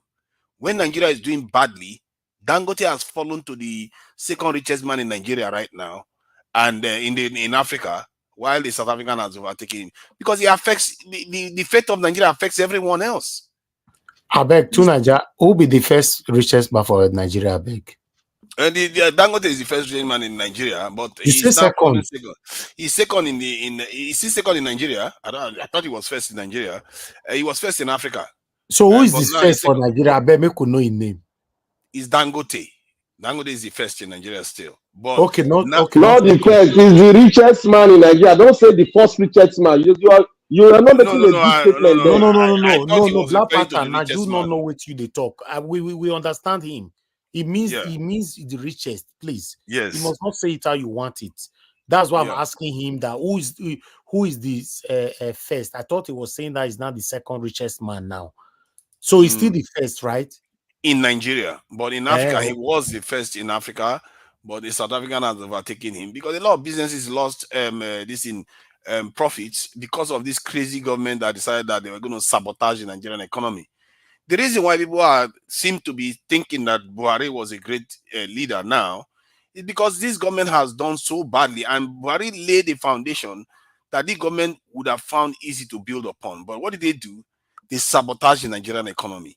They broke. Can you imagine an economy that was about $500 billion in 1 year? You reduce it to around 200 and something billion. That is how damaging what this government did. I don't understand how anybody with a clean, straight face would excuse this government for what they've done. But they get away with it somehow because the media, they just complain like people that don't know what they are complaining about. Because what this government did was sabotage. All they needed to do was remove subsidy and promote Nigeria's petrol, crude oil processing, which Dangote was going to do, which they promised us that they were going to get the refineries on. But no, they don't want to do it. This stuff really annoys me to no end. I cannot understand. I've said this before. These guys are just there to sabotage us. They pretend as if they are trying to lead us, but they listen to foreigners and they sabotage our nation over and over again. There is no reason why the country is suffering like this. Now, Nigeria is even appearing in the world. They are talking about people are starving in the north, that they need help from UN to come. Nigeria has never been known as a problem nation in the world before. That is the craziness that these kind of leaders that we have done to our nation. And when I say that all these things are tied to our security and our ability not to have our own vision for ourselves, it's because these leaders listen to foreigners. They listen to them. They can't rule us on our own behalf. Why do you think this president did what he did? Went and floated the currency and damaged our economy heavily. That look, inflation is around 30-something%. I've been saying this. If you expect this leader to govern for you, they're not going to govern for you. If this nation remains weak, this country is not going to go anywhere. That insecurity where they are killing chiefs and all the rest of it, tomorrow is going to be worse. What we are going to be seeing happen in this country, tomorrow you will find foreigners march here into the country as soldiers, and we will not be able to stop them. Because we just think this is a joke business. This is life and death situation we are facing here. And some people just don't understand the nature of the world, that if you allow other nations that are militarily stronger than you, technologically more advanced than you, and you don't see them as a threat, you are asking for trouble for your children. And we have been living like that for a very long time. I've been warning about this, and we think we are going to get out of it. We are not going to get out of it. These people are going to keep sabotaging our economy over and over again because they don't have a choice. If you look at what Aisha Yusuf was talking about today, as laudable as what she's saying, if somebody threatens a child, if somebody threatens a grandmother, like the way they threatened Konjo Wela, is she not going to turn? She will shut up. Sooner or later, you don't know the forces you are up against. And I think until Nigerians wake up, and I don't think Nigerians are going to wake up with any simple event. The reason why I say it is because you know how when we won the World Cup, when we beat Brazil in that World Cup, and Nigerians were like going crazy, people that were around during that time, Nigerians were going crazy and they were so united during that time. What is needed to solve Nigeria's problem needs to be like that 10 times over. That's when Nigerians, our head will clear and we will face reality and deal with the problem we are facing in this country. The truth is that we are not as divided as we like to think we are, because other people are more divided. It's just that they are more united in terms of solving their problems. That's the key. In the UK, they are divided too. Look at all the riots that they are busy attacking people in the UK. Even the man that you call the Nnamdi Kanu of the UK, he doesn't even say half of the things Nnamdi Kanu says, and they are looking for a way to jail him now. he has barely said one thing. They want to jail him already. Julian Assange just came out from jail. In Spain, the leaders of the Basque separatists, they are in jail. They jail people all the time in the West because those people understand that anybody that wants to cause trouble for the economy, cause trouble for the ordinary people that are living their life peacefully, they are a problem. You can't, that lady that said what she said, I can understand why she's pained. But you can't cross the line and expect to get away with it. You have to answer for whatever you are saying. If you threaten the people, you should face the consequences. And anybody that threatens the people of Nigeria, they should, and we all should support that. They should face the consequences. We can't keep allowing people to just be dividing us all over the place and falling for it. If they divide us, we are all going to be poorer for it. They are going to pick us to pieces. This world doesn't owe us a living. The world out there that we are seeing, we think it's a joke. It's not a joke. They've done it before. And what more lesson do you need? They've done it before. And they are going to do it again if you carry on like this. That's my own warning. Thank you.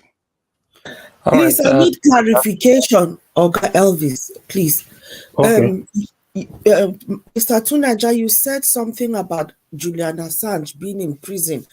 In the context you are putting it, it came across as if you are saying he was a menace, he was causing problems for society. Is that what you're trying to say? They perceived this as a threat to the stability of their societies, and they went after him for years. No, so that is, as far as I'm concerned, that is them shutting him up. He was exercising his right to speech, to his being a journalist, and they didn't like the fact that he was telling the truth, putting the truth out there. They shut him up. But that's what the same thing to Nigeria is saying. Say they considered him as a threat. It doesn't mean the guy was a threat. I get it, but the way it is coming across, it is like he's done something bad. No, he didn't say that. He said they considered him. He was revealing a lot of secrets that they didn't want to come out. These are state secrets that he was revealing, and they don't like it, and they went after him. My point is that if they perceive you as a threat to the state, don't make the mistake of thinking this because this is a democracy. They will come after you. Whether is mod, whether it's true or whether it's false, they will come for you, and not just in one country, everywhere. Once you have been considered as a threat to any country, you'll be picked up. That's why I tell people all the time, when you speak, listen to yourself. Some people just talk, because they verse, they talk anyhow, But there's can I speak? But the difference that we're missing, I thank Madam Busy Brain for bringing it out. Yes, it's the same. It kind of looked the same, but the difference there is the application of the rule of law in these countries. So with Nigeria, it's day and night different. So Assange, Julian Assange was there, but the rule of law was applied each and every time. So that's the difference there. Thank you. When you talk about Assange, if we got to switch tag and put Dangote in Western world. Dangote should be in prison by now. And secondly, if you want to speak to the Nigerian people or the black race, don't ever threaten the black race that somebody is coming out there to take over their land and take over them. Don't say that in public face. Please, I beg you. Why? But that is what is happening now. It's already happening. Not happening to ourselves. We are dealing with ourselves. Nobody's going to take over your land. We are dealing with ourselves. Listen, this is, I think. Why are people talking like this? Mr. Black Panther, it's deviating, but I think the truth, but you cannot take it away from, that is the truth. That is what is happening. Madam, that is not the truth. They want to put threats in your mind that somebody is coming to take over. Madam, hold on. The only way to divide the people is to put threats in their mind. That is one effective way to divide the people. To put threats in their mind that somebody is coming to take over your land. Who's taking over your land? Is to unite the people that we are not united. We are not united. But the only way to unite the people is to tell them that to let them know that there is a threat, and the threat is real. It's not the threat is because we are not united. That's why the threat is coming from us. Okay, can I move on, please? Yeah. Please quickly say that, Madam Busy Brains, quickly. Yeah. So what I was trying to say is, I get it. So the people that are your leaders, they are leaders by proxy. Your Tinubu has to go to France to get his orders. So the truth of it is, our leaders have been captured by outsiders. So yes, I get it. We have to acknowledge that, but we, the people, need to exercise our will to fight it, because we are facing an existential threat. Our existence in this world is being threatened. That is just a simple truth. Thank you, everybody. Thank you. Madam Luke, please talk to us. Good evening to you, ma. Who is that? Give us our money. No. After Madam Luke, I'll come to you, please. Okay. Madam Luke, please talk to us, man. Good evening to you once again. You have your 8 minutes. Okay, Madam Luke is not available. Oga Chris. It's not, who said I'm not available now? It takes time to be pressing the buttons from. It takes time to go and press the button from mute to. It takes time. You say who said I'm not available? Okay, go ahead. You're not available now. You don't have said it, but you're not available. Please, I'm available. Hello.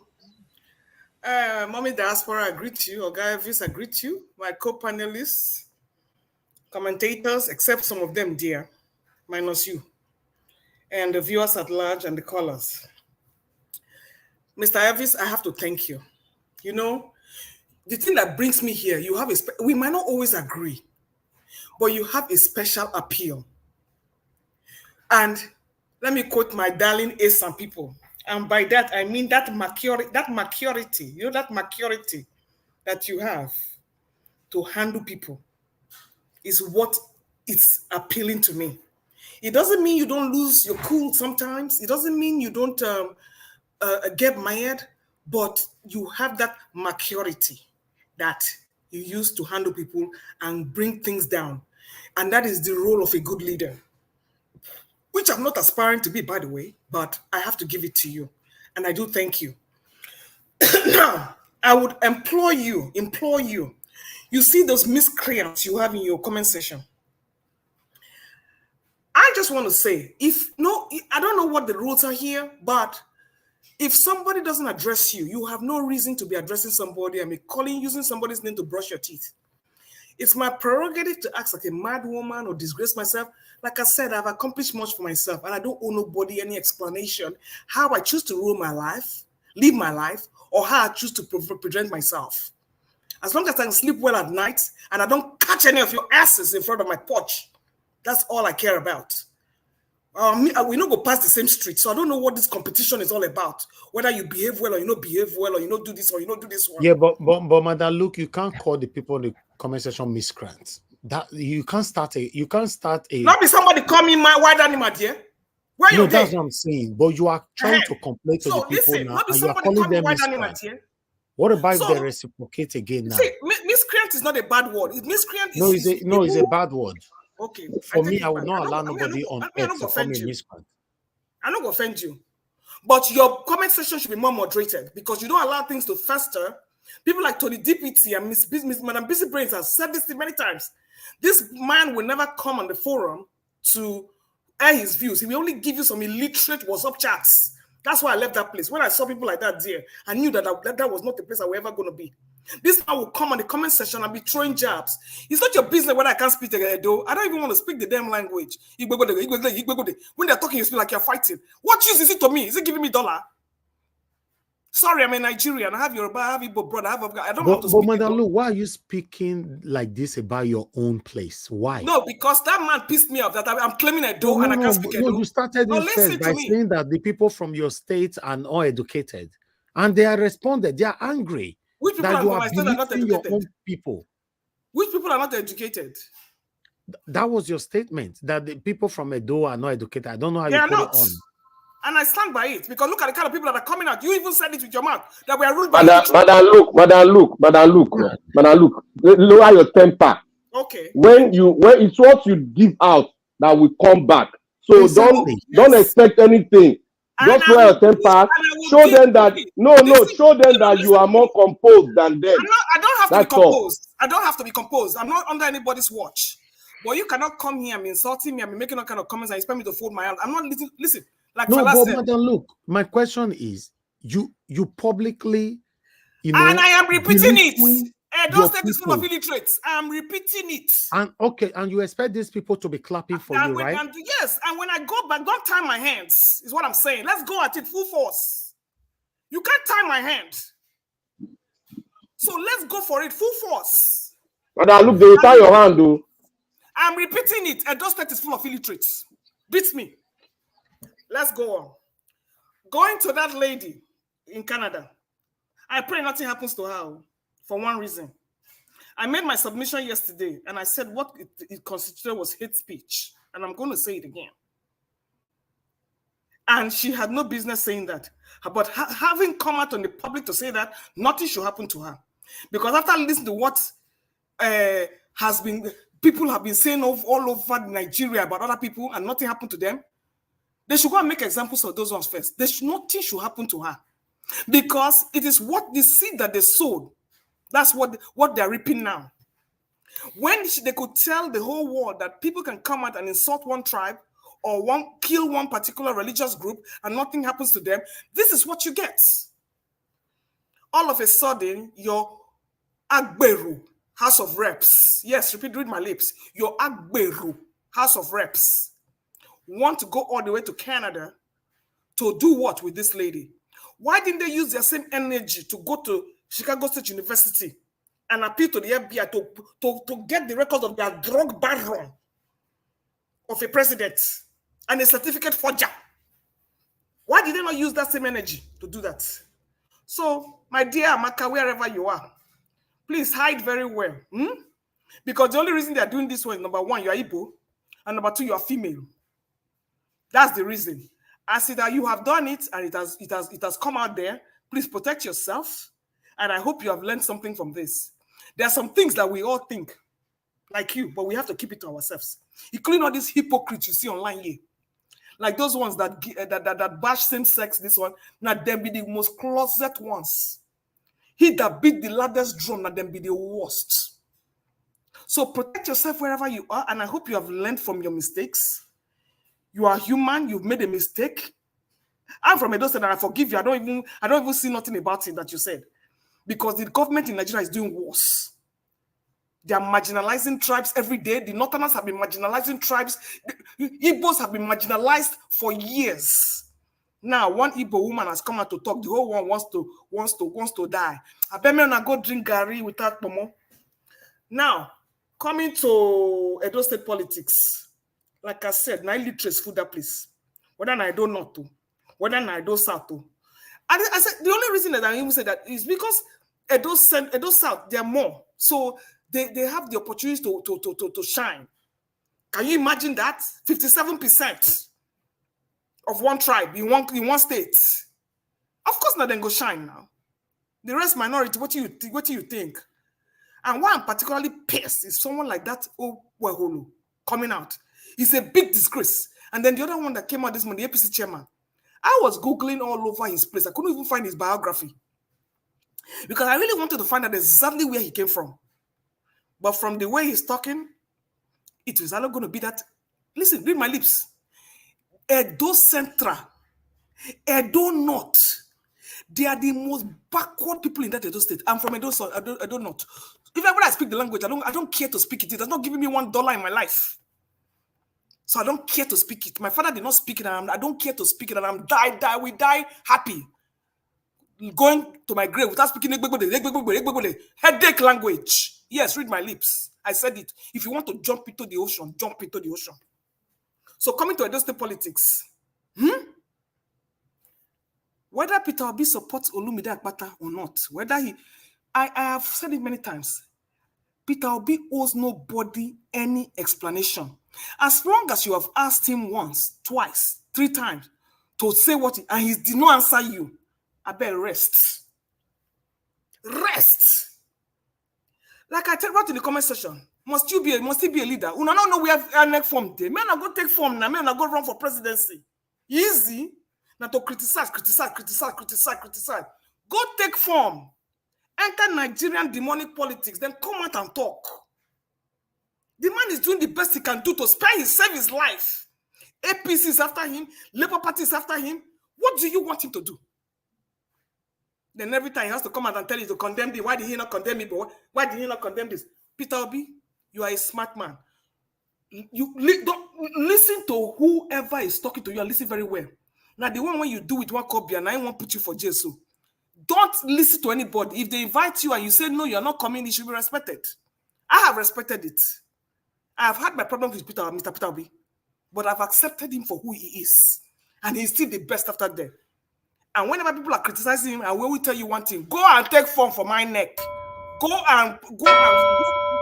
and register and become a president. Leave Mr. Peter Obi alone. Thank you. Okay, Mother, look, thank you very much for your submission. I believe henceforth, the day I will hear you criticize Tinubu, I will come for you.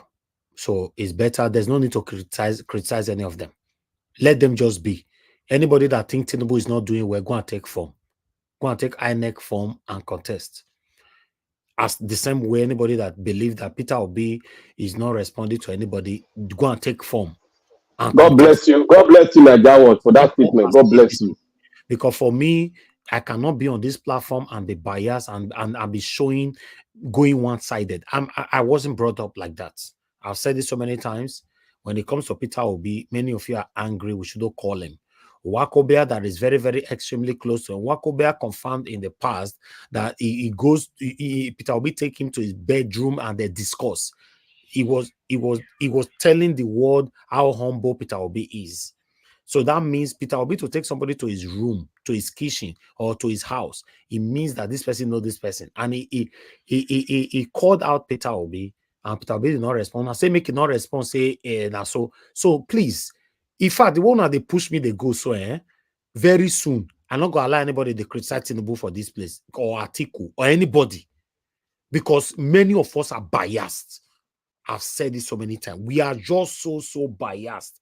That Nigeria that we are fighting for, many people are just listening to Madam Luke that is saying his own place where he came from, where she came from. They are speaking just listen to that language. Yes, I said it. Someone like, please, no, don't interrupt me, please. I'm speaking. Nobody interjected you or interrupted you.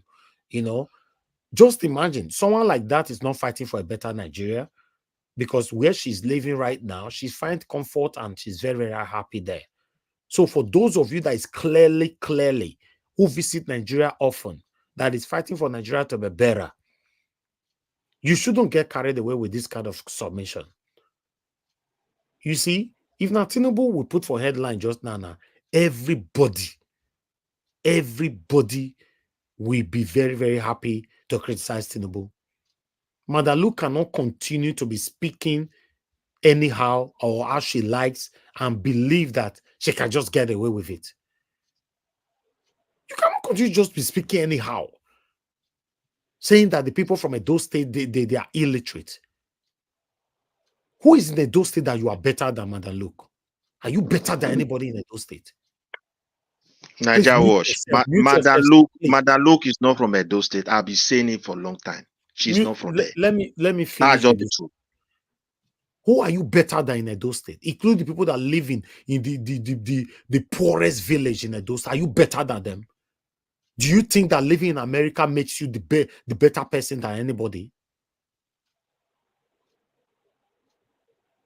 Don't call out Peter Obi, but you can call out Tinubu. This hypocrisy, I can't take. Thank you, Madam Irish Fine. I can see already.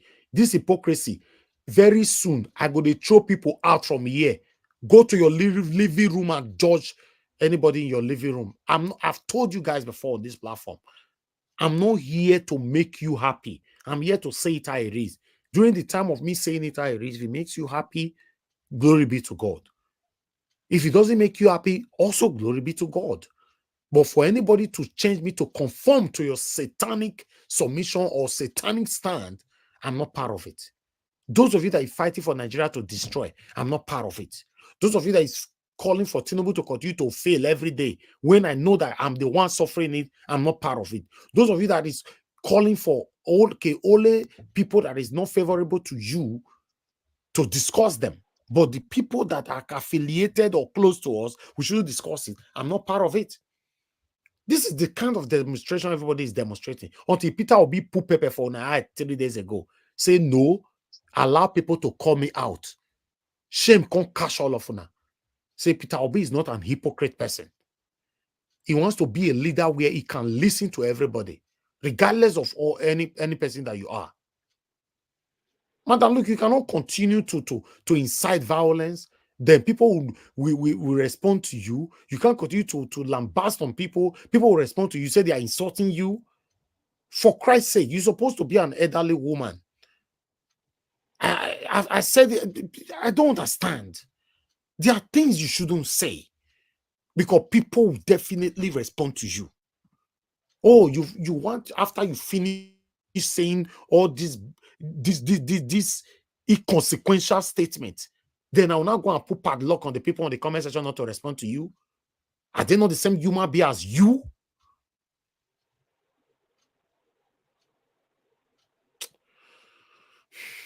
Let me move on. Niger Watch, I beg, lower temper, and then let us continue with our trajectory and look for a greater country. And I want to say this: everybody have a right to speak when you contradict what is in their heart or in their religion or whatever in their tribe. So they have the right to contradict whatever you have said, because what you give out, that is what you're going to receive. So nobody should be angry about it. Thank you, Niger Watch. Thank you. Thank you very much. I appreciate every one of it. To be honest, sometimes the art of Madam Luke on this platform is so annoying. I've tried everything possible protecting this woman, like I've done in the past to some people. Satanic Pansat on this platform, I called him privately. I talked to him on air, everything, telling him that, sir, you are elderly man, please stop using the F word on anybody. I've talked to him so many times until he was publicly disgraced and beaten. And it's not nice. Do you think I have the power to control the people on the comment section after you don't lambast on them and now say, Mona leave and Alumon and not respond? I don't have that power. The platform, we have rules here. We have rules here. Rufai, the other day, when was this guy? Onokbasa was disrespecting him. Rufai forgot himself that he's supposed to continues to practice professionalism. He left professionalism and give Onokbasa woto. That's life. So all these one people are trying to, after you don't disrespect others, you now start saying, oh, we're supposed to have this on this platform. If you disrespect anybody, should I now stop them from disrespecting you back? Like the way satanic government have left other people calling out the Igbos now. Now, other people, the Igbo people are now also calling out other people now. Then they are responding. Is that how a country is supposed to be governed? Is that the same thing some of you are practicing on this platform? What is wrong is wrong. When you pretend that you cannot see it at that moment, oh, you can only talk when it starts affecting you. At the moment now, let Peter Obi alone. Let Peter Obi alone. Peter Obi have not even done anything. The only question we ask now, what if Peter Obi become president tomorrow now, say, Peter Obi do one thing. For your call him out now, say, no. You must die today for calling his name. We can't continue like this. This is wrong. It's wrong. I'm not aligning with this at all. And I will never align with this kind of footstep. Thank you. Thank you, everyone. Let me move on to the next person. Can I speak, sir? Tunaja, you want to say something quickly? Yeah. Quickly. I for the life of me, I can't believe some of the stuff I've heard. People excusing people's. We can't keep excusing bad behavior, no matter how high the person rises. We have to call a spade a spade. Sometimes I feel like our people are not ready. When the time comes, they will see now. They think this is pepper yet. When the pepper come, we were not there. That's the problem. How can you see somebody advocating genocide? Literally genocide, and you try to say it's just a minor mistake. No, the reason why you condemn it, so nobody thinks like that again. Not only for her. Let me say this quickly before I call on the next person. I need to put this through. Mother, look, you are one of the people amongst other wonderful people on this platform who super chat me on this platform. But today, 29th of August, 2024, I want to let you know today that I have so much respect for you, but I don't want any kind of doubt to be on the respect I have for you. If you want you stop super chatting me on this platform, please just stop. Let me demonstrate the respect I have for you so that I can also handle you properly. Because I don't want anybody, because I've said it before, anybody who super chat me on this platform, I appreciate you all from my heart. In fact, if you now listen to how I talk on this platform, you know this is how I was brought up. I'm a very appreciative person. But one thing I don't like, I don't want anybody to get away or get out of lane just because they super chat me. I'm not saying that is the case right now, but I'm trying to say this is an elderly woman, for Christ's sake. The kind of things that she say is this is a public space. Is unacceptable. If somebody was to be giving me $1,000 every day, I will throw you out of this platform. I promise you, you will be thrown out with your £1,000 daily on this platform with this kind of attitude, with this kind of satanic attitude. Please, I don't like having problem with people. But when somebody they talk, and you don't listen, then you push somebody to the wall. A lot of people agitating today in Nigeria. Many of them never plan to agitate. The previous government and the current satanic government, all of them are pushing everybody to the wall. If you are a man today, you're beating your wife every day at home. Say, oh, she not fit talk. One day, she go poison you, you go die. And then you go know, say, yes, she have power to respond to you. She was only trying to protect you because of the kid that you guys got together. This is wrong now. Too much of everything is just bad. I'm telling you what you said that is wrong. You are still saying, I will say it again. Anybody that wants to jump should jump. Madam, look, this is wrong. Even though you don't want to come to my platform again, I'm not interested. But let me tell you, it is wrong. Maybe you might reflect after sleeping and wake up. You might get to know that this is wrong in every ramification. Study me properly. I'm not the kind of person that pampered people when you are doing wrong. I'm not interested. Whatever you're doing for me, my stand here and my dedication, my time for my dear beloved country, Nigeria, is to see the country become a better country in my time. Even though I have a better life or I live in one of the best countries in the world. We can't continue like this. And for those of you that is always saying, leave it alone, you call it to my show, leave it alone, leave my next time you call it to my show when we are asking it, I'll be a question. Now inside Gov't, I'll go to where you put. Who go vest now? Your vessel, in case you don't want to come again. Many people don't fair do one before, not be you start them. Many people don't fair do one before. But the beautiful thing about it is that this share way for command, God will bring another person that is genuinely fighting for a better Nigeria to occupy the share where you leave vacant.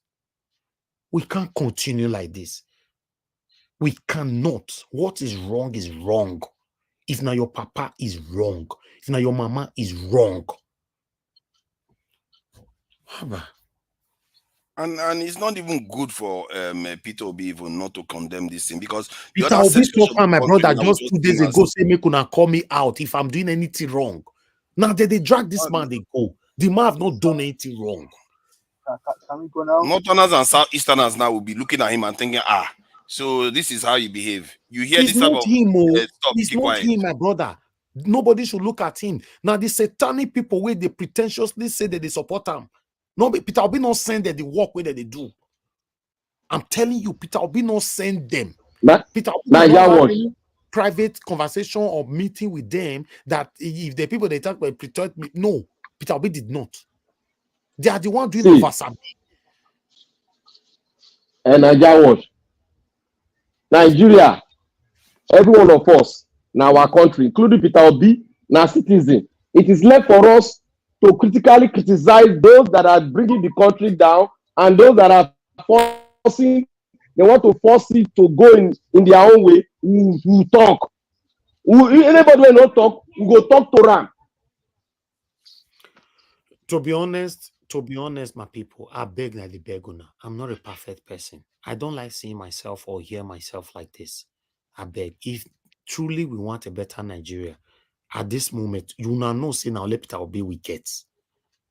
And the way they go now, Seth, to me, if you ask me now, I want me Peter Obi resign. No.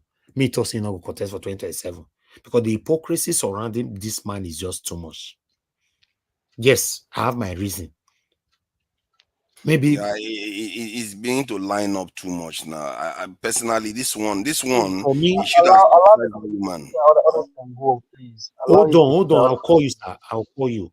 If Peter Obi can resign and allow us to dwell in this suffering, I will be the happiest person. Because many of us are hypocrites. There's something we are fighting for. I'm telling you. Now see that woman, those women where I play earlier on, where they say Tinubu don't fix them. Some of you are like that. You want me Peter Obi become president, make it fix sooner. Now see that our satanic dwarf with the America. Even yesterday they say make video. They talk say Asue Ighodalo must fix him.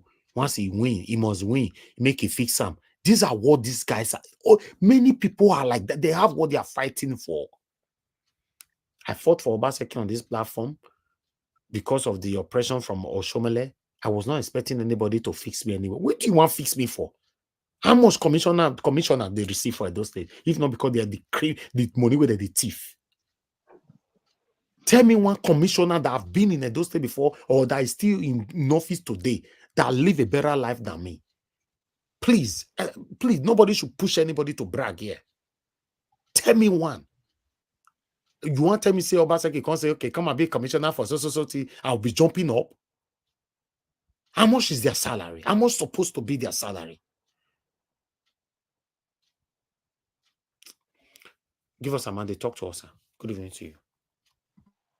Thank you very much, Ellie. Thank you for the time.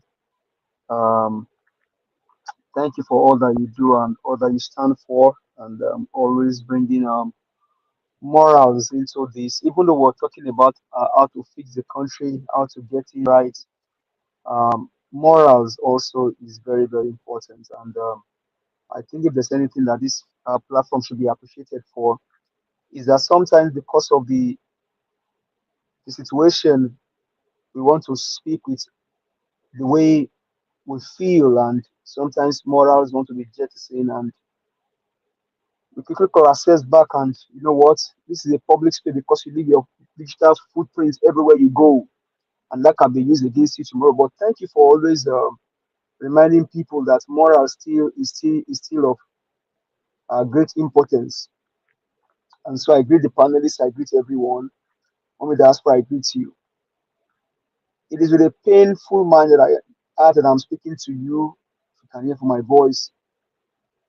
It's only sad that sometimes you look at Nigeria and then you think that you can get hope from some corners, and in the long run, you begin to question the hope. On X 2 days ago, I was on that platform, on that space. I was one of those that requested for the mic, but it didn't get to me. And most of the questions I would have asked Mr. Peter is one about Kenneth Okonkwo, and one that I would have also asked him is, are you being used to even just calm the nerves of the Nigerian youth?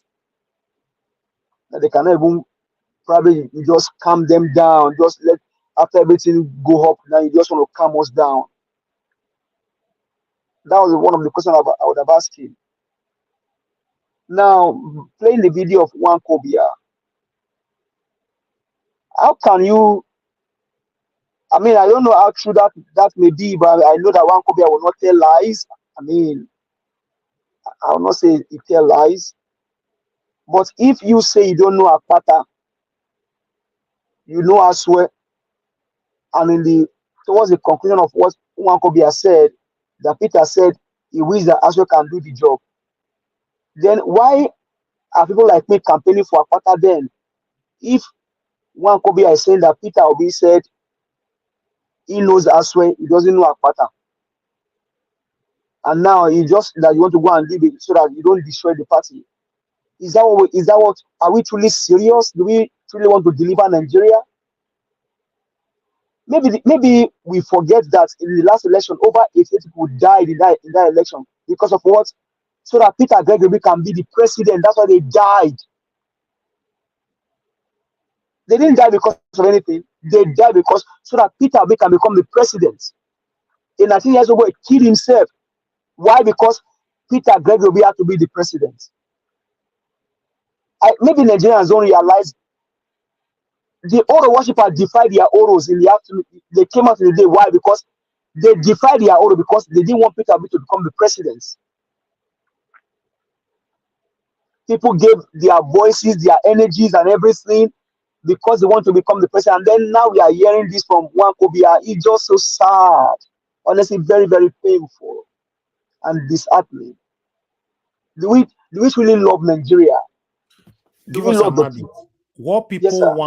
What people want me to do, me specifically, anything, make I know you they ask question. I just display my presentation. I just say they talk.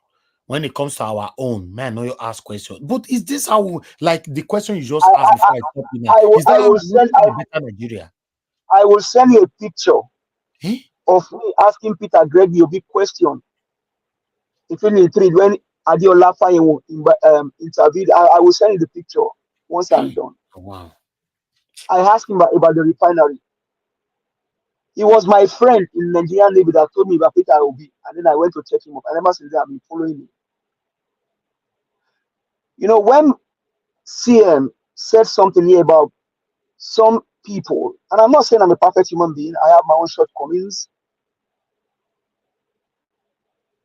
It's just that when you put your trust in, when you think that you can get sanity from some corners, and then in the long run, it ends up becoming that we're just still playing the same hide and seek. It bothers me, and those things quickly just throw me off. But the question is, do we really care for Nigeria? Do we even love our people at all? Do we care for them? Because up until today, Edo State election, honestly, should be an easy a walk in the park for LP. Why? Because the place should be bubbling. It should be bubbling of everything. It should be LP. Obaseki himself confirmed that in every household you have an obedience, obedient, and they are being backed up. They ride on Labour Party. So Edo State should be bubbling now. Peter Obi should have gone to Edo State not less than 2 or 3 times, because that is the headquarters of LP and obedient movement. And then we are hearing this from Wankobia, and sometimes people will tell you, "Oh, LP, they know how to manage their things, they can do their things." No, we cannot continue like this anymore. No, don't take people for a fool. Me, putting my voice there to campaign for Olumide Akpata. I don't know him from Adam. I've not seen him. The only time I saw him, maybe on virtual, is on this platform. I may have heard about him as an NBA president, but do I know him one-on-one? No. I just know the guy did something better when he was NBA, and the way he carries himself and want to fight for the people with empathy and compassion. That's why I'm supporting him. And if in the long run, it now happened that you don't even have the mind to defend the people's mandate, campaign is not working properly, your principal is not speaking, they have to be talking to you on the platform. When are you going to talk to? Are you going to go to Eddie to go and campaign for Olumide? He said when he's ready, he will let us know. Are you not supposed to be in communication with him? You guys should be communicating back and forth every time.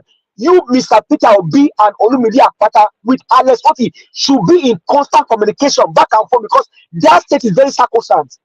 Very, very, very, very important. Why? Because 2023 election, if there's any state that put their lives on the line, it was Edo State. People took generator to polling units because of Peter Gregory Obi. A boy put his mouth on a beer road, sleeping on say I must get my PVC. You don't give me with diet. Why? Because he wants Peter Obi to be the president. And here we are today. Today, people hopes are raising up. Tomorrow, you dash the hope. It's like this whole thing is just like we are just playing hide and seek. We are just playing gamble. Come on, people. This is not how countries are being governed. No. It bothers me. It bleeds my heart. Mostly because I cannot be campaigning for you. You think I have anything to benefit from your campaign? If there's anything I have to benefit, is for the Edo people. That little boy in the village, that little girl in the village that has not seen life for the past 50 years. Imagine, and then man was saying on this platform, they've not seen light in their state, in their community for the past 50 years. And we are still here playing hide and seek politics when countries all over the world are moving, they are selling, they are making things happen for their own people. You were in Washington DC for the DNC convention. You told us what they told you in the convention. I said fight. You have to fight. Because what? The people's life matters. Over people will die because they want to become the president. A boy killed himself because he wants you to be the president. And today we are here. We hear this, we hear that. Is that how we want to play this whole thing in the long run? And people will tell you don't add emotion to it. Why won't you add emotion to it? Governance act, it entails of all of your fabrics, everything about you is in it. Is in it. If there's anywhere that I should be bothering about LP today, it's a those state. Why? Because that state needs to be taken by LP. So you now have to wait for Olumide to now phone you. Mr. Peter, we are ready. Come and campaign for me. What arrant nonsense. Permit my word, people. I don't mean to be disrespectful. Mr. Peter Obi and Olumide Akpata with Alex Oti, they should be in constant communication. Let's even forget about it right now. But these three guys should be in constant communication. What do you want us to do? How do we come and campaign for you? That state should not know any other political party other than LP, because it is very, very vital. And here we are. Tomorrow we come, man. Mr. Elvis, man. Thank you. I appreciate you. Just go ahead, sir. Thank you. All right, my brother. Thank you very much. I understand your submission, your plight. Thank you. God bless you. I appreciate it. Yes, sir. I want to give one example. If to say, I'll use local language. If to say Peter Obi election never come, and Olumide Akpata election they come before your election, he go sit down for that place and say he never invite us. My brother, thank you anyway. You are the leader of the party, so they have to phone you. They have to phone you in Anambra and say, Oga, for me, this is Olumide. Tomorrow is my campaign. Come and join me. Come and join me. When you see Adam or somebody, even though his candidate is a block candidate, going everywhere, putting his own things on the line.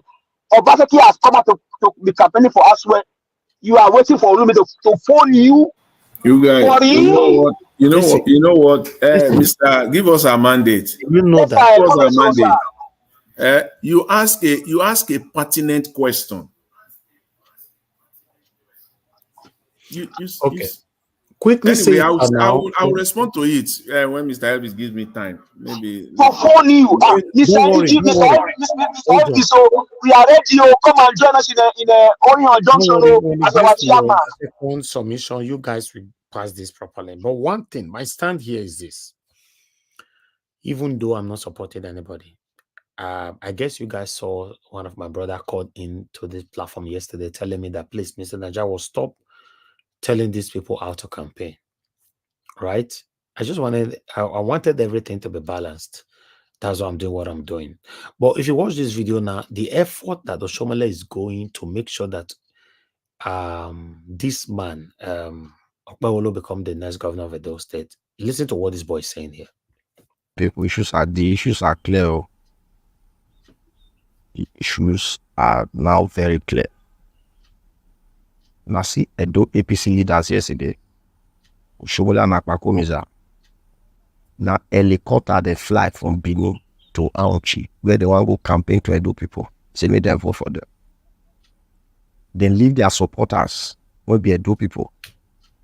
When they go press body, enter public vehicle, Gwara vehicle, pass the Gwara road where it's poor, federal government road when they not feel repair. But they enter helicopter, fly, go Aochi. The issues are clear, my people. We don't need this to say to tell us. This will make you explain out to us. They never enter power, they say me we vote for them. Now helicopter, they take the fly for. Okay, I'll leave that video right there. I played this video for a reason, right? Some people have questioned me since yesterday, even on my inbox, my WhatsApp, everywhere, telling me that even on the comment section, the video we did yesterday, if you go and look at the comment afterwards, you see some people are questioning me there, saying that, oh, Mr. Najawa, leave Peter Obi alone. I think could they follow Asue the waka? Why they call say Peter Obi must follow Lumide? I beg, leave Peter Obi alone. This is what people are saying. I say go and look the video we do yesterday. Go check some of them. Or day for yesterday. People are already calling me out that I shouldn't tell Peter Obi to follow Akpata to do anything. I think in the right thing I be talk. I don't know say the wrong thing I talk. But you guys see what Oshomole is currently doing for Okpewolo. Some of you that have been on this platform campaigning all this while, you know, they mention Okpewolo name. I believe they don't clear for an eye. Now, wait till I talk now. Nobody don't give me credit now. But when they say now, say Okpewolo is in fact is the biggest threat in Edo State. All of you were just on one-way traffic. Thank God so now they say now. They don't show themselves, tell you now, say yes. Road to go out, she go do campaign. It's not good. They use a helicopter. They call say people we want to say we go the clap for them, and they pass that road, and they come meet them. Now tell me, what have I done wrong to telling Peter Obi to support Olumide Akpata for campaign? Is there anything wrong there? I'm gonna say Peter Obi get voice. For Olumide to even exist, I'm not saying that because of Peter Obi. I'll call on the next person to speak to us. Thank you. Naja, before you call on the next person, I beg, sorry. If Peter Obi say he no go come campaign for Olumide Akpata for this election, make he not just come outside for that podium say one talk. Not be say talk, just to talk. I'll be the first one to tear him down.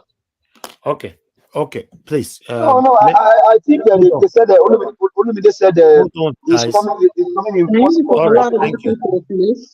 Hold on, sir. Thank you. Go ahead, Mr. Joseph Oji, talk to us, sir. Thank you, sir. Yeah. I want to pick up on give us our mandate about Olumide. I just witnessed 7 o'clock. I witnessed at this Channels TV. Olumide Akpata was with this Sheung, and he said there that because that one asked him, what about Peter Obi?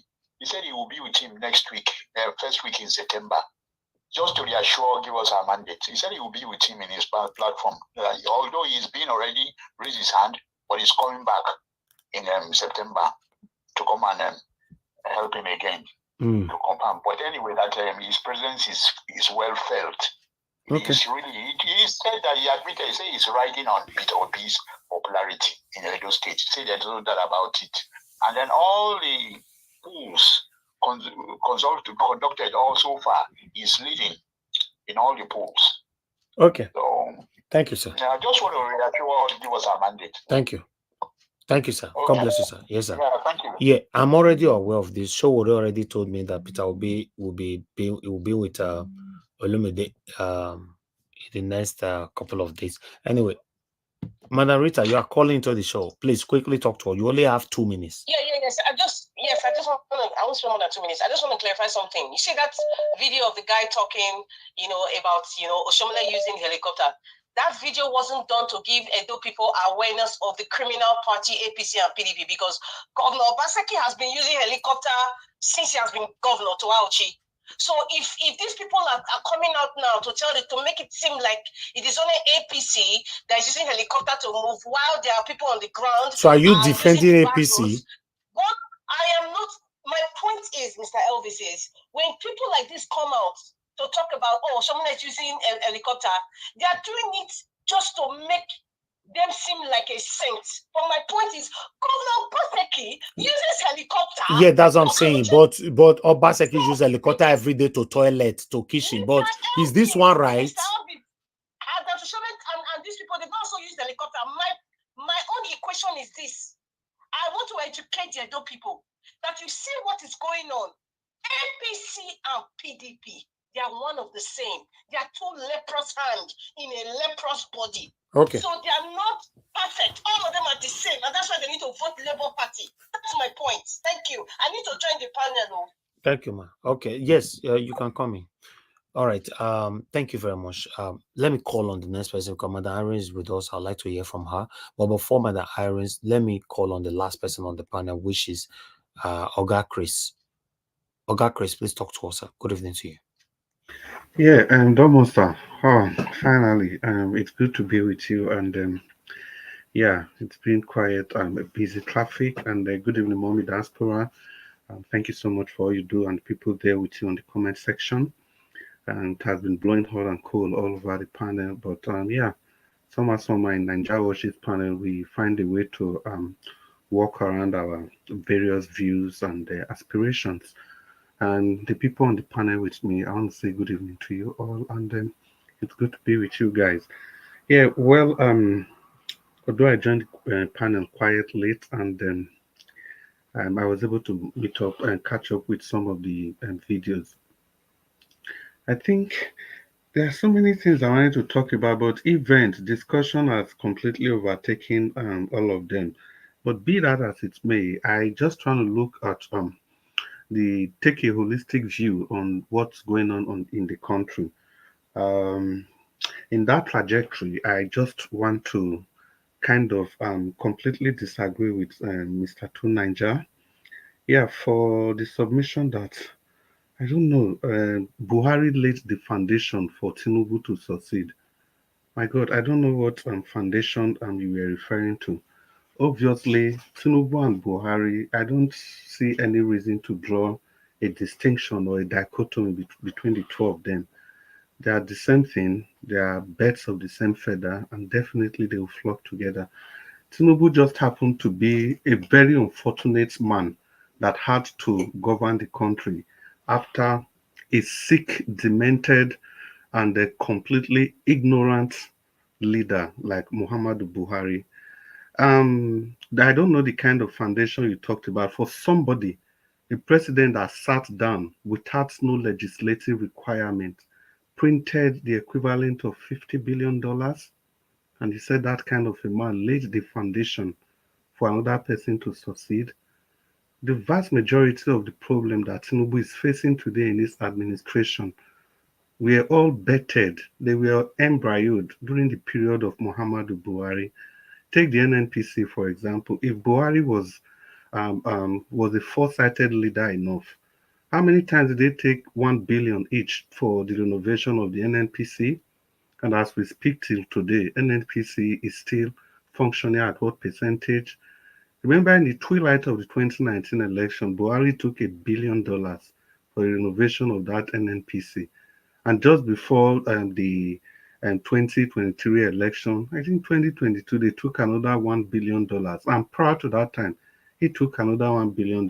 Until today, there's no drop of oil from the NNPC. If he had done that, I think that would have been one problem less for for Tinubu. And moreover, you also alluded to the fact that unity ought to be the greatest strength that should uh, give us development as a nation. But Buhari was the divider in chief of the country. You see, this politics of bitterness, the level we have taken this tribal bigotry to. They were all laid down by Buhari, and nobody can deny that. The rubbish this lady was spewing in Canada. Yeah, by all means, I want to believe that most people, most Nigerians, will shock you to know they all share the same sentiment. It's just that people are able to cover it at different degrees. The 2023 elections clearly reflected that this is just who we are as a people. We saw what happened in Lagos and across the 36 state of the federation. Till today, the governor of Nasarawa state was not the governor. They cheated out the minority voice in Nasarawa. The same thing happened in Plateau. It was violence upon violence upon violence, all orchestrated by who? By Buhari. We saw the team of soldiers that they sent to Lagos, and people were clapping that they were going to maintain peace and order. We didn't know it was in preparation for any outcome of protest against election rigging. Who orchestrated all this? It was Buhari. What about the 8 years of nepotism? Nepotism and the Fulanization of Nigeria. Who did all those? It was now before his tenure. You know, people don't used to see the Fulanis the way they started seeing them when Buhari came to power. He was the chief divider. He did all those things for just his own personal gain. These were the landmines that he laid for the administration of Tinubu to come and combat with. And that does not exonerate Tinubu as a person, because all this while he supported Buhari. They all knew that Buhari was as incompetent as it can be, but they all stood by him to ensure that they get their largesse from his maladministration.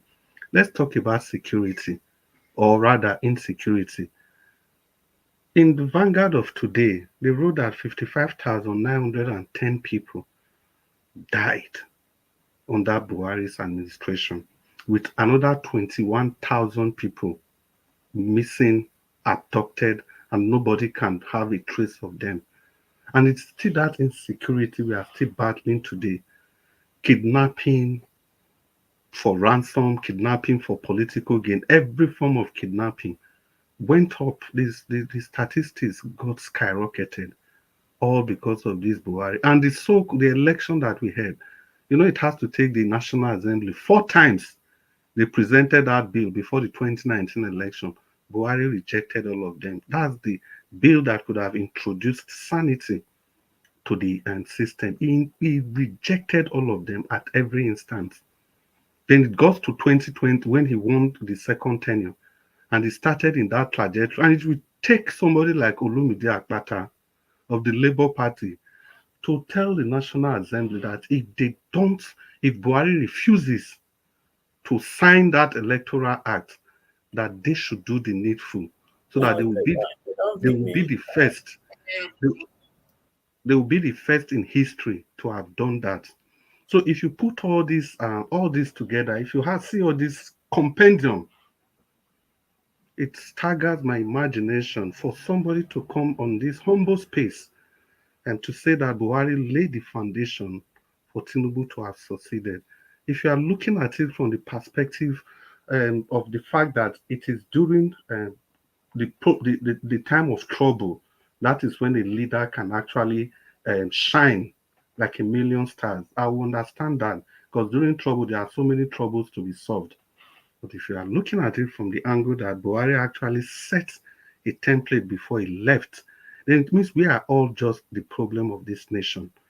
And talking about the activities of Barrister Olumide Akpata, he stood against Buhari and the insecurity that was unleashed on Nigeria by El-Rufai, to the extent he told the Nigerian Bar Association that they should not allow somebody, a divisive figure like El-Rufai, to be honored in the annual general conference meeting of the Nigerian Bar Association. That is why we looked at the 3 candidates on ground and we decided to go with Barrister Olumide Akpata, not because he's a saint, not because he's an angel that dropped from the heavens, or not because he's an Odyssey or a Greek god, but because we looked at the people, what we have on ground, and we must have to go with one.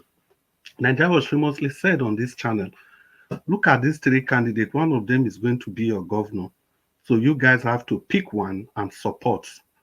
And that is exactly what we did. It didn't take us time because we know the PDP and the APC, they are the same thing.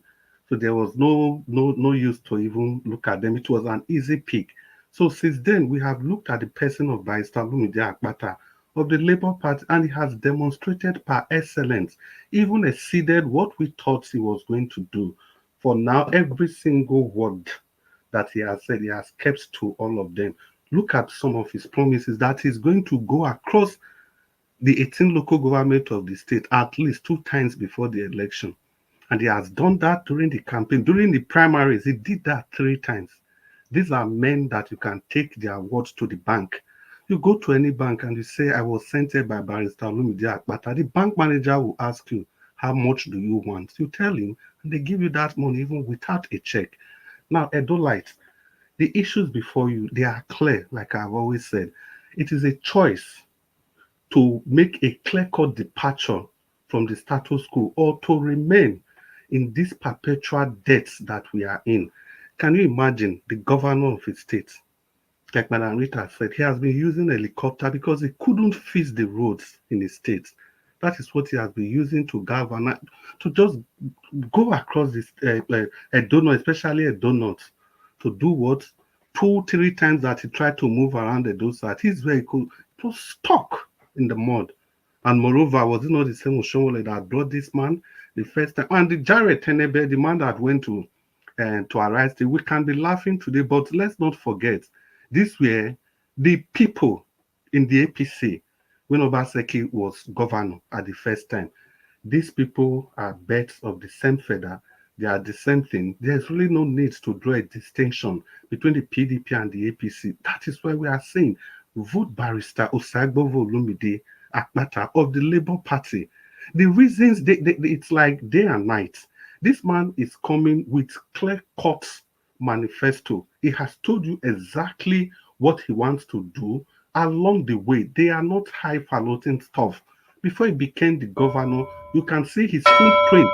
I'll just round up, sir, in 10 seconds. You can see his footprint all over Edo State. So tell me what he's going to do if he becomes the governor. I'll tell you if you don't know. He's going to take you and Edo State to El Dorado. Good evening, Mr. Nanjarosh. Good evening, Nigerians. Thank you for listening. Thank you. Thank you very much, Oga Chris. God bless you, sir. Thank you. The last now on the panel is Madam Iris Finance. Thank you very much, ma'am, for joining the panel this evening. Good evening to you. Please, you have the floor. Talk to us. Yeah, good evening, Mr. Ivis. Good evening, everyone in the panel, the comment section, Mommy Diaspora, and our viewers. Thank you all for always sticking to the platform. Just continue to help us to share and like, support the platform financially if you can. We appreciate everyone that has been doing that. God bless you all as you continue to do so. I want to appreciate you, Mr. Ivis, especially because for some time now, before I went for holiday, you have been talking something that I've been trying to point out in this panel over time, that it seems that many people did not really pay attention to it. I have been saying that the 2 good ones that come out to run in Edo State are busy. Let me say their supporters are busy fighting each other, ignoring the real danger that is there.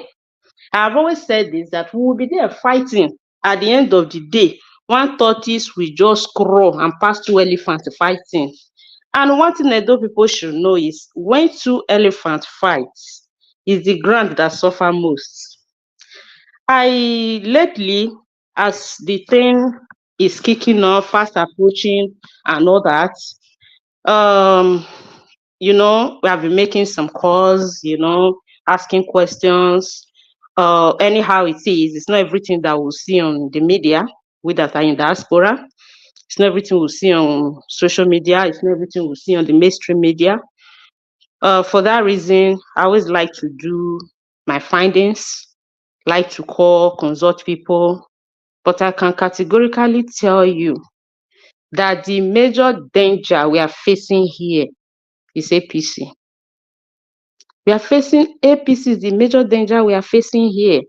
I don't know how, I don't know what is going on, but I can tell you, because earlier in this platform, some people will say, I don't even want to talk about that guy because it's not even on the race. I can tell you, my people, that is very much on that race. It's so sad that many of us are not seeing it. We are just busy fighting a particular person, probably because of Gov't Obaseki or whatever. I don't know. I'm not saying this because Asue is my candidate and I stand on it until the election. He win the election, he did not win. I am so proud of Asue. I'm so proud of the person he is as of today until he quotes me wrong. So I stand with his mandate. So that being said, I think Edo people really need to like look well. Anyone you want to support, I am not going to castigate you for supporting whoever you are supporting, but all I'm saying is that, like I said earlier, when two elephants fight, the ground suffers it. Because any of these persons that get into Osadebe Avenue, whatever the person is doing, is Edo people that we hear it. If he do well, we enjoy it together. If he did not do well, we will suffer it together. That is one thing we should know. Because I am seeing a lot of personal interest in every political party, not just one, not just the two. In fact, all of them.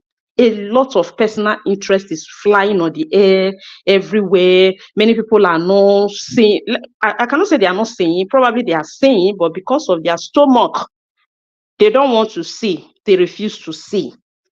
But it's so unfortunate that at this point and at this age, we are still playing that kind of politics. It's so sad. It's so sad because I don't really know how to defend, how to really express this thing the way it is to me, based on the information that I have, that I cannot disclose. But I can categorically say that we are facing a very big problem in Edo State in this election.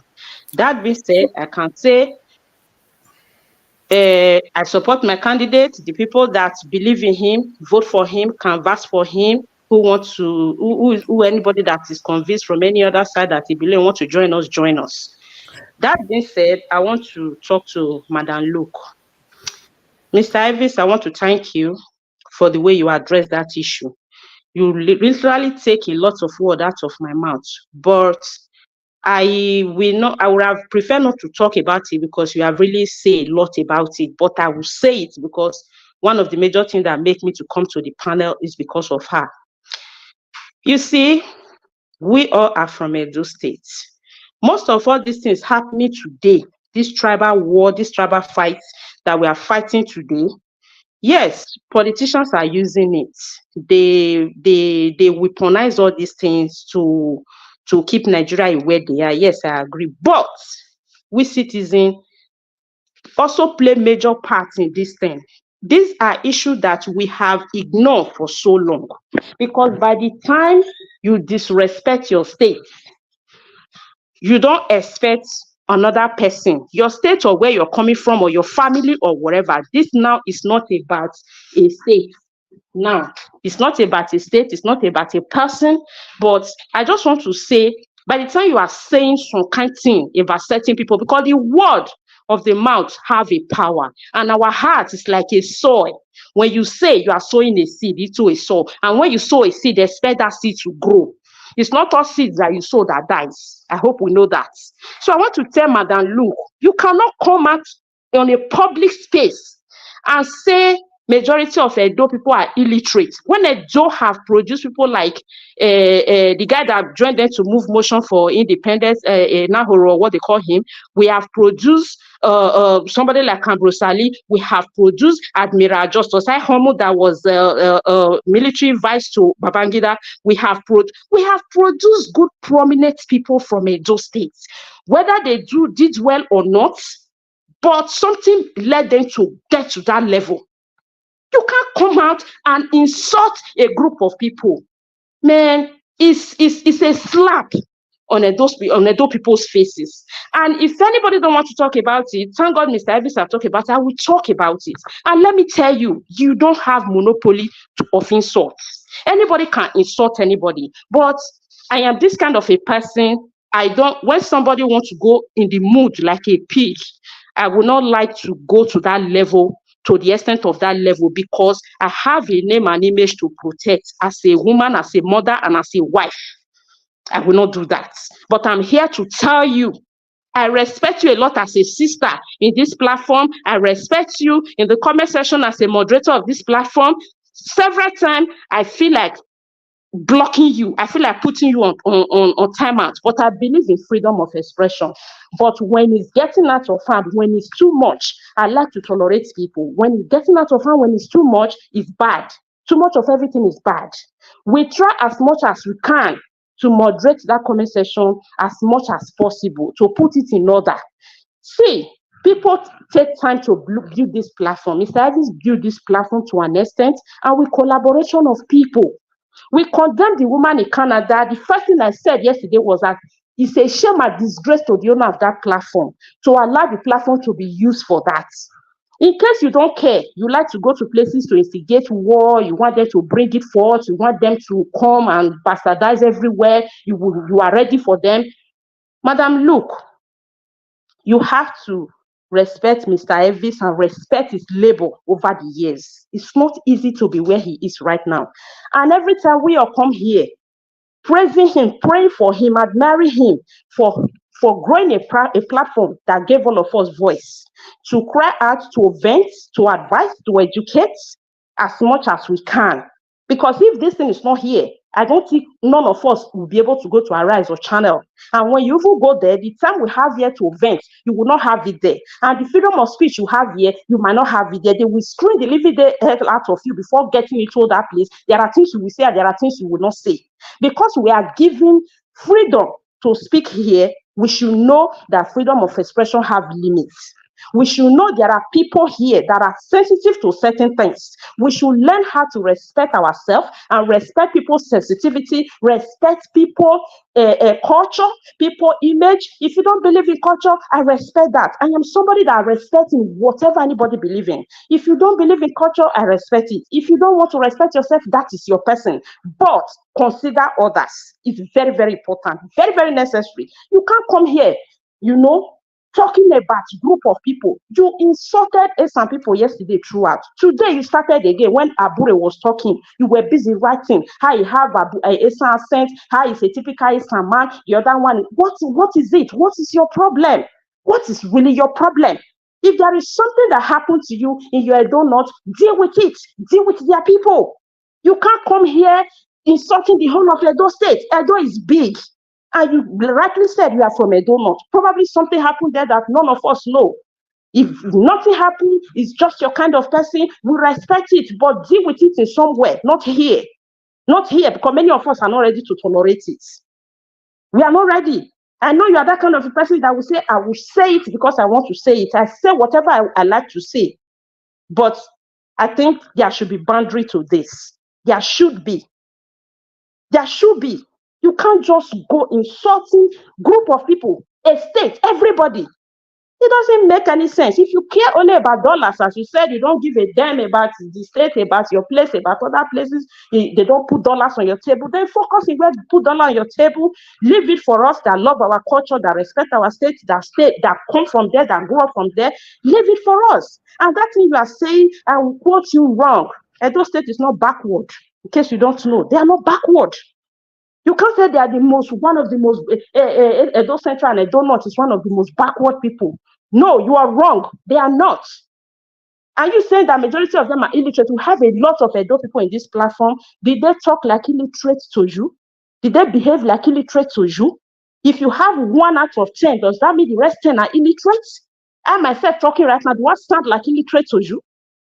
Come on now, come on. Let's respect each other. We are only here fighting for a better Nigeria. We want a better place. All of us want to go home with our children. Maybe you are not one of the people that want to go, fine.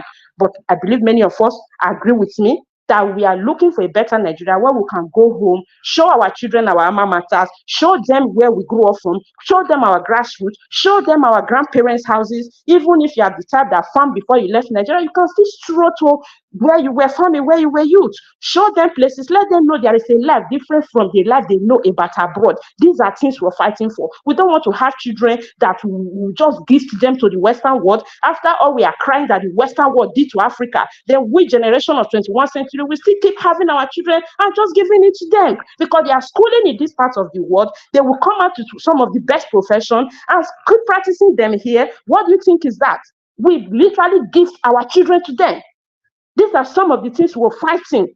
These are some of the things we're fighting. Somebody, one of our brother was late the other time. They were calling the children. The money in account in Nigeria, the house of your father, what do you want us to do with it? They first of all said, please, we are not interested. Stop calling us for that. The family insisted, you know what they did? They block all their uncles because they don't want to go to home. They remain in France.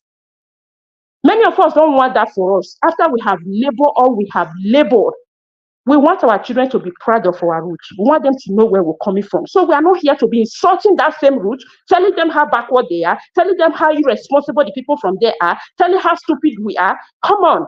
We don't want it. We don't need it. Sometimes my children listening to this program, most of the time they ask me, Mommy, are you not joining your meeting today? And I'm proud for them to know that I'm fighting for a country somewhere where their parents come from. So don't come shouting those kind of words because my daughter was really asking me, why is that woman angry?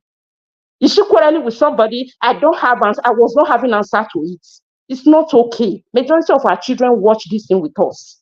So let's be guided. Let's be guided. I did not come to insult you or to blame you or to tell you how to live your life or to tell you how to talk, but I am just saying respectfully as a fellow Edo sister, if you want to see it like that, or as a mate in the platform, or as a moderator in the platform that has been there with Mr. Elvis for some time now. We have come a long way trying to build this platform, and I'm proud and I'm glad where we're able to take it to. So we don't want anybody to come and bring it down. Thank you very much.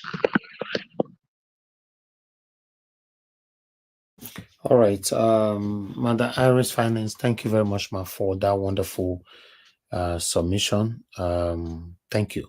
Okay, we are having our submission. I want clarification. I want clarification. Hold on. Can I say Just something? hold on, Madam Busy Brains. Bullet point that down. Mama Esho, I'm going to call you for your final submission now. 4 minutes, please use it to respond. Thank you. Okay, it's okay. 4 minutes, thank you. Yeah, first, brother, beloved officer, I would like to talk to you privately. So I will text you and you let me know your availability so that we can talk. Okay, ma'am. Having said that, my sister, Madam Luke, I really want you to take all these chastisements in good faith, and I want you to ponder over it. And if it makes sense to you, I want you to come and apologize tomorrow. Because the truth is this, my sister Irene is correct. Our children here, if we don't take time, they are burnt away. And if we do not want them to be burnt away, we must repair that country for them to come back.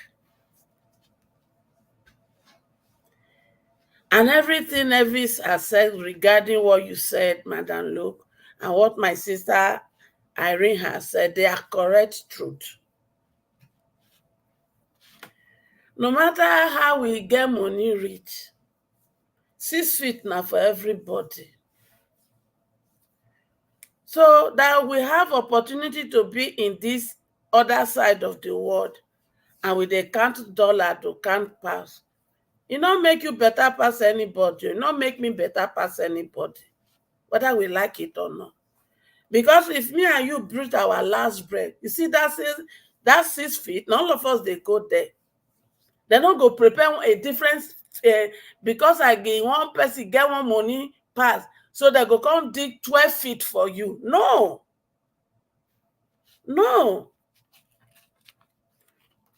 So if you don't have a reason to fight, if you don't have a reason to talk well, please, I am begging, make you do it because of my children and my grandchildren. You dey hear me? Because I am not leaving this rotten one for them. No. And that is why when I come on space now, I say one thing. You should say you believe on what Niger was believe. Or you believe on what Obi believe. Because if we believe all this one when we carry, so we have to unlearn it by all means. Because to me, that is your weak point. And deal with it. So that this journey will feel wakara and where. I am begging. I know these are where this message we put in ourselves. Oh, so person has done it. They didn't do it. So why will this person do it and we are going after? No. He said we should say, okay, this person has done it. It deserves the right punishment so that it will serve as deterrent to everybody. Meanwhile, this other person has done this. Let's go after the person so that we will all continue to bring them into book and resolve all this. I am begging. And my sister, I really want you to think about all this chastisement. It's not out of hatred, but it's out of love. And to all of us, if we must build a new Nigeria, make we learn this attitude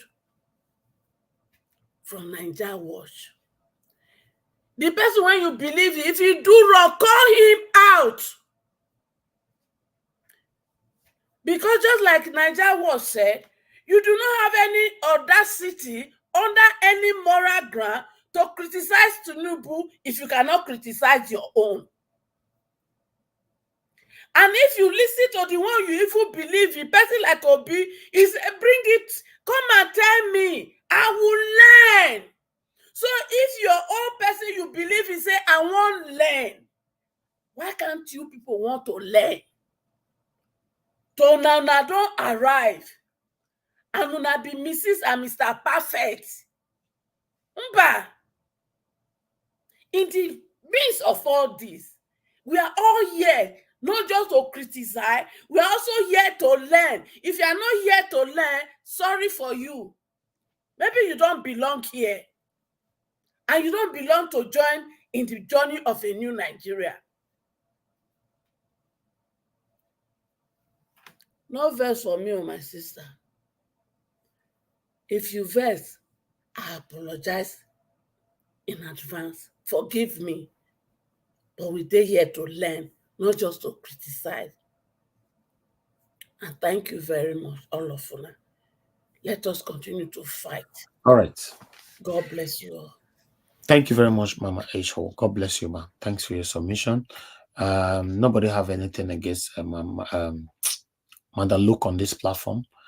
But one thing everybody must understand on this platform is that anybody can be called out. If you are out of track, we'll call you out. If you know that nobody can correct you on this platform, don't just talk from your living room or watch us from your living room. You can't be in a public space and it's just like the APC man was interjecting or interrupting Rufai earlier on. You know, Rufai said, please don't interrupt me. Let me speak. It's everywhere. Decorum. It must be put in place in every public space. You know, so nobody's against him, but the way Madam Luke put her messages all the time is not nice. We have to be honest to ourselves. You know, let me go to Madam Busy Brains. The busy brace, thank you, man. Please, your final submission, 4 minutes. Thank you. Yeah, thank you, sir. Before I take I just wanted clarity from Miss Madam Irene Finance, my sister. Well done. I just wanted to clarify why is her vote going to Asue? I am not from Edo. This is my reasoning. Yeah, I'm just trying us to see. Let's argue it out. I am not from Edo, so I don't have a dog in the fight. However, I do have a dog in the fight because as far as I'm concerned, each state that Labour Party wins means the obedient movement, the obedient spirit is taking over one state at a time.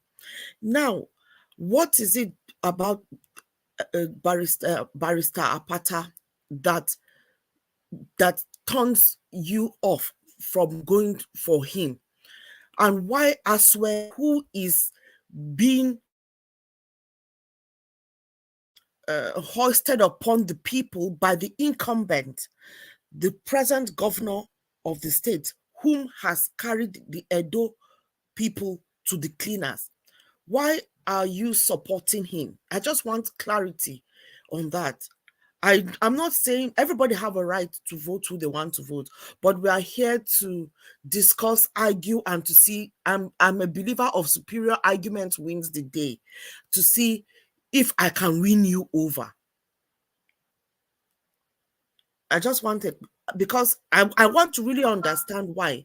Because I think this is the time. Maybe and she will respond to that when it gets to her time. She will respond to that. Okay. Yeah, thank you, because I believe that this is, I stand again to say this is a time that we should take away sentiments that, somebody should not be the reason why we go there. Not if we did not have Obaseki around him, the way he came in is a problem.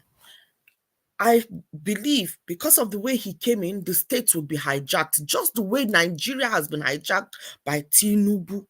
That is the same way the state will be hijacked, because he will not have freedom of thought, freedom of movement, freedom of leadership. It is a compromised situation. He is compromised. I want to also talk about the NLC people that came out and were shouting like some useless charlatans. While I applaud the cause, but I feel that their timing is totally wrong. Not that the timing is wrong, it shows they were selective to when they will go on the streets and shout. It is only when the fight went to their door that they are coming out to be bold and speak to the evil that is this government. Where were they all along? Did they have to wait? So it shows that their purpose is totally their purpose is self-serving. They are there for their own. If Tinubu was to call them and placate them by sending prayers to their account, they will go back into their house. And as Madam Rita will say, they'll go enter house, So as far as I'm concerned, we Nigerians should also be asking them, why now?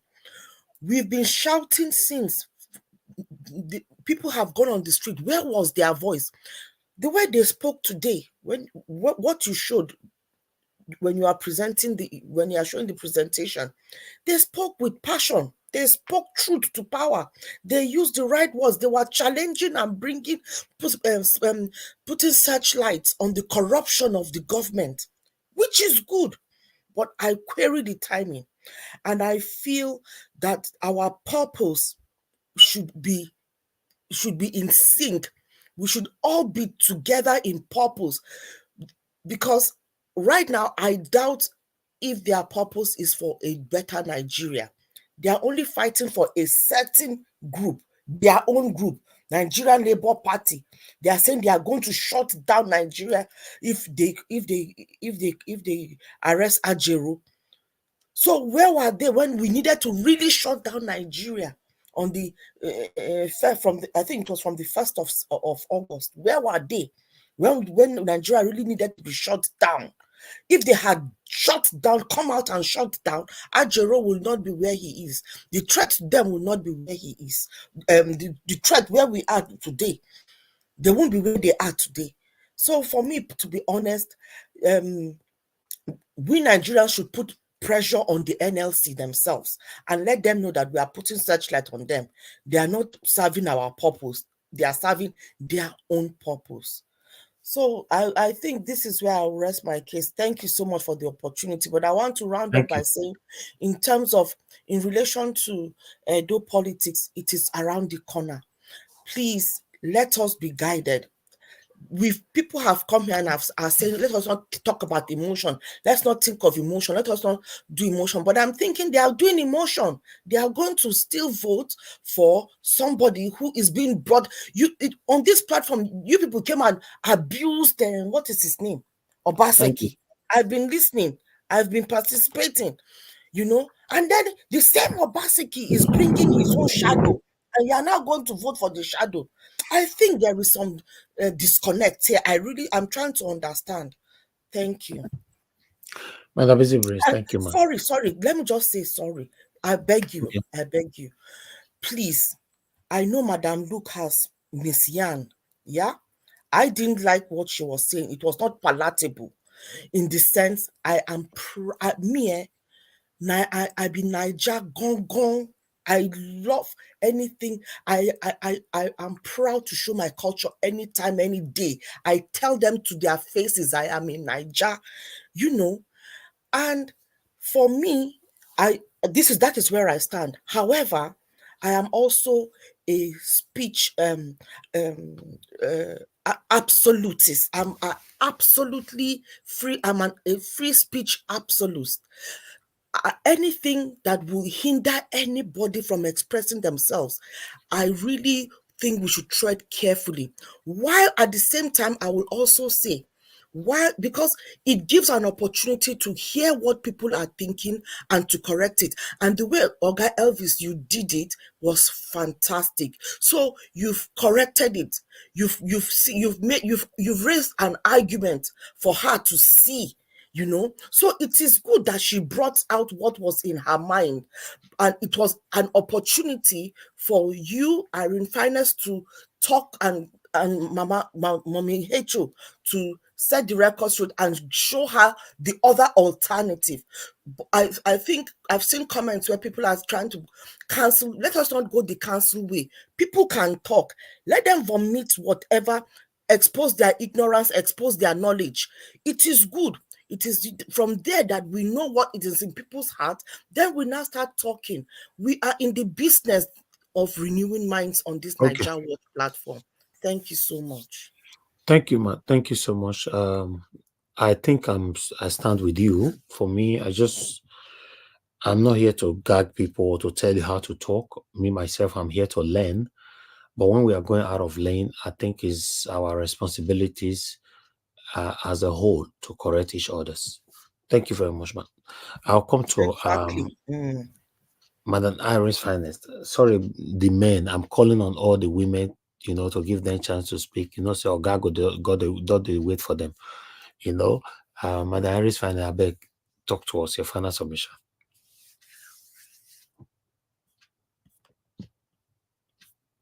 Okay, she's not there right now.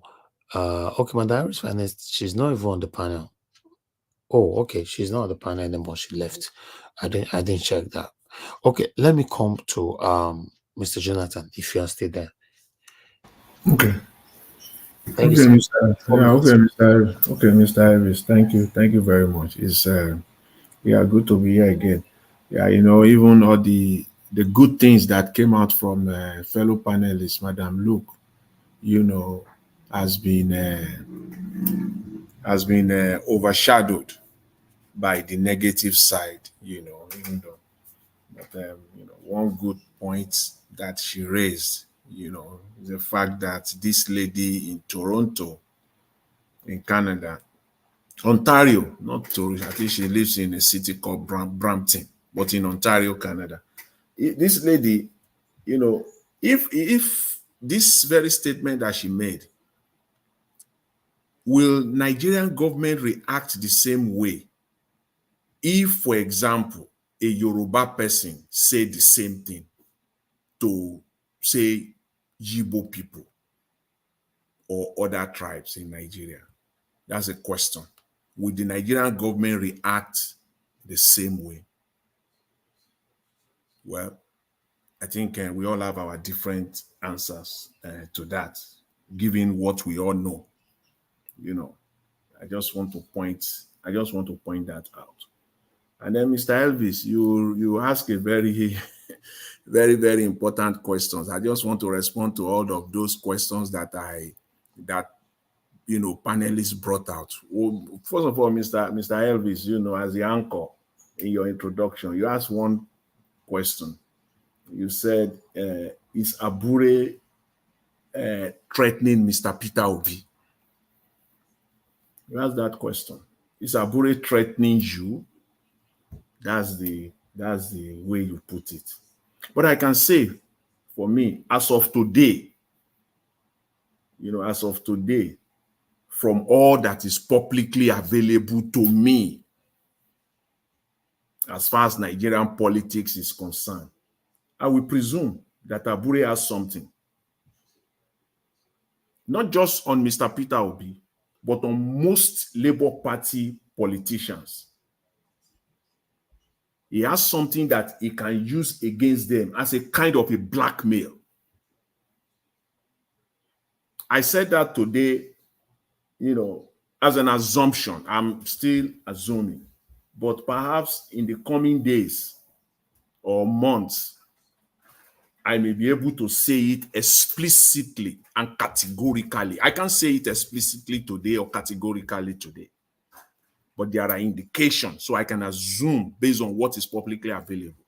And based on that, his press briefing that he did earlier today or yesterday, I can say to a very large, presumably, he has some kind of info. It's something that he has in his bag that is ready to spill out as a kind of a blackmail.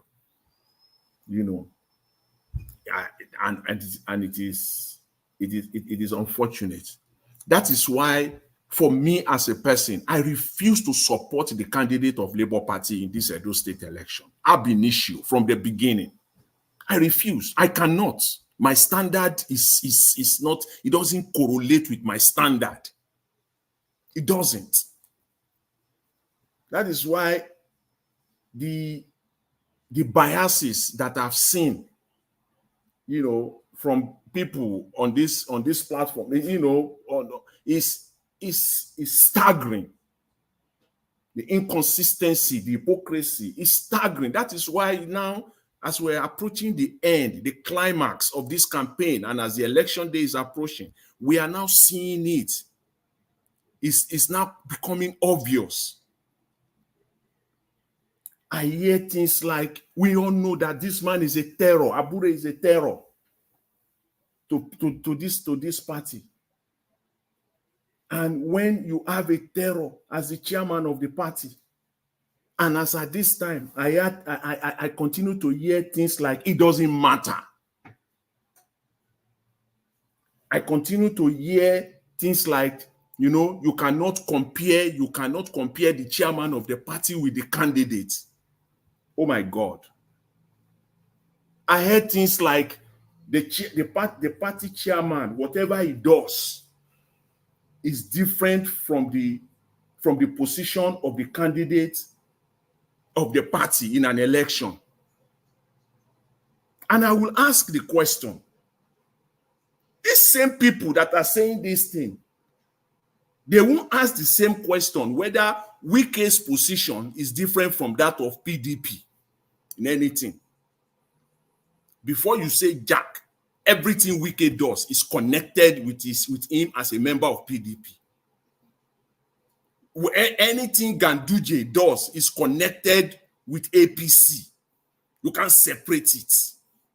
And when it comes to Labour Party, it's different. So it's kind of, and Mr. Elvis, thank you. Let me just end with this. Mr.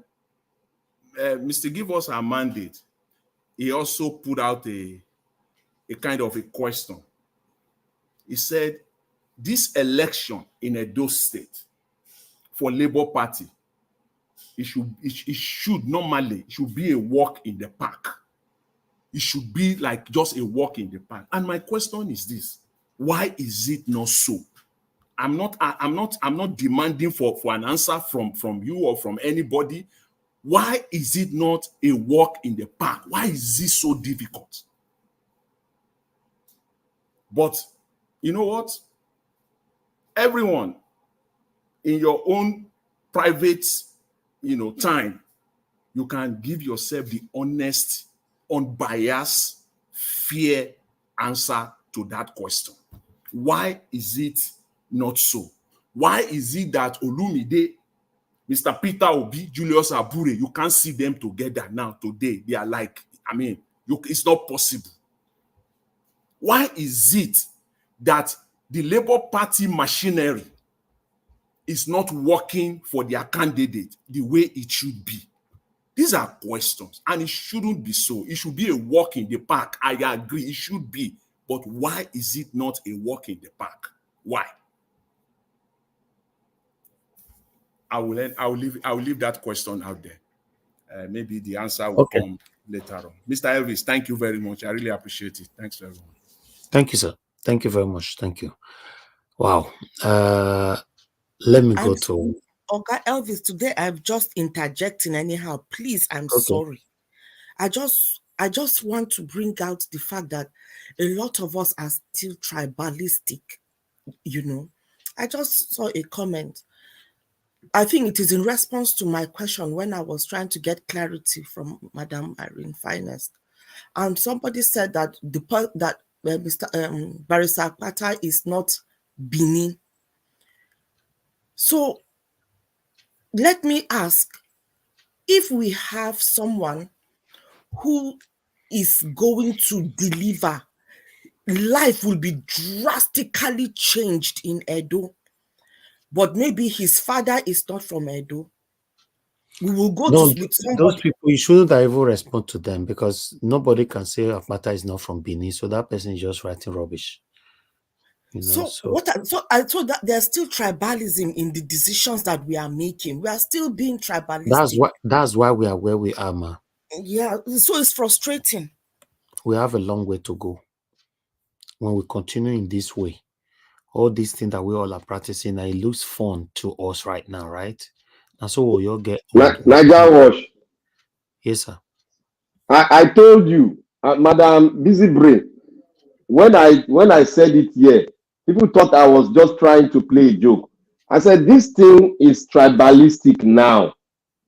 People think they know Edo State politics. It is tribalistic now. This na my turn is built from the foundation of tribal stuff is in it. They are just hiding on na my turn. It's tribalism they are trying to say. Speak to us. That's what they are practicing. Okay. Why don't we pick the best out of us? Thank you. Let me come back to you. We're already almost 7 hours here. Let me move on to give us a mandate. Are you there? Please, your 4 minutes, final submission. Okay, you're not there. Oga to Niger, please, your final submission, 4 minutes, sir. Okay, you're not there. Oga Chris, please, your final submission, 4 minutes. Anybody want to call? Yeah, well, 1 minute give you for today. Go ahead, sir. Yeah, once again, and good evening, everybody. And thank you for the opportunity to express my view in these final minutes. And what I think it's best to focus on the clear and present danger, and that's the election coming up in Edo State. Like I've said before, the Edo State election, the choices are ours. We have so many options of movement in this, but I can guarantee you that there's only one option that will definitely give you a positive result, and that option stems around the candidature of Barrister Olumide Akpata of the Labour Party, because he's clearly the difference from what every other party represents as long as the election is concerned. The PDP and the APC together, they've destroyed the state for 23 years. And Barrister Olumide Akpata is coming as somebody to fix the rot of these two political parties. There's no point trying to separate Obaseki from Asue Ighodalo of the PDP, because if not for Obaseki in the first place, Asue Ighodalo could not even have been the PDP candidate for the election.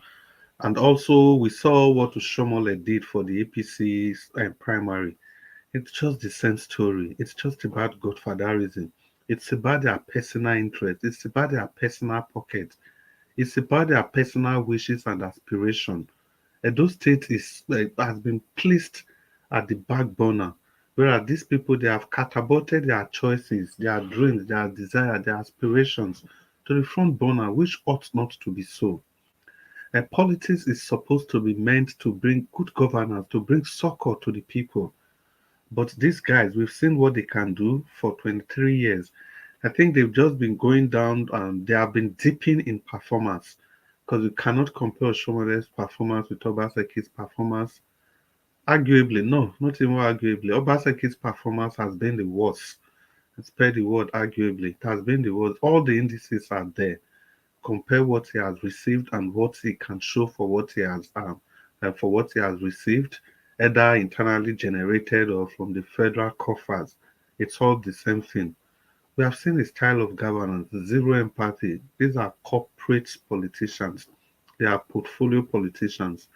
They only care about profit, and not even profit for the state, but profit for themselves, for their pockets, for their sponsors, for their businesses. That's why Obaseki famously got the accolade, the title of the MOU governor. And for good reason. The people that coined that name, they actually did well. So the kind of governance of by Olumide Akpata of the Labour Party is bringing to the table is akin to the kind of governance he brought to the NBA. This is somebody that was able to attend to all the divergent views across 30 states of the Federation. He was able to do this, bring everybody together, and they all worked for a common purpose.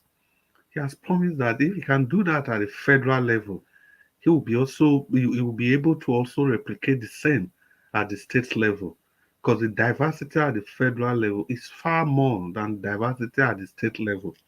We want a leader who is completely decentralized, a leader that puts the people first before his own personal gains and aspiration, a leader that is interested in taking power back to the people. That is why in his campaign promises, he doesn't just go and be telling people, I'll build road, I'll do this. After he finishes his campaign, he gives the people the opportunity to contribute to his campaign, to his manifesto. What do you want? And they tell him, and these things are taken note of. And not just once, he has done it twice. If you add the primaries before the primaries 3 times, so this is somebody that has gone around the 18 local government 5 whopping times. And you tell me this man is not ready for governance, and you want to trade this man for any form of primordial sentiment, I'm sorry to say. You want to trade him for zoning? You want to trade him for what again? Please, Edolites, let's wake up and let's focus on this man who is ready to take power back from the center to the people. I brought this in because Julius Abure, who has become like a bull in the China shop, well, he has always been like that. We can see what this man has turned to because of money, because of power. And this is what we were discussing day before yesterday and yesterday. And thank you, Mr. Nigeria, for allowing us to talk about this briefly yesterday. We never knew that we were going to play a video of this same man today. Only yesterday, Mr. Jonathan was talking about the need of taking power from the center back to the people. Imagine if that was the case. Who the hell is Julius Abure that will be threatening everybody with bloodshot eyes because he has sent money? Look at those lights. The choices are yours. Vote Barrister Osagbovo Olumide of the Labour Party. He is the only option. He is the only way forward. Good evening, Mr. Nigeria. Good evening, Nigerians, and good night. Okay. All right. Thank you, sir. God bless you. Abdul Malik, if you're there, sir, if you never sleep, because it's quite late now. Yeah, good evening once again, Mr. Nigeria. Thank you, sir. Thank you. Yeah, there is nothing much, but I want to take on this Oshomore and Okporo that take helicopter from Edo South to Edo North.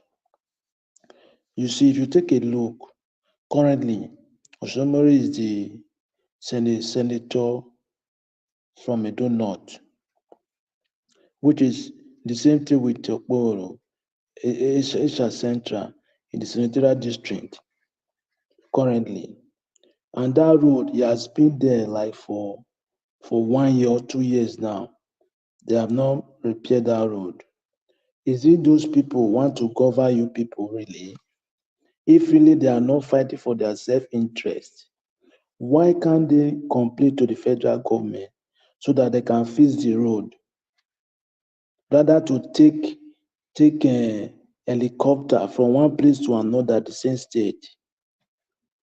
If really they want to govern you people, they would have complained to the federal government because they are in Abuja currently. They represent some district in the state. Yes, why they can't complain to the federal government to fix the road?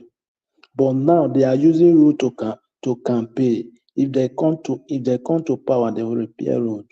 They will do light. Are you kidding me? Edo State, don't vote for PDP and APC. They cannot provide anything good. I'm telling you, vote for another party if the state can be improved. Jonathan, thank you very much. There is something you say about this woman in Canada.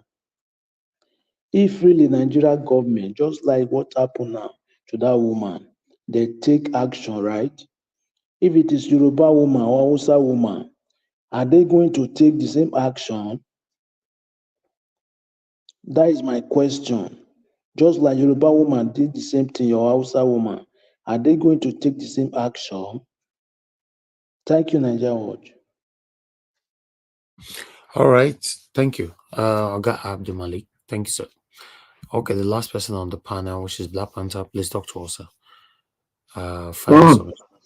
Nigeria Watch, you look tired though.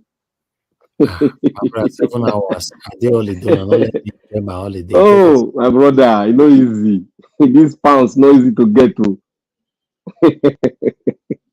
Don't worry. God go make our stars shine more and more in Jesus' mighty name. I want to thank our mothers. I love our mothers. You see, one thing Nigeria Hotel said one thing one day like that. I said we should respect our mothers. So, and when mothers rise, everybody will stand listening carefully because when they speak, they say it as it is and they hit the nail on the head.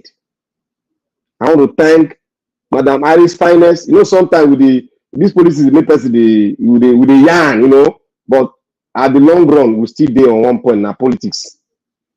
Like my brother will say, all in our politics. Madam Irene, God bless you. Madam Mama Esho, may God bless you, man. You will live long for us. I want to say something here. In our Edo will say Edo Odion. You see, no matter how your place is, remember that your umbilical cord is still in that land. That is your root. That is where you come from. And you know one thing, many African Americans here, they are looking for their source, where their forefathers came from. They pay money to look for it. And when they see that, oh, they are from, let's say, for example, their forefather came from Ghana, they go there to see their roots and get affiliated to their roots. You see, when we throw our roots somewhere, while some other person that they've been taken down to another country thousands of years ago, they are looking back to look for their root. And while we are saying that our roots, I don't give a damn. That is an aberration to every African man. And not every African woman, nor a man, should never say that. Because you have a root. And you must be proud of your culture. No matter what it is, out of 112 people, there must be one Judas. But that does not categorize everybody as Judas. We must be proud and hit our chest. I'm African. I come from Edo State, the Benin Empire. I am proud to be because we have kept our culture. It's as it is still the same today, yesterday, and forevermore. We are proud of it. We are proud to be kings and queens. That is how it's supposed to be. Where we are today is there are people that make that. You cannot be so proud that you forget and chastise your own roots. That is an aberration to black people, and it is wrong. And I thank God. Mama Echo said, Madam Luxu apologized for what she has said, and I thank God that was it. My last word I will say, 10 seconds Nigeria Watch. I want to say here, our PO said one thing. He said he wants to see Nigeria work, that is not interested in the presidency. Now, Mr. Jonathan, let us hit the nail on the head. If there is any transfer, I know that man is playing a game, and there's something that we must find out. We should find it out and we'll bring it out. I don't go around. We should stop going around. Let us hit the nail and let everybody see, so that we can shift everything, so that we can come out smiling at the end of the tunnel. May God bless everybody. May God bless the Oba Obini and bless Nigeria. We must get to the promised land. Thank you. Yes, thank you, my brother. Black Panther, I appreciate you all, my people. We've come to the end of the broadcast. Thank you very much, everyone, for your time with us today. It's been another long day, 7 hours today. I want to thank you, Madam Busy Brace, for your time with us, for your wonderful submission. Mr. Jonathan, same. Thank you, sir. Thank you, give us a Monday. To Niger. Did To Niger actually give final submission? I'm not even sure. You know, to Niger, thank you very much. Oga Chris, thank you very much. Black Panther, thank you. Thank you, Mama Aisho, Abdul Malik. Thank you, everyone who came in, Madam Luke, Midwest people, Madam Iris Finance, Madam Rita. I don't know whether I forget any name, but still, I appreciate you all. But meanwhile, I appreciate those of you that supported the channel today. Thank you very much, Okeda. Thank you very much, Mr. Joseph Orji. Just Blue Shell. Thank you, Mercy Omerige. Thank you very much. Efosa, thank you. I appreciate you all, my wonderful people. I'm very, very grateful. I'd like to appreciate those of you in the comment section, starting with Mother for all Mommy Diaspora. Thank you very much, Mommy, for all you do. I appreciate you always. Thank you, Abu Azi. Thank you, sir, for all you do. Mother Iris Finance, once again. Thank you, Madam Martina Ambassi TV. Thank you, Madam Patricia Tagbojumi. Thank you. Thank you, my people. Thank you, Madam Rita. I can see you right there. Thank you, Oga Chris, once more. Thank you, Tony Africa, Patience Demudia. Thank you, Stella Imasawedo. God bless you, man. I appreciate every one of you. Bring to Light TV. I can see, at least I pronounce your name properly. Anthony Ola, thank you very much. Black Panther, thank you. I appreciate every one of you, my wonderful people. Join us again later on, 6 p.m. Nigerian time. Let's continue to talk about it as it's affecting us. Please, on this panel, we call it panel. Sometimes we disagree, we agree. But one thing is this: we should not apply hatred to anybody. You know, we shouldn't take things too personal. We can agree or disagree. It's a normal thing. I might agree with you today, doesn't guarantee that I'm going to agree with you tomorrow. But we shouldn't apply hatred. If we are commenting or disagree with anybody on the comment section, please read your comment before you put it on, not to put something in the mind of the person you're responding to. I appreciate you all. Let's continue to manage ourselves. I understand it's not easy, but we all are human beings. Let's try to manage ourselves. We just want a better Nigeria. We're not fighting ourselves. Thank you very much, my people. I'm gonna go bless you now. Thank you, thank you. I'll let you guys go now, and I'll see you guys again later on. Love Maduka. Thank you, thank you. Good night, my people, and I'll see you guys later. Bye for now.